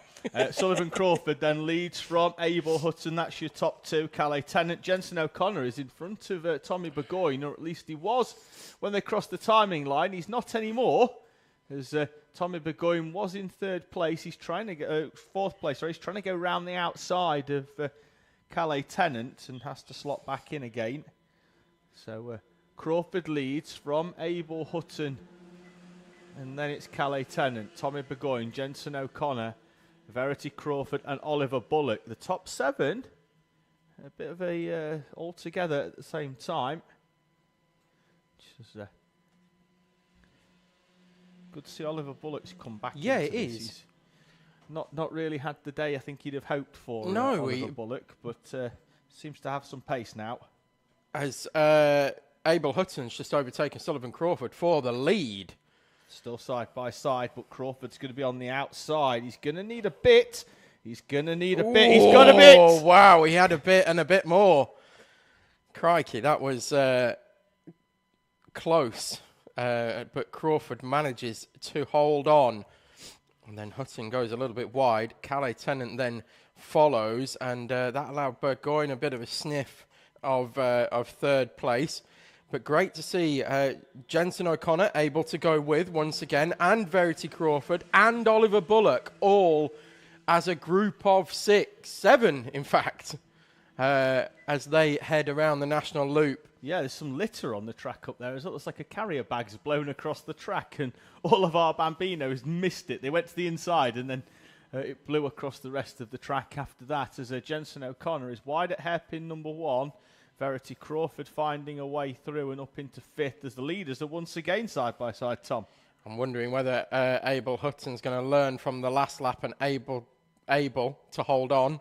Is he? No, he's not. Sullivan Crawford this time once again sweeps in front as they head into South Bank Corner. Crawford's got a bit more top end at the end of the straight. Remember, fixed gearing on Bambino, so you can't change that. Everybody's got the same gearing ratio as Verity and Crawford is looking really good here. Yeah, she went side by side with Burgoyne into hairpin 4. O'Connor had dropped down into 7th place with Oliver Bullock finding a way through, but then goes around the outside and slots back up into 6th place. O'Connor, we know he generally tends to start coming good around about lap 4, which is about now. So let's see whether that engine is up to temperature. Let's see what the 26 can do here in Jensen O'Connor. But at the moment, it's Sullivan, Crawford, Abel, Hutton, Calais, Tennant from Burgoyne, Verity, Crawford, O'Connor and Bullock, with Edward Charlton in 8th place. Verity Crawford having a look at a switchback on Tommy Burgoyne as well. Got lost a little bit of momentum, and Jensen O'Connor, as we've said throughout the day, has got that power at the bottom end coming out of hairpin 2 and actually manages to drag past Verity Crawford and get in front. I didn't think he was going to do that. I thought Verity Crawford would hold on. So Crawford still with some work to do, but looking good and racy here, as is Bullock as well. I mean, we sound surprised, but we've not had a group like this ever before in Bambinos, where there's been a group of 7 vying for the lead, as Tennant and Hutton go side by side over the line, but it all drop him back into the same order they were previously. Leaves Tennant quite tight then through that D chicane, which managed to hold on to 3rd place. Thought Burgoyne was going to come at him, but yeah, this train of 7 as Verity Crawford tries a nibble down the inside of Jensen O'Connor. Calais Tennant is tight. Tommy Burgoyne's on a switchback, and Jensen O'Connor is going to engage push mode here. Is he down the back straight on Tommy Burgoyne? I think he is, but I don't know whether Calais Tennant's going to get across to close the door. Calais Tennant does close the door, and it's as you were. I thought Burgoyne was going to have enough there with O'Connor, but I don't think O'Connor was up to speed until the middle part of the straight, and by then Calais Tennant was holding on to 3rd place. What's fascinating is we've got this group of 7 and they all fan out every time we get to a corner or between corners. They spread out across the track like they're going to overtake each other, and then they all get back into one line exactly as they were. Now, the lap times are around about 8 or 9 tenths off what we saw earlier on this morning.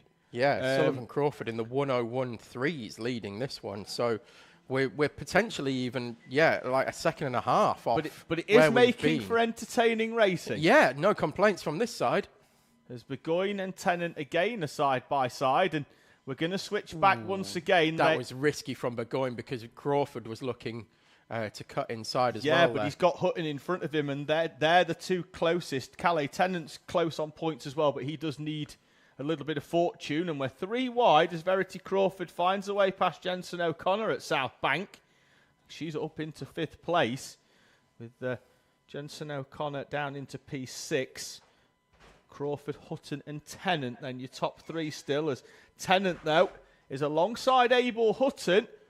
Will he get through? He's alongside. In fact, he's got a nose in front as they head up towards the D, and Calais Tennant is up to 2nd place. Abel Hutton down into 3rd. He'll be pursued now by his nearest championship rival, Tommy Burgoyne. Let's take nothing away from the leading duo, but the main point of action here for us now is Hutton and Burgoyne, but Burgoyne is wide. Crawford's just done 2 of them. Oh, up to 3rd. What a move from Verity Crawford. Move of the day. Verity Crawford, 2 in one corner. Saw the gap open up. Just dispatched. And didn't even consider it, did she? Just straight down the inside. Dispatched Burgoyne and Hutton in one corner. Tennant, sorry. Apologies. Up into third place then, and we've got 2 Crawfords on the podium as it stands.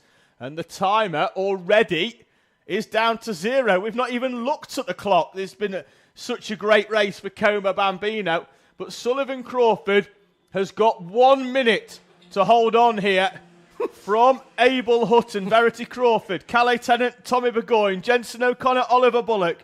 The top 7 split by 1.3 seconds. Sullivan Crawford had the longest look I've ever seen at the last lap board coming out. I think he was hoping it would change to a checkered flag. Verity Crawford now side by side with Hutton. And Hutton, though, on exit is side by side with Sullivan Crawford. Think Crawford might have enough to pick a line, Verity. Pick a line. It's not that one. Get over. There you go. Slots in nicely round South Bank. The top 7 still split by next to nothing as Abel Hutton makes a late dive down the inside of Sullivan Crawford, but it's balked his exit, and Verity Crawford is alongside. As they head out, there's contact between the 2 of them. Calais, is that Tennant with the run alongside? It is Tennant with the run alongside. Sullivan Crawford's going to win it. Tennant in second, Hutton third, Verity Crawford down in 5th place in front of Jensen O'Connor, Oliver Bullock and Tommy Burgoyne in 7th. All change on the final lap. And Verity Crawford, who was trying to go for that 3rd place, comes out in P4. That's a tough break for Crawford. If there was a position 3.1 on the podium, we'd be knocking it up around about now. But Sullivan Crawford takes the victory from Calais Tennant with an opportunistic move, moving himself from 4th to 2nd at the final corner from Abel Hutton in 3rd place. I'm throwing it out there. That's the best Bambino race we've ever seen here. Quite possibly, but in terms of the volume of drivers and chopping and changing. There's 7 drivers, nose to tail. We saw Oman, Patterson, McGill. Yeah, we had some good ones, but not... Quick shout as well to Austin Oman. He's finished on the podium in 3rd place at the Rotax Grand Finals. Has he? Yeah. Well done, Austin Oman. Another one previously of this parish as well, so yeah. In Micro Max, he's on the podium in the Rotax Grand Finals over at the... Circuit International di Napoli in Sarno. It's a long way as well. Our friends Luke and Ian have been over there covering that, and it was a long drive, isn't it? Ian told me it was like 3 days it took them to get there. Well, if they hadn't have stopped, I think is it Rouen or Reims where the went old to pit Reims, lane is? yeah, and then they went to stop there for half a day. They'd have got there loads quicker. I think they went to Bologna as well on the way down. I'm not too sure. I know that was in the plan that they were going to go to Maranello and various other places in and around that area on their way through. But no, they've it took them 3 days to get there. But yes, congratulations, big congratulations to Austin Oman for your 3rd place in the Rotax Finals. See, Teesside. Big breeding ground. Certainly is. You go or you can go to very, very high places. And it all begins here. And in the case of Lennon French, it ends here as well. Yes, sadly it does. Yes. But for the time being, anyway, Lennon French in Senior Rotax is Senior Pro Kart. That's twice I've done that today. It's going to take a bit of a sabbatical. David, are you going to try and get us a grid? Yeah, sorry, I was somewhat preoccupied. Sorry, Tom. This is a busy time of the year when you've got to plug some champ numbers in. I do know that Aaron Berridge is going off pole position. He's going to have Margaris Kvetskis alongside him, with Ashton Horspool and Hugo McCluskey on row number 2. Archie Cannon and Tom Nichols, row 3. Noah Clark and Dexter Petty, row 4. Joshua Sullivan and Ollie Carter on row 5. Daniel Ziad and Ollie Crumpton are on row 6 in front of Luka Bachuev and Sebastian McCarthy, with Morgan Cooney and Francesco Di Caro on row 8. Albie Cam and Layla Berryman, Pierce Whitehead and Jensen Whitehead are on row number 10.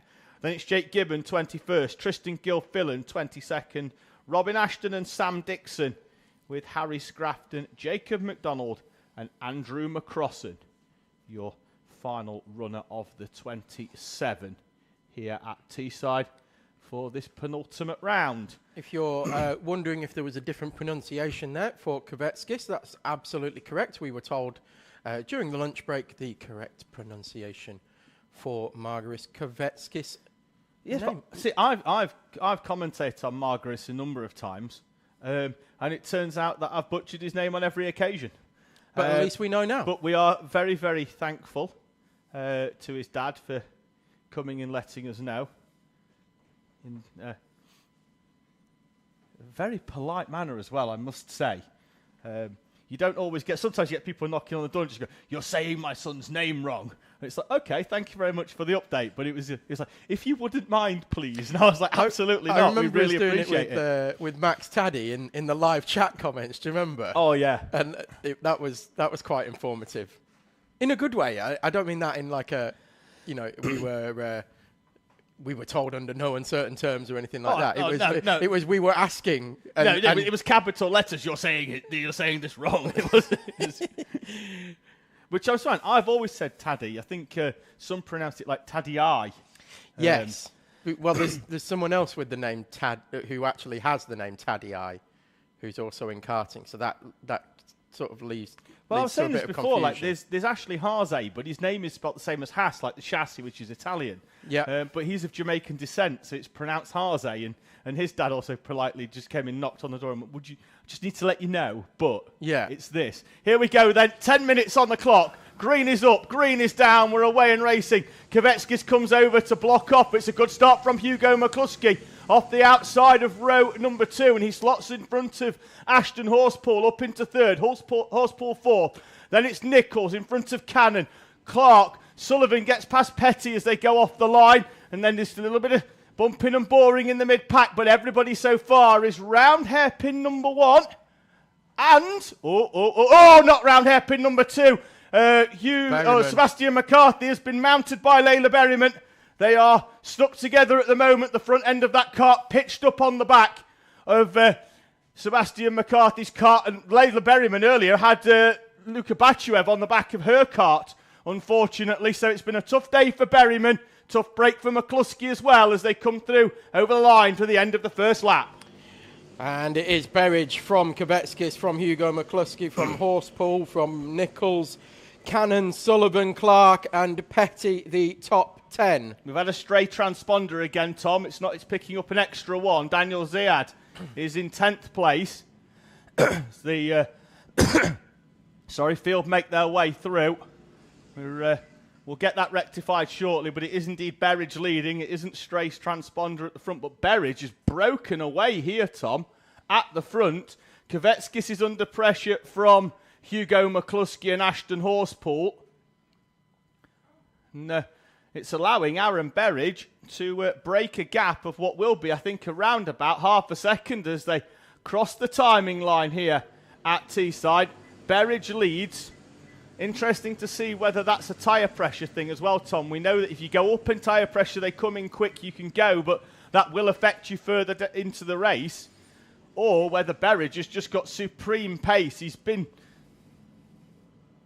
sensational, hasn't he? He has. I mean, we've had a couple of drivers that have really made steps forward towards the second half of the season. Berridge, Nichols, Petty have all been sort of, we knew McCluskey had a tough opening few rounds, but the pace was still there, wasn't it? When you look at we knew he was going to come. Well, he's come forward this one. He's been away this year. He's been competing at national level, and you can definitely tell the difference between when he was last here and he now. Was sort of periphery top 10, wasn't he, last time? And now he's inside that top 5 and looks very, very comfortable being there as well. Yeah, absolutely belongs there, it seems. And so we've Berridge in front of this one for 0.6 of a second at the moment from Kvetskis, but they're going to have to work together. McCluskey, Horspool, Nichols, Cannon, Sullivan, and even Clark down in 8th place. They're going to have to work together to bring Berridge back. If they start fighting, this one's over and done with, and it's going to go the way of only one person, and it's going to be that driver right at the front, Aaron Berridge. So far, they've been fairly sensible in those positions, second back, in just trying to reel in Berridge. The gap on the previous lap was 0.6 of a second. This time they crossed the line, it's down to under 0.4. It's 0.4 of a second. Kvetskis takes 0.2 out. Nichols with the fastest lap in 6th place, as every one of the top 7 set personal bests. What I would say is, where we said they need to work together to bring Berridge back, they're not working together. They're line astern. They're not pushing each other along. No, there's everyone's gaps between going them. absolutely flat out. Yeah, there's gaps of like 2 kart lengths between each one of them, as Archie Cannon almost went into the back of Tom Nichols on the previous lap into hairpin number 1, and that gave Joshua Sullivan an opportunity to dive down the inside into hairpin number 2. Sullivan, who started 9th, up into 6th place. Seeing now what can move through. So that gap now down to 0.2 of a second to Kvetskis, and it looks like it's gone out a little bit to Horsepool as well. It has. Sullivan with the fastest lap of the race on the previous lap, which included that overtake as well, a 47.9, and goes so deep into hairpin 1 on the brakes, does Sullivan. We saw him there close that gap up on Nichols. See what happens. This is the lead. That gap, which was 0.6, has gone for Berridge, hasn't it? Yep. Is it a case that they've gone high on pressures? I'll have a chat with his dad later on to see if he can let me in on any secrets. But did he go high on pressures to try and break away, break that toe from pole position? And in the mind then, what the rest do is go, well, we can't catch him, we might as well scrap over second. Was that the tactic for the Berridge camp? Berridge leads from Margaret Kvetskis as we hit the 5-minute mark. 5 to go. Berridge, Kvetskis, Horsepool, that's your top 3. McCluskey, Nichols, Sullivan, Archie Cannon, Noah Clark. Then it's Luka Bacharev, Dexter Petty and Daniel Ziad, with a battle then going on with Ollie Carter and Ollie Crumpton having a bit of a side-by-side incident there as the 72. Is that Pierce Whitehead in the 72? Yes, it is. He picks up a contact warning out of 16th place. I think we may have lost Andrew McCrossan somewhere, or he might still be circulating, but he's on a 51.3 last time around and has dropped all the way down to last place. We'll keep an eye out. He's still circulating. He's at hairpin number 2 at the moment. So we've still got a full comp of our 27 Honda Cadet runners at the moment. Hugo McCluskey with a new fastest lap of the race that time around in 4th place. Make that 3rd place as he passes Ashton Horsepool. Good move from McCluskey, trying to cement that 2nd place in the championship. The gap is, as it stands, is going to go out. But at the front, Kvetskis and is leading from Aaron Berridge. They've had a swap around in the mid part of the lap, and then Berridge comes right back at Kvetskis in that run up towards South Bank. Berridge still leading then, but a slightly more defensive line employed, and that is definitely going to allow Cannon and Clark to close back up, I feel, towards the end of this race. 3.5 minutes to go, with Berridge now leading, and it's the train at the front is nose to tail as they head towards hairpin number 1, as Kvetskis is under pressure from Hugo McCluskey. And further down that train, Sullivan is down the inside of Tom Nichols. They're side by side. Sullivan with a no-nonsense approach to the overtake at hairpin 2. Gives Nichols 2 opportunities. Back out or you're going out onto the rumble strip. He moves up to P5 for Sullivan now. Berridge still holding on to the lead. Didn't feel the need to go defensive that time, and telling was the fact that none of them set personal best last time around. Certainly not in the top 10. All slower than they've previously gone. And again, that time around, nobody with a personal best inside the top 15. Tyres are up to temp and are now at that point where they're sort of going over the optimum level of adhesion now. We're heading towards the time where the checkered flag would be being readied in an 8-minute heat, but it's a 10-minute final. But they certainly will be with the way that they're having to push in this race. Every single one of them is absolutely flat out. Yeah, they're driving the wheels off these things in Honda Cadet. Round number 8, Aaron Berridge leading from the second seed in Britain, Margaris Kvetskis, in the 115. Hugo McCluskey and Ashton Horspool. Then it's Joshua Sullivan just behind them. The top 5 are clear at the moment from Nichols and Cannon, who were having a little scrap a lap or so ago out of hairpin number 4 that dropped them away off the tail end of this train. And then it's Noah Clark as well. As down the inside goes Hugo McCluskey on Margaris Kvetskis. Side pod to side pod. Sullivan and Horspool are side by side as a result of that. And Sullivan is up into 4th place as Horspool had to take evasive action of the Hugo McCluskey Margaris Kvetskis incident in front. And they're still side by side. McCluskey looking a move on the inside of Berridge, but couldn't get that one completed. Had to back out of it into hairpin 3. It's as you were as they come over the line. So it's going to be Berridge from McCluskey, from Kvetskis, Sullivan, Horspool, Cannon, Nichols, Clark, Bachuev, and Dexter Petty will round out the top 10. Minute and 7 on the clock, which means we're going to have 3 laps for this Honda Cadet final at round number 8. Berridge leads from Hugo McCluskey, Margaris Kvetskis, and it's a late move down the inside at hairpin number 2 by the 13 of Sullivan, and Kvetskis is forced out wide onto that rumble strip by Sullivan, who made a very, very late call to go down the inside at hairpin number 2. Clearly felt he had a good run round hairpin 1. And McCluskey takes the lead from Berridge at hairpin 3. Berridge is going to come back at him as they come through. Contact warning for the 21 as Berridge and McCluskey are side by side again still. The 21 is Jensen Whitehead. 2 laps to go. And Cannon and Nichols and Clark are back in the mix as well. They've towed up onto the back. There's going to be some lap traffic for them to contend with and it's a as group well. Of 8 now. As McCluskey is defending off to the inside. Wide goes Ashton Horspool on his own volition. And then Tom Nichols is down the inside. And we're split into 2 trains of 4.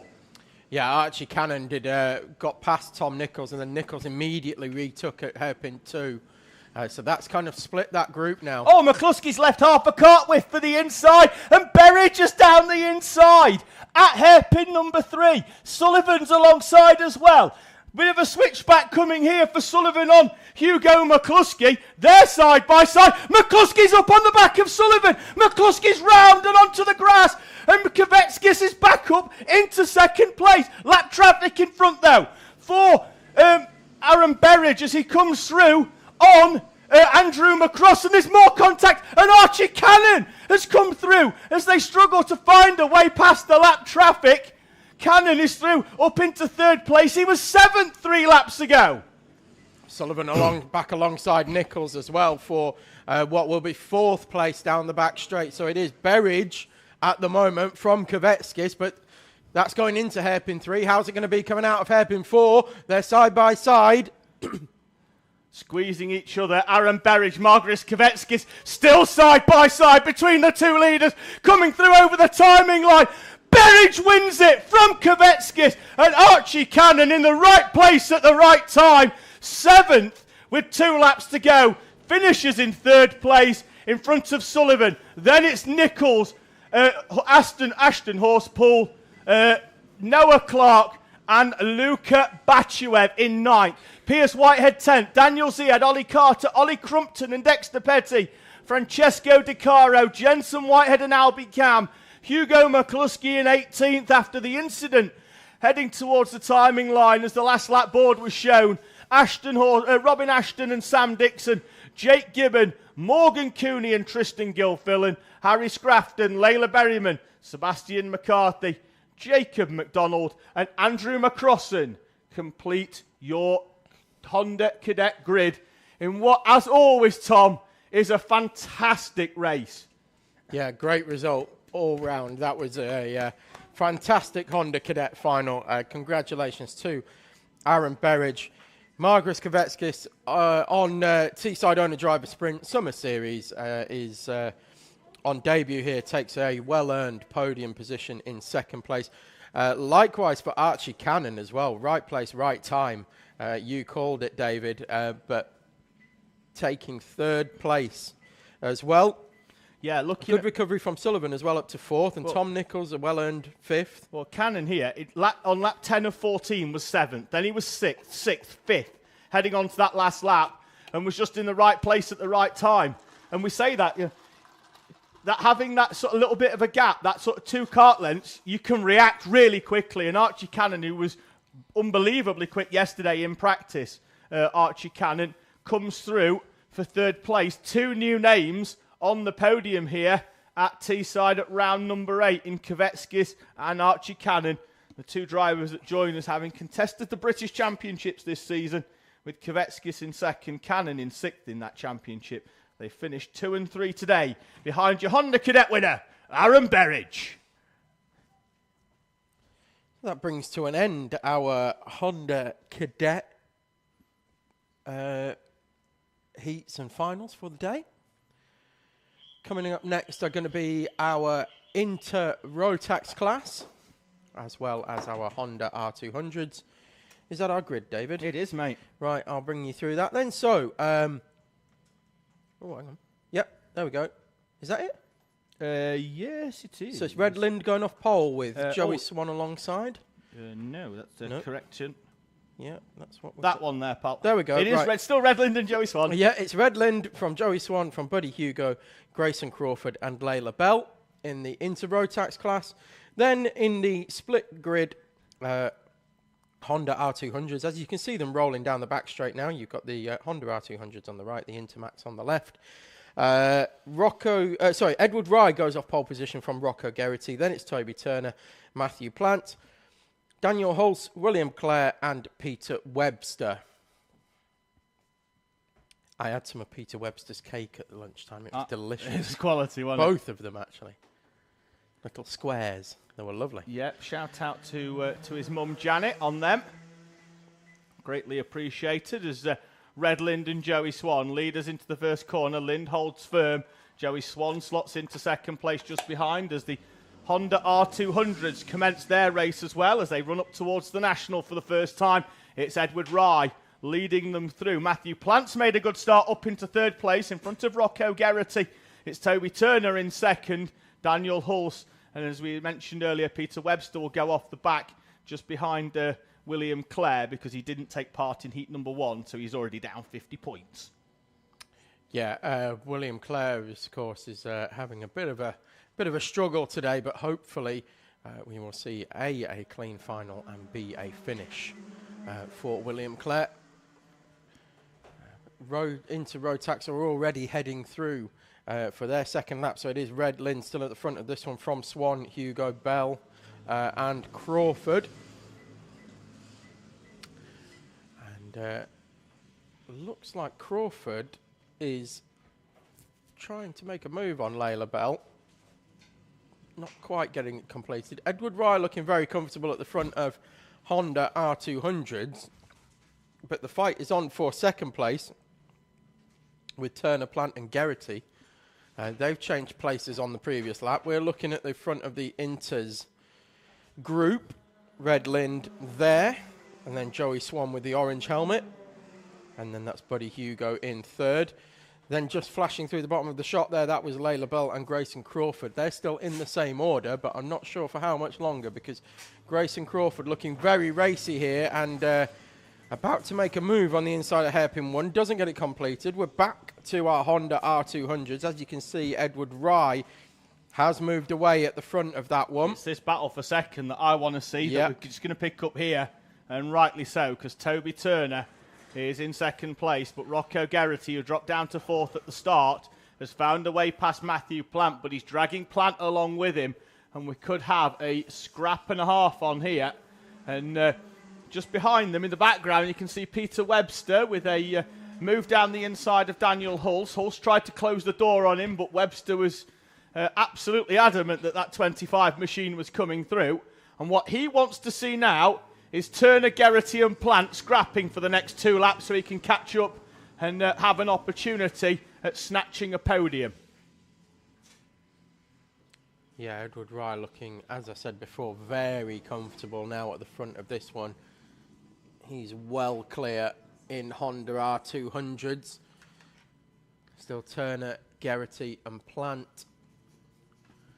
Very much nose to tail as they head down the back straight, and there goes Geraghty on the inside of Turner. Gets the move done with a little back end stepped out a little bit on the entrance to South Bank Corner, but Geraghty getting the move completed. Gapping slightly now, Matthew Plant. The front of the Inters is still as you were. Lind from Swan from Hugo. Crawford and Bell are still very much nose to tail as well. Just trying to find them on track. There they are in just coming into hairpin 3. They're still very much nose to tail, and Crawford unable to find a way through. And as I say that, he goes through and passes Layla Bell into hairpin 4. What do I know? Well, she's back in front. And now so, she's back in front. Loads, mate. You know everything. Yeah, it's as you were. You'd never know. To come across the line. You'd never know that there had been an overtake there, but there was indeed a change of position. And then it was re-overtaken. So Red Lind from Swan and Hugo. Very similar lap times being put in as well from the front 3 into Rotax. It's not going out and it's not coming down either. They're all pretty much lapping at the exact same time. In fact, to put it in perspective, a 44.527, a 44.566 and a 44.552. So, yeah, very similar lap times for the front 3. I think, barring any issues, Rise pretty much got the victory sewn up here already in Honda R200s, such as the lead that is built up. Although Rocco Geraghty is now moving significantly clear of Toby Turner, who's being reeled in turn by Matthew Plant. Peter Webster, again, not far off the back of that either. So that could come back together if Toby Turner's pace is starting to drop off. Buddy Hugo in 3rd place. I think we might... Oh, William Clare pulls off into the pit lane again. Not the first time today. He's had some problems in the 31 Honda R200. I'm going to try and pick up this battle, and we've already collected it. Great pick up there in terms of timing from the team here at TSK-Media. But Buddy Hugo appears to be taking a few tenths out of Joey Swan. So Red Lind has a gap at the front of 1.3 seconds. He looks reasonably comfortable.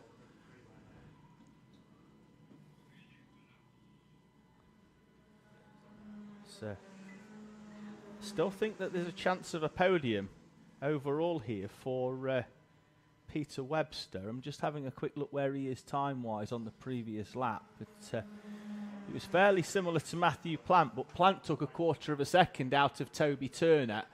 And those two look like they could be heading towards a scrap for the final step of the podium, which will give Peter Webster an opportunity.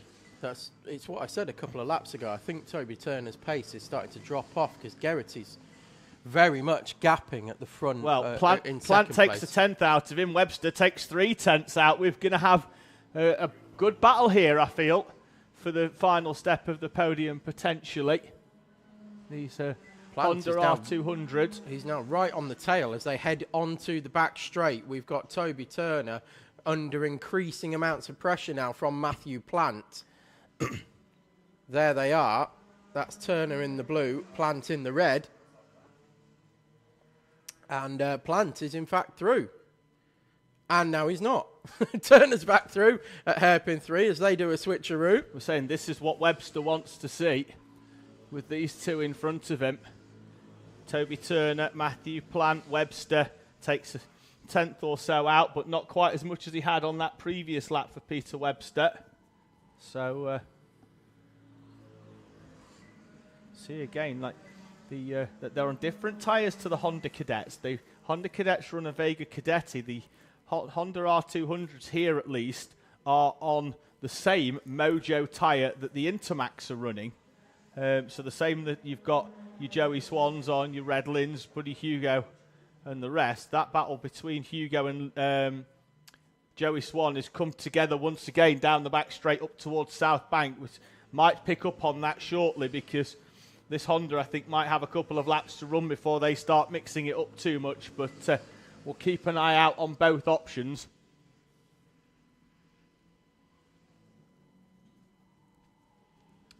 Grayson Crawford with a personal best lap that time around. On lap 10 as well is quite impressive, particularly with these tyres that do have an optimum operating window of a few laps. Second and third, as there's contact between Buddy Hugo into the back of Joey Swan. They've both managed to ride it out, and I think that was because Swan braked early, anticipating the lap traffic of the Honda R200 in front of him, and Buddy Hugo went through the back of Joey Swan. So that's the that we're looking at the Turner, Plant, and very soon to be Peter Webster fight that is ongoing. There they go. Turner still at the front of that one. Plant was able to close up very quickly. Apart from that switch move where they chopped positions within about 2 seconds, changed positions back and forth, Plant has not been able to find a way through.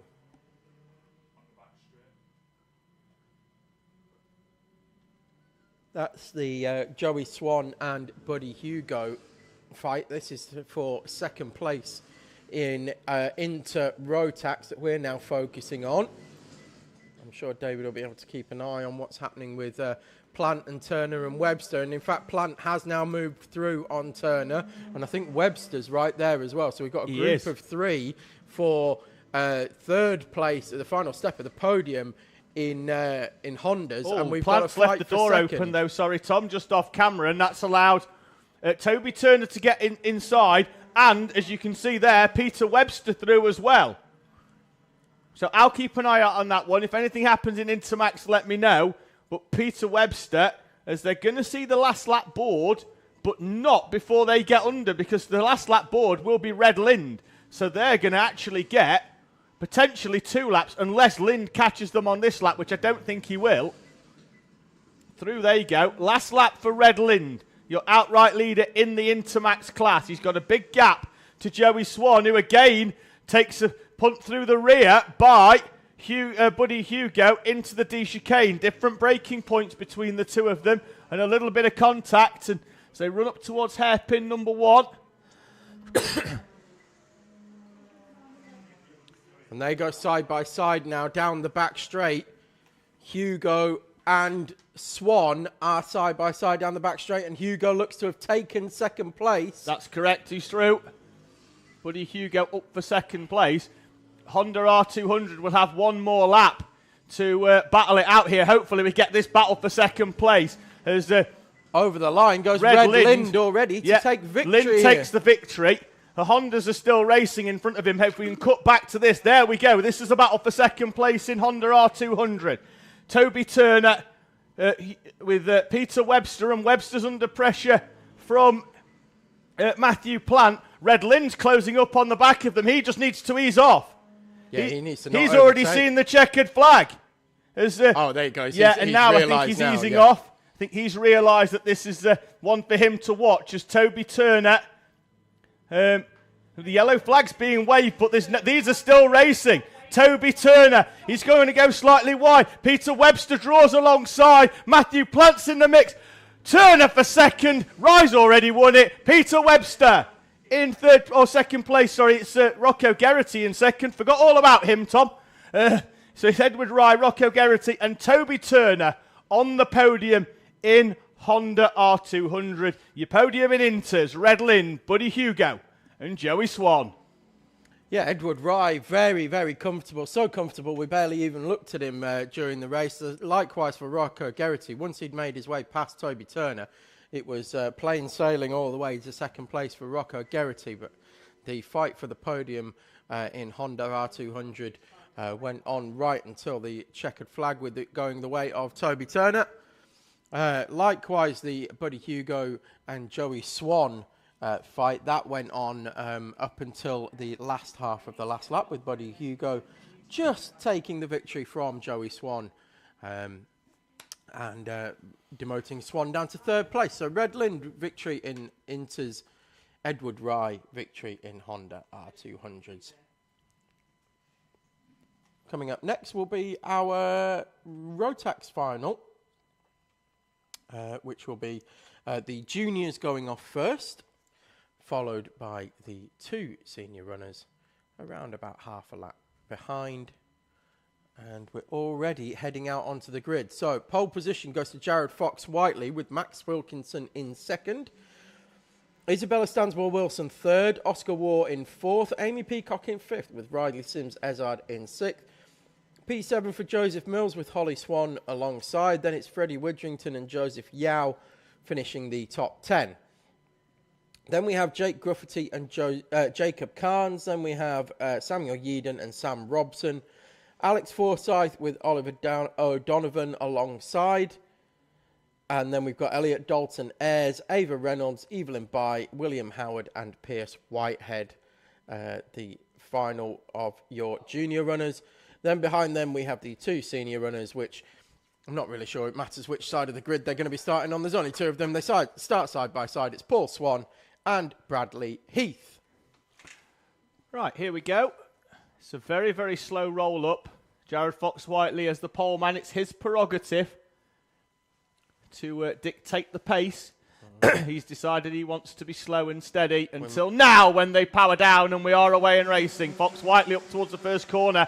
Good start though by Max Wilkinson. He's swept all the way round the outside and Wilkinson will lead from Jared Fox-Whiteley and Oscar Waugh. Then it's Isabella Stansmore-Wilson and Riley Sims-Ezard being nudged wide by Joseph Yao. Sims-Ezard says, have a bit of that back, thank you very much. I'm holding on to P5, although it could only be brief because Yao gets a good switch back as they head up towards South Bank. There they are in the background. Yao on the inside in the black and white machine moves through on Sims-Ezard. The move finally completed now at hairpin number 3. Well, Joseph Yao's left it late to turn on the speed and the style, but he's finally through and he's starting to make his way towards the front of this one. He will cross the line after an excellent opening lap for the first time today. I think it's fair to say for Joseph Yao. He comes over the line in 5th. So it's Wilkinson, Fox-Whiteley, Waugh, Stansmore-Wilson, Yao, Sims-Ezard, Peacock, Mills, Widrington and Gruffity, the top 10. Heath leads Swan in seniors. Change for the lead, sorry Thomas. Jared Fox-Whiteley goes down the inside of Max Wilkinson and that could allow Oscar Waugh to come down the inside of Wilkinson and does with a huge effort of side pod into the corner as well there by Oscar Waugh. They race out of the same stable, but there is a championship on the line between the 2 of them.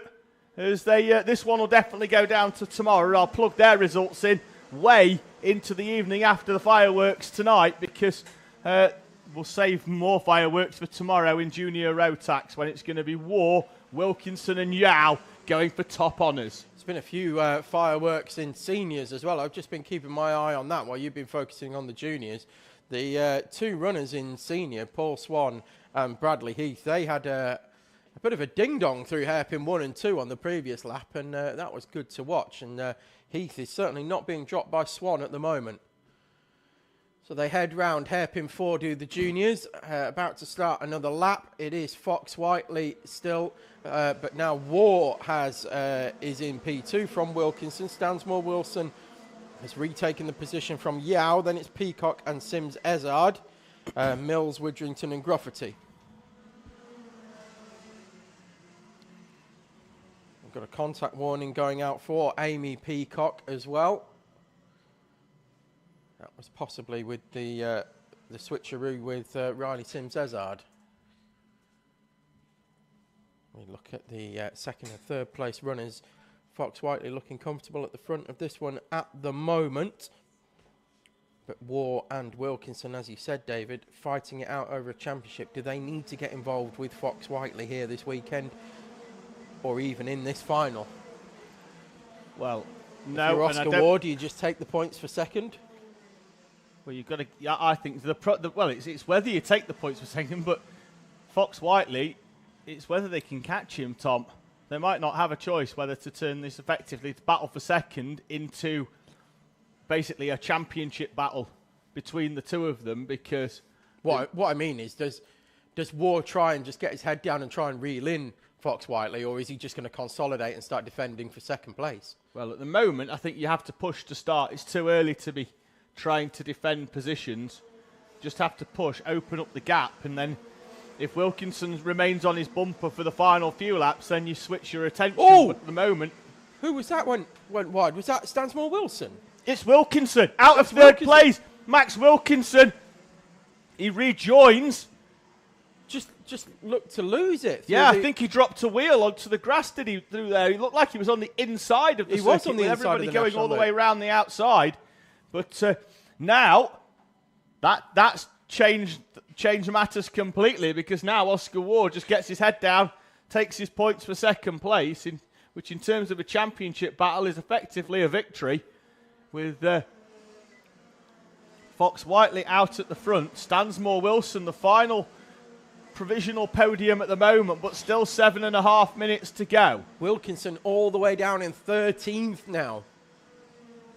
This will be a drive and a half. You've got 7.5 minutes to get back, to get some places back. Or as he squeezes down the inside of Jacob Carnes. Carnes has fought back though. He's not having any of that. Wilkinson thought just a nose down the inside would be enough. Been really impressed with Jacob Carnes in his first outing, in that definitely not intimidated, and Holly Swan's having a go at Max Wilkinson. Karting, the first time you go into a race like this, can be quite an intimidating atmosphere when you see karts appearing down the inside of you and you're learning where is the overtaking spots, where's the place to defend. I've been really impressed with Jacob Carnes this weekend in his first outing here. Wilkinson is now through on Carnes, though, and we'll head down the back straight. Next up will be, where is he? Samuel Yeadon will be next on the list for Wilkinson. He's got, in his own mind, he's got to get some more places back. Otherwise, this championship is going to be all but done. David plugged some scenarios in during the lunch break, and to say it's close in Junior Rotax will be an understatement. There are literally 1 or 2 positions. If they all scored equal points between now and the end of play tomorrow, there'd be 4 points between them and 2 drivers would be level on points. That's how tight it is in Junior Rotax. For Wilkinson to drop all the way down to 13th from right off the back of Oscar War, that could be pivotal. Has a big part to play, doesn't it, in this championship battle? He's closing in on the back of Yeadon, Gruffity and Widrington, though, so any places that Wilkinson can get, they're going to help the cause. Fox Whiteley's gap is 2 seconds at the front of this race. Meanwhile, Oscar War, as you said, a few seconds off the back now of Fox Whiteley, but comfortable. I'm just keeping an eye at the moment on Isabella Stansmore Wilson. She's broken away from Joseph Yao and was 0.3 quicker than Oscar War on that previous lap. Have they gone low on tyre pressures to come good in the final half of this race? Still 5 minutes to go. Gap previously between the two of them was around about 0.8. She's took another 1.5 out of Oscar War as Isabella Stansmore Wilson. In terms of distance, this is always our longest race of the day. Obviously, the time doesn't change, but they're the quickest karts out there, and they will do probably another lap or so than. It's another 2 minutes, and they're lapping in the 45s. And what that does also see is that it's that time plus 1 lap when they get to the line. Sometimes these finals are 4 laps longer than the heats because of that extra 2 minutes, just because of when they cross that timing line. It's also around about 2 laps more than what the Senior Pro Karts do, I think. Yes. If I remember right. So this is our longest distance. Oh, yeah, in terms of we number of actually laps, do, definitely. As Stansmore Wilson again takes 2 more tenths out of Oscar War. Has the mechanic played a blinder with tyre pressures here as David Wilson pulled a rabbit out of the hat for Isabella Stansmore Wilson to give her an opportunity of a podium. One driver that won't be heading to the podium, though, is the 5. We've got problems there. Not sure who that is rolling in. That's Ava Reynolds, who today has run almost every number under the sun. Started off as another number, then it's been 111, and then it's 5. So, okay. Is it? There's a 5 on the cart now. It's 5 on the cart now. Got to keep your options open. Okay. Well, it definitely keeps us guessing. He's trying to go incognito. So, anyway, Oscar Waugh is now being hounded by Stansmore Wilson. I said looked comfortable, but certainly not anymore. Yeah, we should pick them up, hopefully, heading down towards South Bank. There they are. Wilkinson still in 12th, by the way. Behind them, that's Yao, Riley Sims-Ezard as well, Joseph Mills and Amy Peacock in a 4-kart battle. In front of them, though, this is what we want. The battle for second and third place as Peacock goes down the inside of Joseph Mills. That was a moves nice move. up into 6th place. Good move by Stansmore Wilson, but it's the 2 in front that we want to focus on. There's Oscar Waugh and Isabella Stansmore Wilson. Yeah, it was Peacock with that move at hairpin 4. Just a beautiful slide job. Got in front and again does the exact same move at hairpin 1 on Riley Sims-Ezard. Great move by Isabella Stansmore Wilson. We caught it there. Drove down the inside of Oscar Waugh and just didn't turn into the apex. Gave Waugh no opportunity for a switchback. That is a textbook block pass by Isabella Stansmore Wilson that moves her up into 2nd place. Oscar Waugh now doesn't need to do anything silly here. His nearest championship rival is right behind him. So just get your head down. Go with Stansmore Wilson. Don't allow Joseph Yao back into the mix because you're already gaining points from Max Wilkinson. And Yao is wide. Amy Peacock into the back of Joseph Yao at hairpin number 1. And Joseph Yao is spinning down the order. He rejoins in 9th place in front of Samuel Yeadon. Apologies, I went full Gary Neville there for a second as Joseph Yao, for want of a better phrase, got punted by Amy Peacock. I think that board might be in use shortly. Fox Whiteley goes through for another lap from Stansmore Wilson, from Waugh, as Yao drops down the order. It's Peacock, Sims-Ezard, Mills, Dalton Ayres, Widrington. Yao crosses the line in front of Max Wilkinson now, 9th and 10th. So Wilkinson's got past both Grufferty and Yeadon. So penalty noted for the 17 in terms of that there's something definitely incoming. It's what that is, we don't know yet. Yeah, that'll be decided post-race, but it's just to inform that it's more than a warning. Yes. This is being adjudged there for the 17 of Amy Peacock for the incident at hairpin number 1. At present, she's 4. Probably not going to keep hold of that. It's unfortunate for Peacock because he just slightly misjudged it. And I mean only slightly, but the effects of that are going to be devastating for Yao. Yeah, but now Waugh's in a battle now with Wilkinson. So Yao's in a battle with Wilkinson. He was trying to battle with Waugh, and now it's other championship rival, Max Wilkinson, that he's in a battle with. At hairpin number 1 now. They are together on track 9th and 10th respectively. Yao giving Wilkinson the work with me signal, and that's not going to work because Wilkinson goes straight down the inside of South Bank corner and takes the position away from Yao.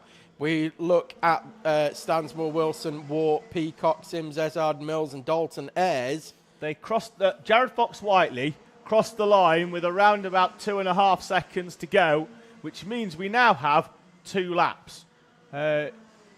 What's his gap in front? 2.4 seconds. Oh, so he could have eased off then. Oh yeah, could have eased off. You know, like you do at Le Mans, and just like basically make sure they don't have to do any more laps than is strictly necessary. Why should we do another lap? Just roll it down a little bit. It's not the Fox Whiteley way, though, is it? No, it's not. Amy Peacock is right on the back of Oscar Waugh here. Even if she was to get through for 3rd place, potentially unlikely to keep that, as we know that there's a potential for a penalty incoming after this race. But Fox Whiteley leads from Stansmore Wilson and Oscar Waugh, Amy Peacock and Joseph Mills, with Riley Sims-Ezard, Elliot Dalton Ayres, and a gap back to Freddie Widrington, and down the back straight. Peacock did find the way past Oscar Waugh, but it is brief as Waugh is back down the inside at South Bank and holds on at the moment for 3rd place. There's still more action to come at hairpin 4. He takes a straight line. Out of the corner, though, comes Jared Fox-Whiteley for a win on his return to Teesside from Isabella Stansmore Wilson and Oscar Waugh. Then it's Amy Peacock, Joseph Mills and Riley Sims-Ezard, Elliot Dalton Ayres, Freddie Witherington in 8th. Think that's his best finish in Junior Rotax here at Teesside for Witherington. Wilkinson and Yao complete your top 10 in front of Yeadon, Carnes, Gruffity, Swan, William Howard, and then our 2 seniors, Paul Swan and Bradley Heath, with Oliver O'Donovan, Evelyn Bye completing with your 2 retirees, Alex Forsyth and Ava Reynolds, classified in 20th and 21st. Yeah, congratulations to Paul Swan taking victory in seniors from Bradley Heath, and of course Fox Whiteley, Stansmore Wilson and Oscar War on your podium. So we'll await to see what's going to happen with Amy Peacock and what a potential penalty may ensue for that one, but certainly cost Joseph Yao, who finished only just inside the top 10. A good recovery from Max Wilkinson up to 9th, and wasn't far off in the end. Only 7.5 seconds off Stansmore Wilson in 2nd place. So good recovery drive from Wilkinson despite that off, which looked self-inflicted. Yeah, I didn't see anything. I don't think he was close enough to Oscar War at the time.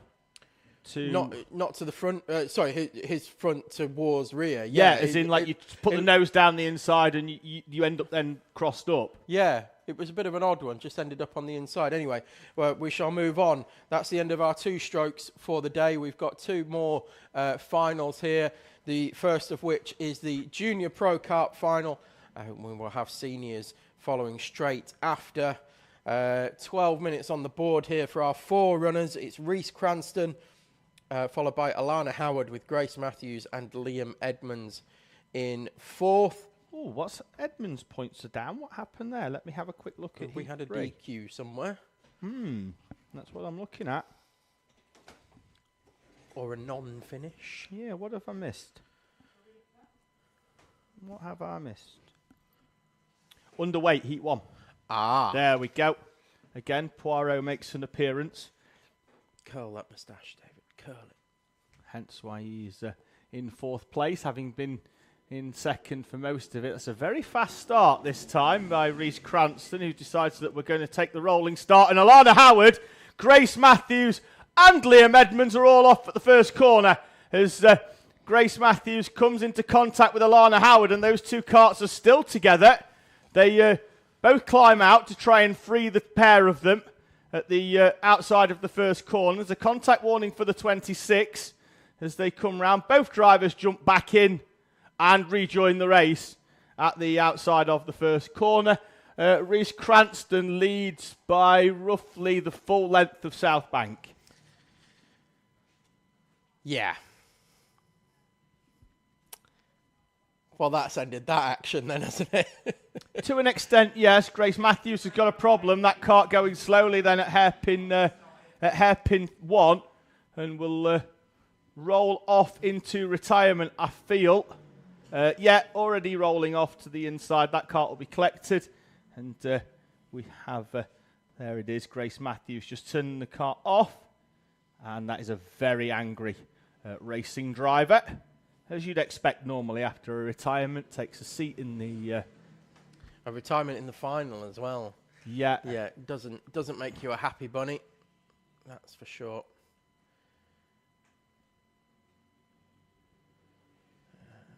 There we go. Right. So, yeah, Cranston comfortably now in front in the front of this race with Edmonds and Howard, the only other 2 still running.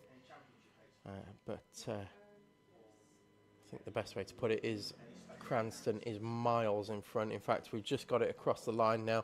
9.4 seconds the gap to Liam Edmonds, and probably, well, it's half a lap already now to Alana Howard, who comes across the line now. Lap time not a long way off. I mean, 1.4 seconds off what Reese Cranston was doing, but already 17 seconds behind. So certainly a tough one for Edmonds and Howard here.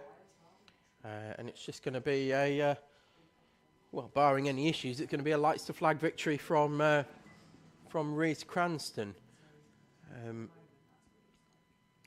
Needs to get the message. I mean, fastest lap of the race as well for Cranston, so still pushing on. But 10.3 seconds clear now of Edmonds. Needs to get the message that he is miles clear and can back it down and save those tyres for tomorrow. Sorry, I was just seeing if we had any breaking news, but it's not quite breaking. But I'm going to break some news because we're looking at the calendar for next year. It's not breaking, but it's breaking a bit. Yeah, it's breaking a bit. It's fractured, but it's not fully broken. Right. Next year. Next year. The championship dates should hopefully be out in the next couple of weeks. 1st of November for the championship dates, which is also the date that you can commence your entries for the Winter Series. Registration is open for that right now, but you can commence your entries from Thursday next week, which I think is the 1st of November. Or is it Friday next week, actually, is the 1st of November. So that's when entries officially open for your rounds of the Winter Series, which is here for the Winter O-Plate between Christmas and New Year, and then the trips to Three Sisters and GYG. And then we'll have a month or so off for us to enjoy the presentation on the 22nd of February before the 2025 season starts. And just heard that we might, Tom, be having a one-off special away round for the Teesside season. Oh, I thought you were going to say we were going to have a one-off special, me and you, head-to-head, just the two of us. Yeah, but only if we can do it in Pro Kart where there's no drop-downs. I'll send you a message when I get to the moon. Yeah, that's David's fine. launched me there. But we should have guest drivers in that we invite. Lennon French's dad. Yeah. So you can fire him again. Fire him off again. Yeah. In retaliation. I'll get Ange Falkus in. She can fire me off again. She again. can fire you off again. Yeah. Then basically we just need everybody then pick somebody that they've been aggrieved by. Yeah. And we'll fill a grid up of people that where you. I'll get Ian from Teesside Tigers. Oh, he can come and fire me off. Yeah. As he's done many times in the past. Get Paul White involved. He's fired everybody off at some point. Yeah. A much more refined driver these days. I will give him some credit there. He's matured. Yes. I wouldn't quite say it like a fine wine, but he's more like a ripe cheese.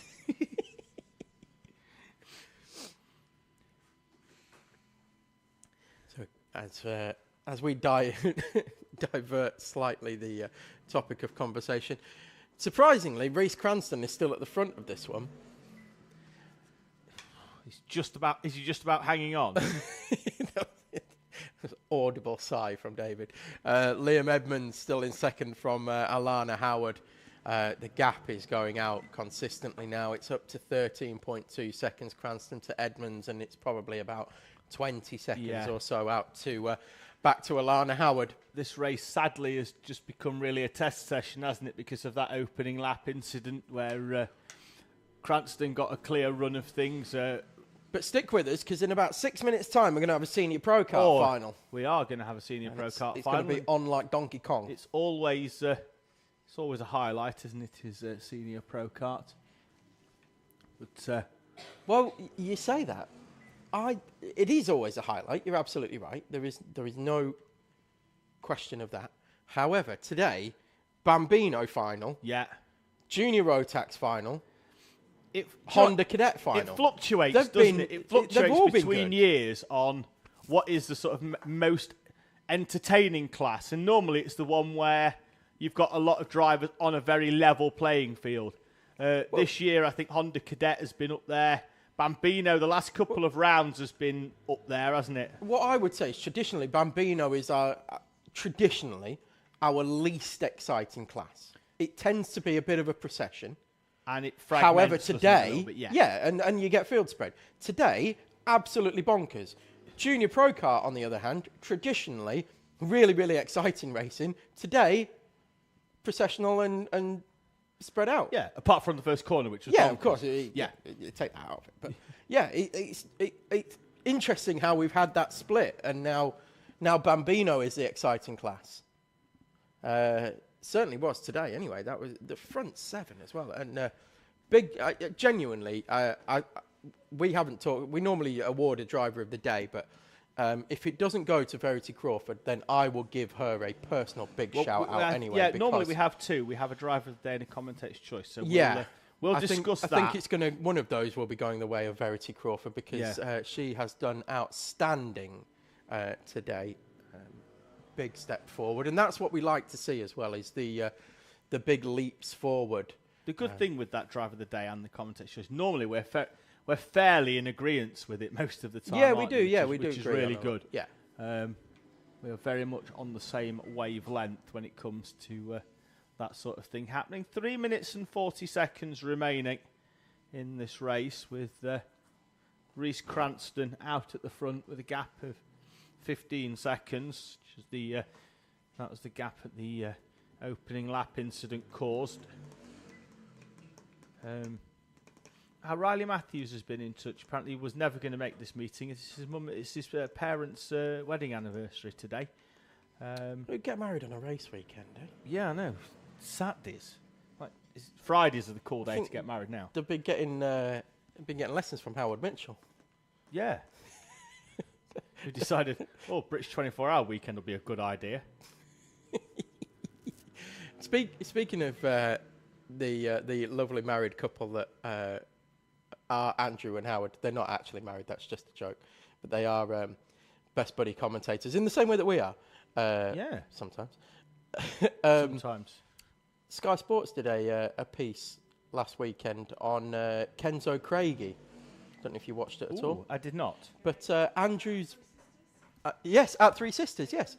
Yes, they did. They filmed it at Three Sisters, yeah. And they used Andrew and Henry's commentary on Sky Sports F1, which I thought was I don't know whether they know or not. I'm sure they do know, because someone will have told them by now. Andrew, who's commentated on numerous British 24 hours here and has been... he's stepped into that berth vacated by Anthony Jordan in the British Championships as Anthony's headed over to Europe. Him and Andrew still work together actually over in Europe, but Andrew Mather, I think, has just brought a level of knowledge and excitement to the British Championships where he's slotted in almost seamlessly. He's a good egg as well. Yeah, it's great to see. Great to see someone that we know so well doing so well.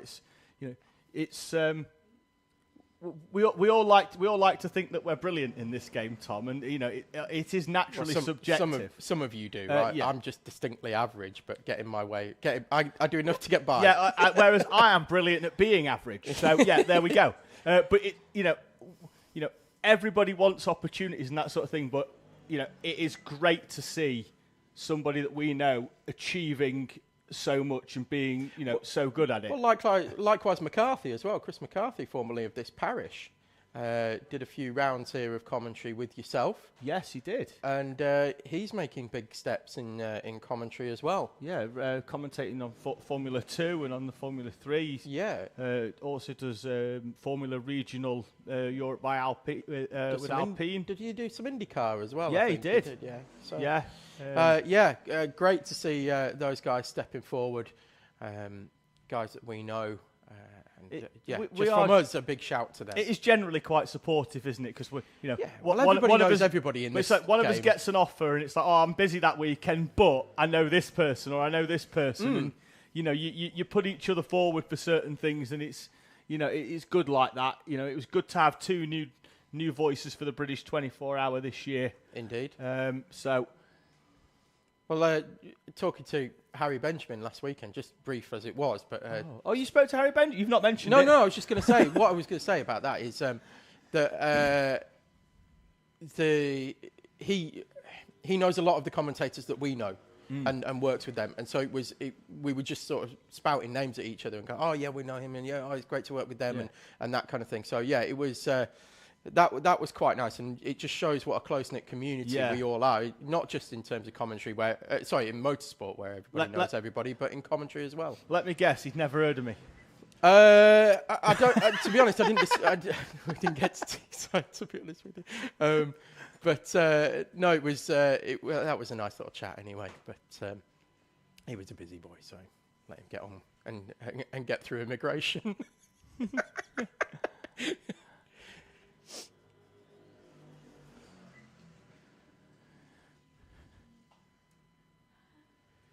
So, final lap board goes out for Reece Cranston, back on topic. Takes the final lap board and is about to potentially, well, maybe not, he's quite a bit of a gap to put Alana Howard a lap down, but Liam Edmonds will come across the line in a very comfortable second place. There he goes. And around about half a lap now to Alana Howard. So this one has become very fragmented. Alana Howard will come across the line in about 10 seconds or so. Time to take the final lap, and third place that will be classified as. And Reece Cranston exits hairpin 4, comes through the dog leg, through the kink on the right, crosses the line and takes victory in an uncontested, I think it's fair to say, Junior Pro Kart final. And Liam Edmonds will come across the line in second. He's just exiting hairpin 4 through the final 2 corners and crosses the line second place. And that will conclude our Junior Pro Kart final, because Alana Howard will now, irrespective of everything else, will finish in third place. Grace Matthews, unfortunately, retiring after that first lap incident, so await recovery on that one in one form or another. I think it's going to be pushed back by the looks of things. Yes, it's being flipped around. Or driven. Could it be driven it might be back? driven I know back, it wasn't looking particularly healthy, but we'll see. Yeah, I think we were down an engine at the time, hence why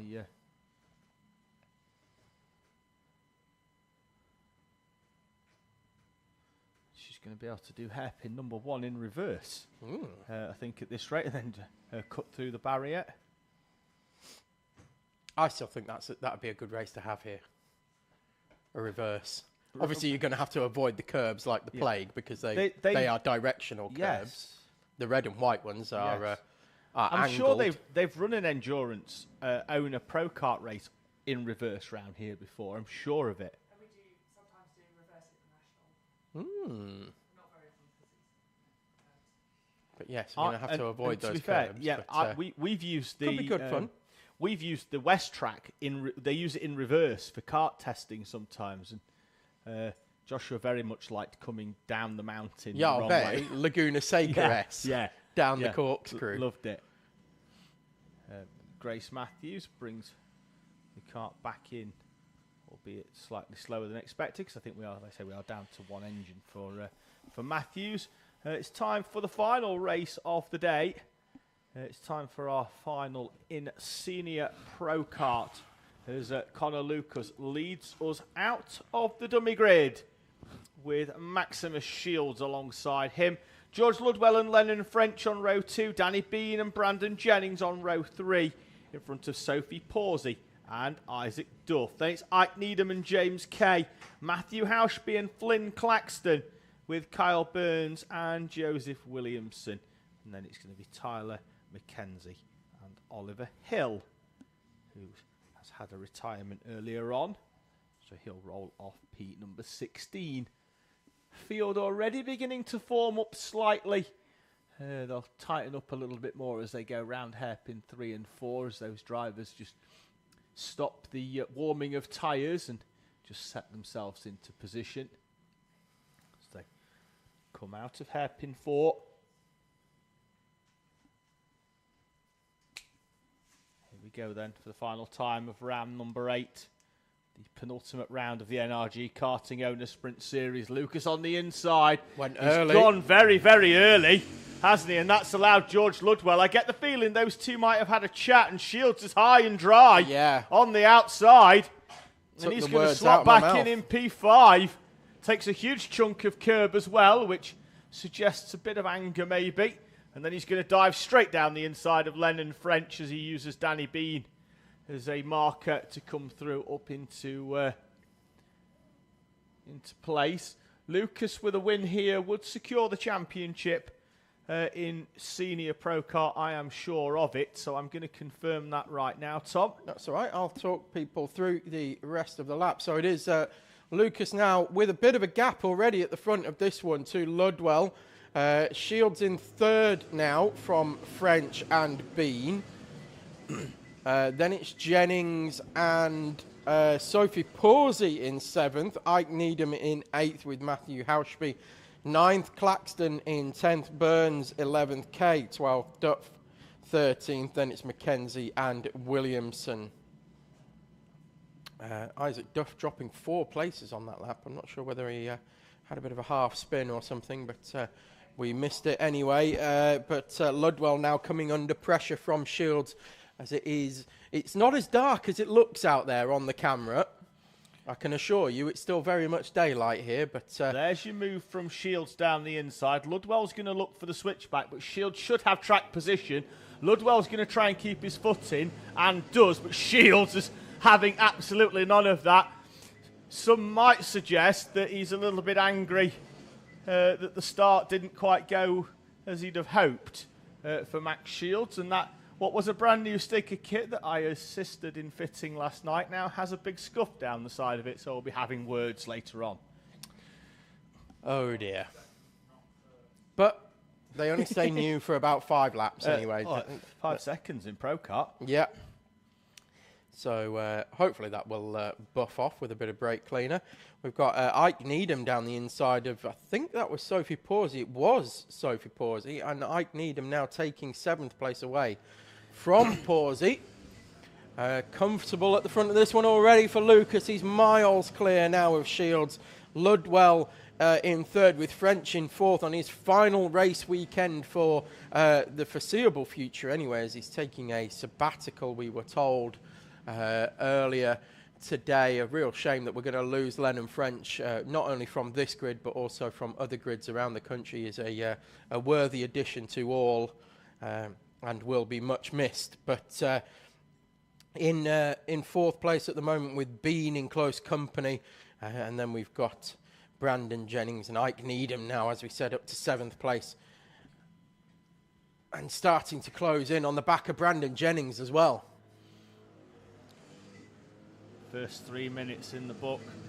Lucas continuing to open up the gap, which is now 1.7 seconds. Similarly, Shields is opening a gap up to Ludwell by 0.2 on that previous lap. So they head up towards hairpin number 1.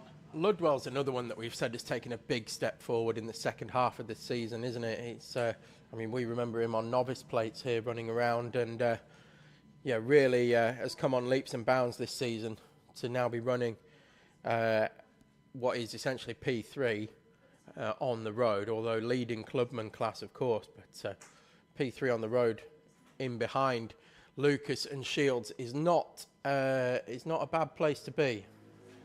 It's absolutely not, and Ludwell, a driver that's been doing a bit of endurance racing as well in BPEC, and it has brought him on no end as a driver.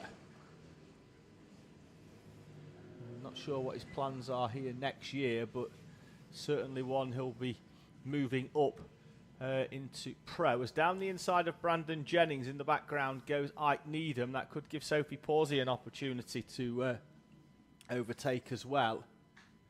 It's been Paula Blythe in the comments saying good luck to Brandon Jennings. That's Asher Blythe's mum. Yes, it is. Who we know from racing here at Teesside as well, and was part of the Nexus Sport British. Pardon? He's one who's missed.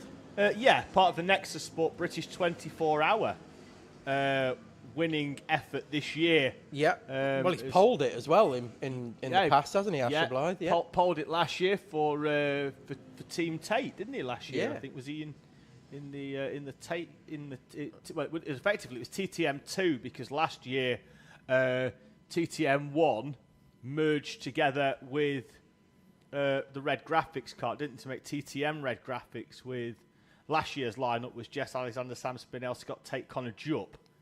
They ran separately this time round.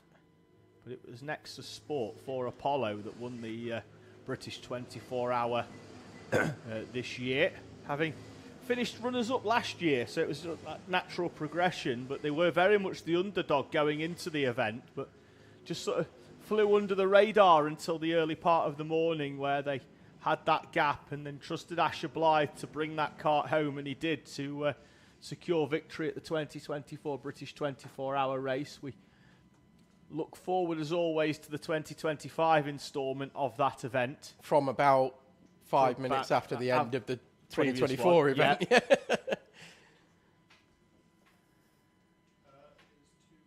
We are absolutely shattered during that race, but we wouldn't be anywhere else.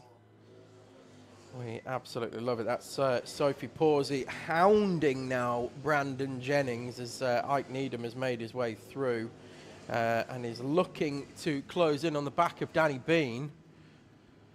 Is Ike Needham. There's a bit of a gap there, but I mean 5.5 minutes still to go here. Pawsey looking very racy. Has a look on the inside of Brandon Jennings. Can't get the move done.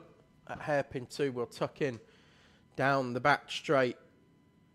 Try and use that slipstream to close back in on Jennings. Pawsey, of course, when was in Junior Pro Kart. Champion in Junior Pro Kart. And managed to win in fact, overall here. Yes. When it was the mixed conditions. The wet tyres on the Junior Pro Kart sent her out into a massive, massive lead. Then the track dried up. Was on wet tyres. The seniors were on slicks. And Falkus and Lucas being hounded down. By and there was a best. big Jaws theme, wasn't there, in the back? Oh, it was tense to say the least. But Pawsey, I think one more lap and it would have been all over. But Pawsey taking an overall victory in a Junior Pro Kart was certainly one of the highlights of our commentary here for me over the years. But, there we go. Shields has got a problem, Tom. Shields slow out of hairpin 4. Looking down, and he's punching the steering wheel. Max Shields, engine down, is out of the second place, out of the race. Max Shields, the steering wheel, the side pod, the Nauseo panel taking a beating as Max Shields retires from second place. Well, as you said, David, with the victory in this race, it looked like Lucas was going to take the championship anyway. But of course, Shields wants to put as much pressure on throughout anyway, and wanted another podium here. It's somewhat a formality now, unless Lucas retires from this race. 3.5 minutes, and I imagine when he goes round hairpin number 1, and if he has a little look to one side, he'll see that Shields is no longer there. Having said that, Lucas has been nothing less than focused this weekend. He has been eyes on the prize, and there does indeed have a look to his right-hand side, and we'll now see it's Ludwell and Lennon French battling it out for second place outright. Ludwell in prime position for the Clubman Championship, but having missed 2 rounds already, that'll go down to tomorrow for George Ludwell.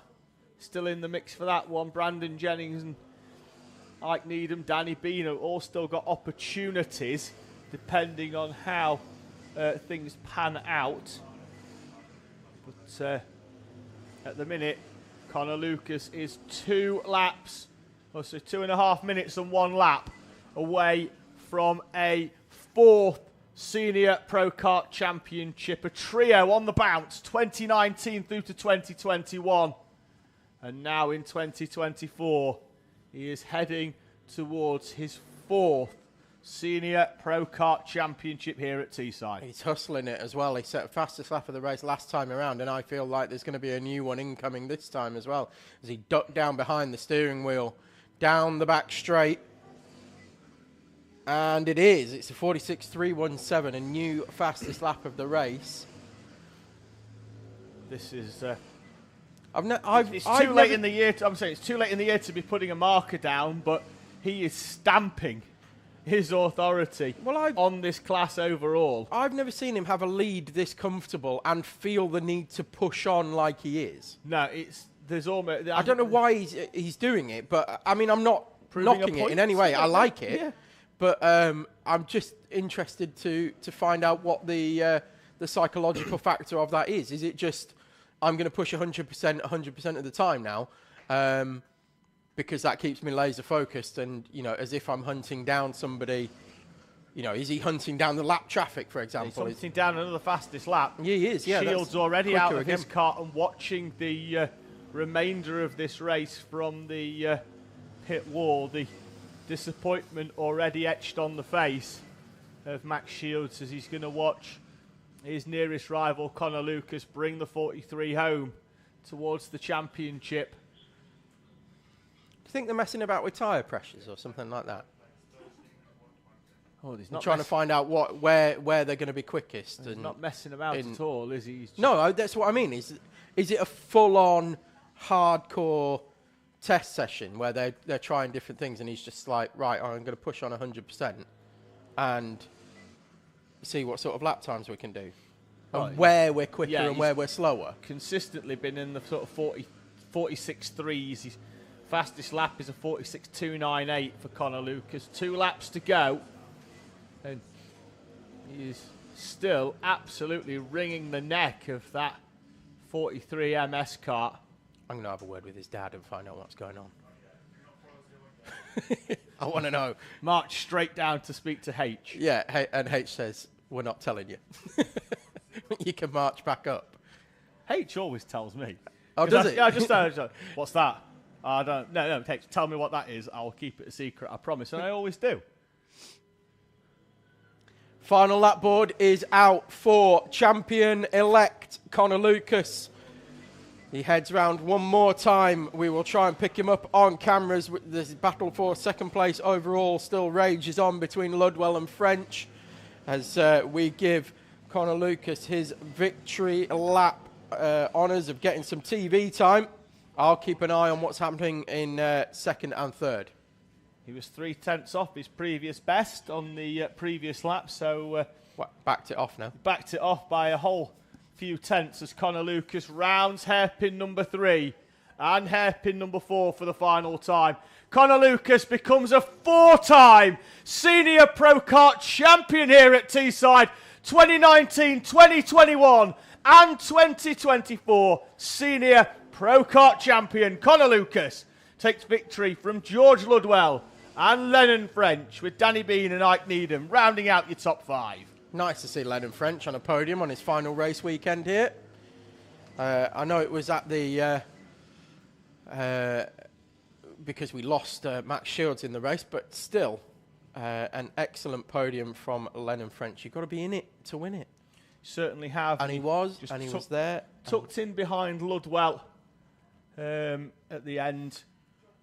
Settled himself into third place. Second on the podium in Pro as Tyler McKenzie crosses the line. His first race weekend here at Teesside to take the checkered flag. Always great to see new names joining the grid here at Teesside, and Tyler McKenzie is a welcome addition as the field head into pit lane to bring round number 8 here at Teesside Autodrome to a close. We're going to have a very, very good evening of food, drink and fireworks before we bring tomorrow's race meeting and season to a close here at Teesside Autodrome. It's been a lovely day, Tom, as the sun begins to set here at Teesside. Thank you as always. We haven't needed the medical team today, but thank you for their presence as always, just in case. A bit of a shout out as well, because we did have an incident yesterday. Shout out to Isaac Welburn. He had an incident at hairpin 2 yesterday, which means he isn't taking part in the race weekend today, but was at the track this morning to say hello to all the other Honda cadets and also say thank you to the staff and to Jensen Whitehead's mum who helped him out yesterday. He spent a bit of time at James Cook, which I'm familiar with. And he was I shouldn't laugh, but we won't go into why. And he was back at the track this morning with all the other Honda cadets, so great to see Isaac. Thank you to the marshals. Thank you to John, Rufus and Ben on the on the cameras, to Toby behind us directing, to everybody that helps keep this race meeting going on and so smoothly, particularly after the timing issues we had this morning. Anything to add, Tom, or are you going to save your voice for tomorrow? Yeah, have a nice night, everybody, and we'll see you all tomorrow. Good stuff. I've been David Sullivan. He's been Tom Butterworth. We'll see you all in the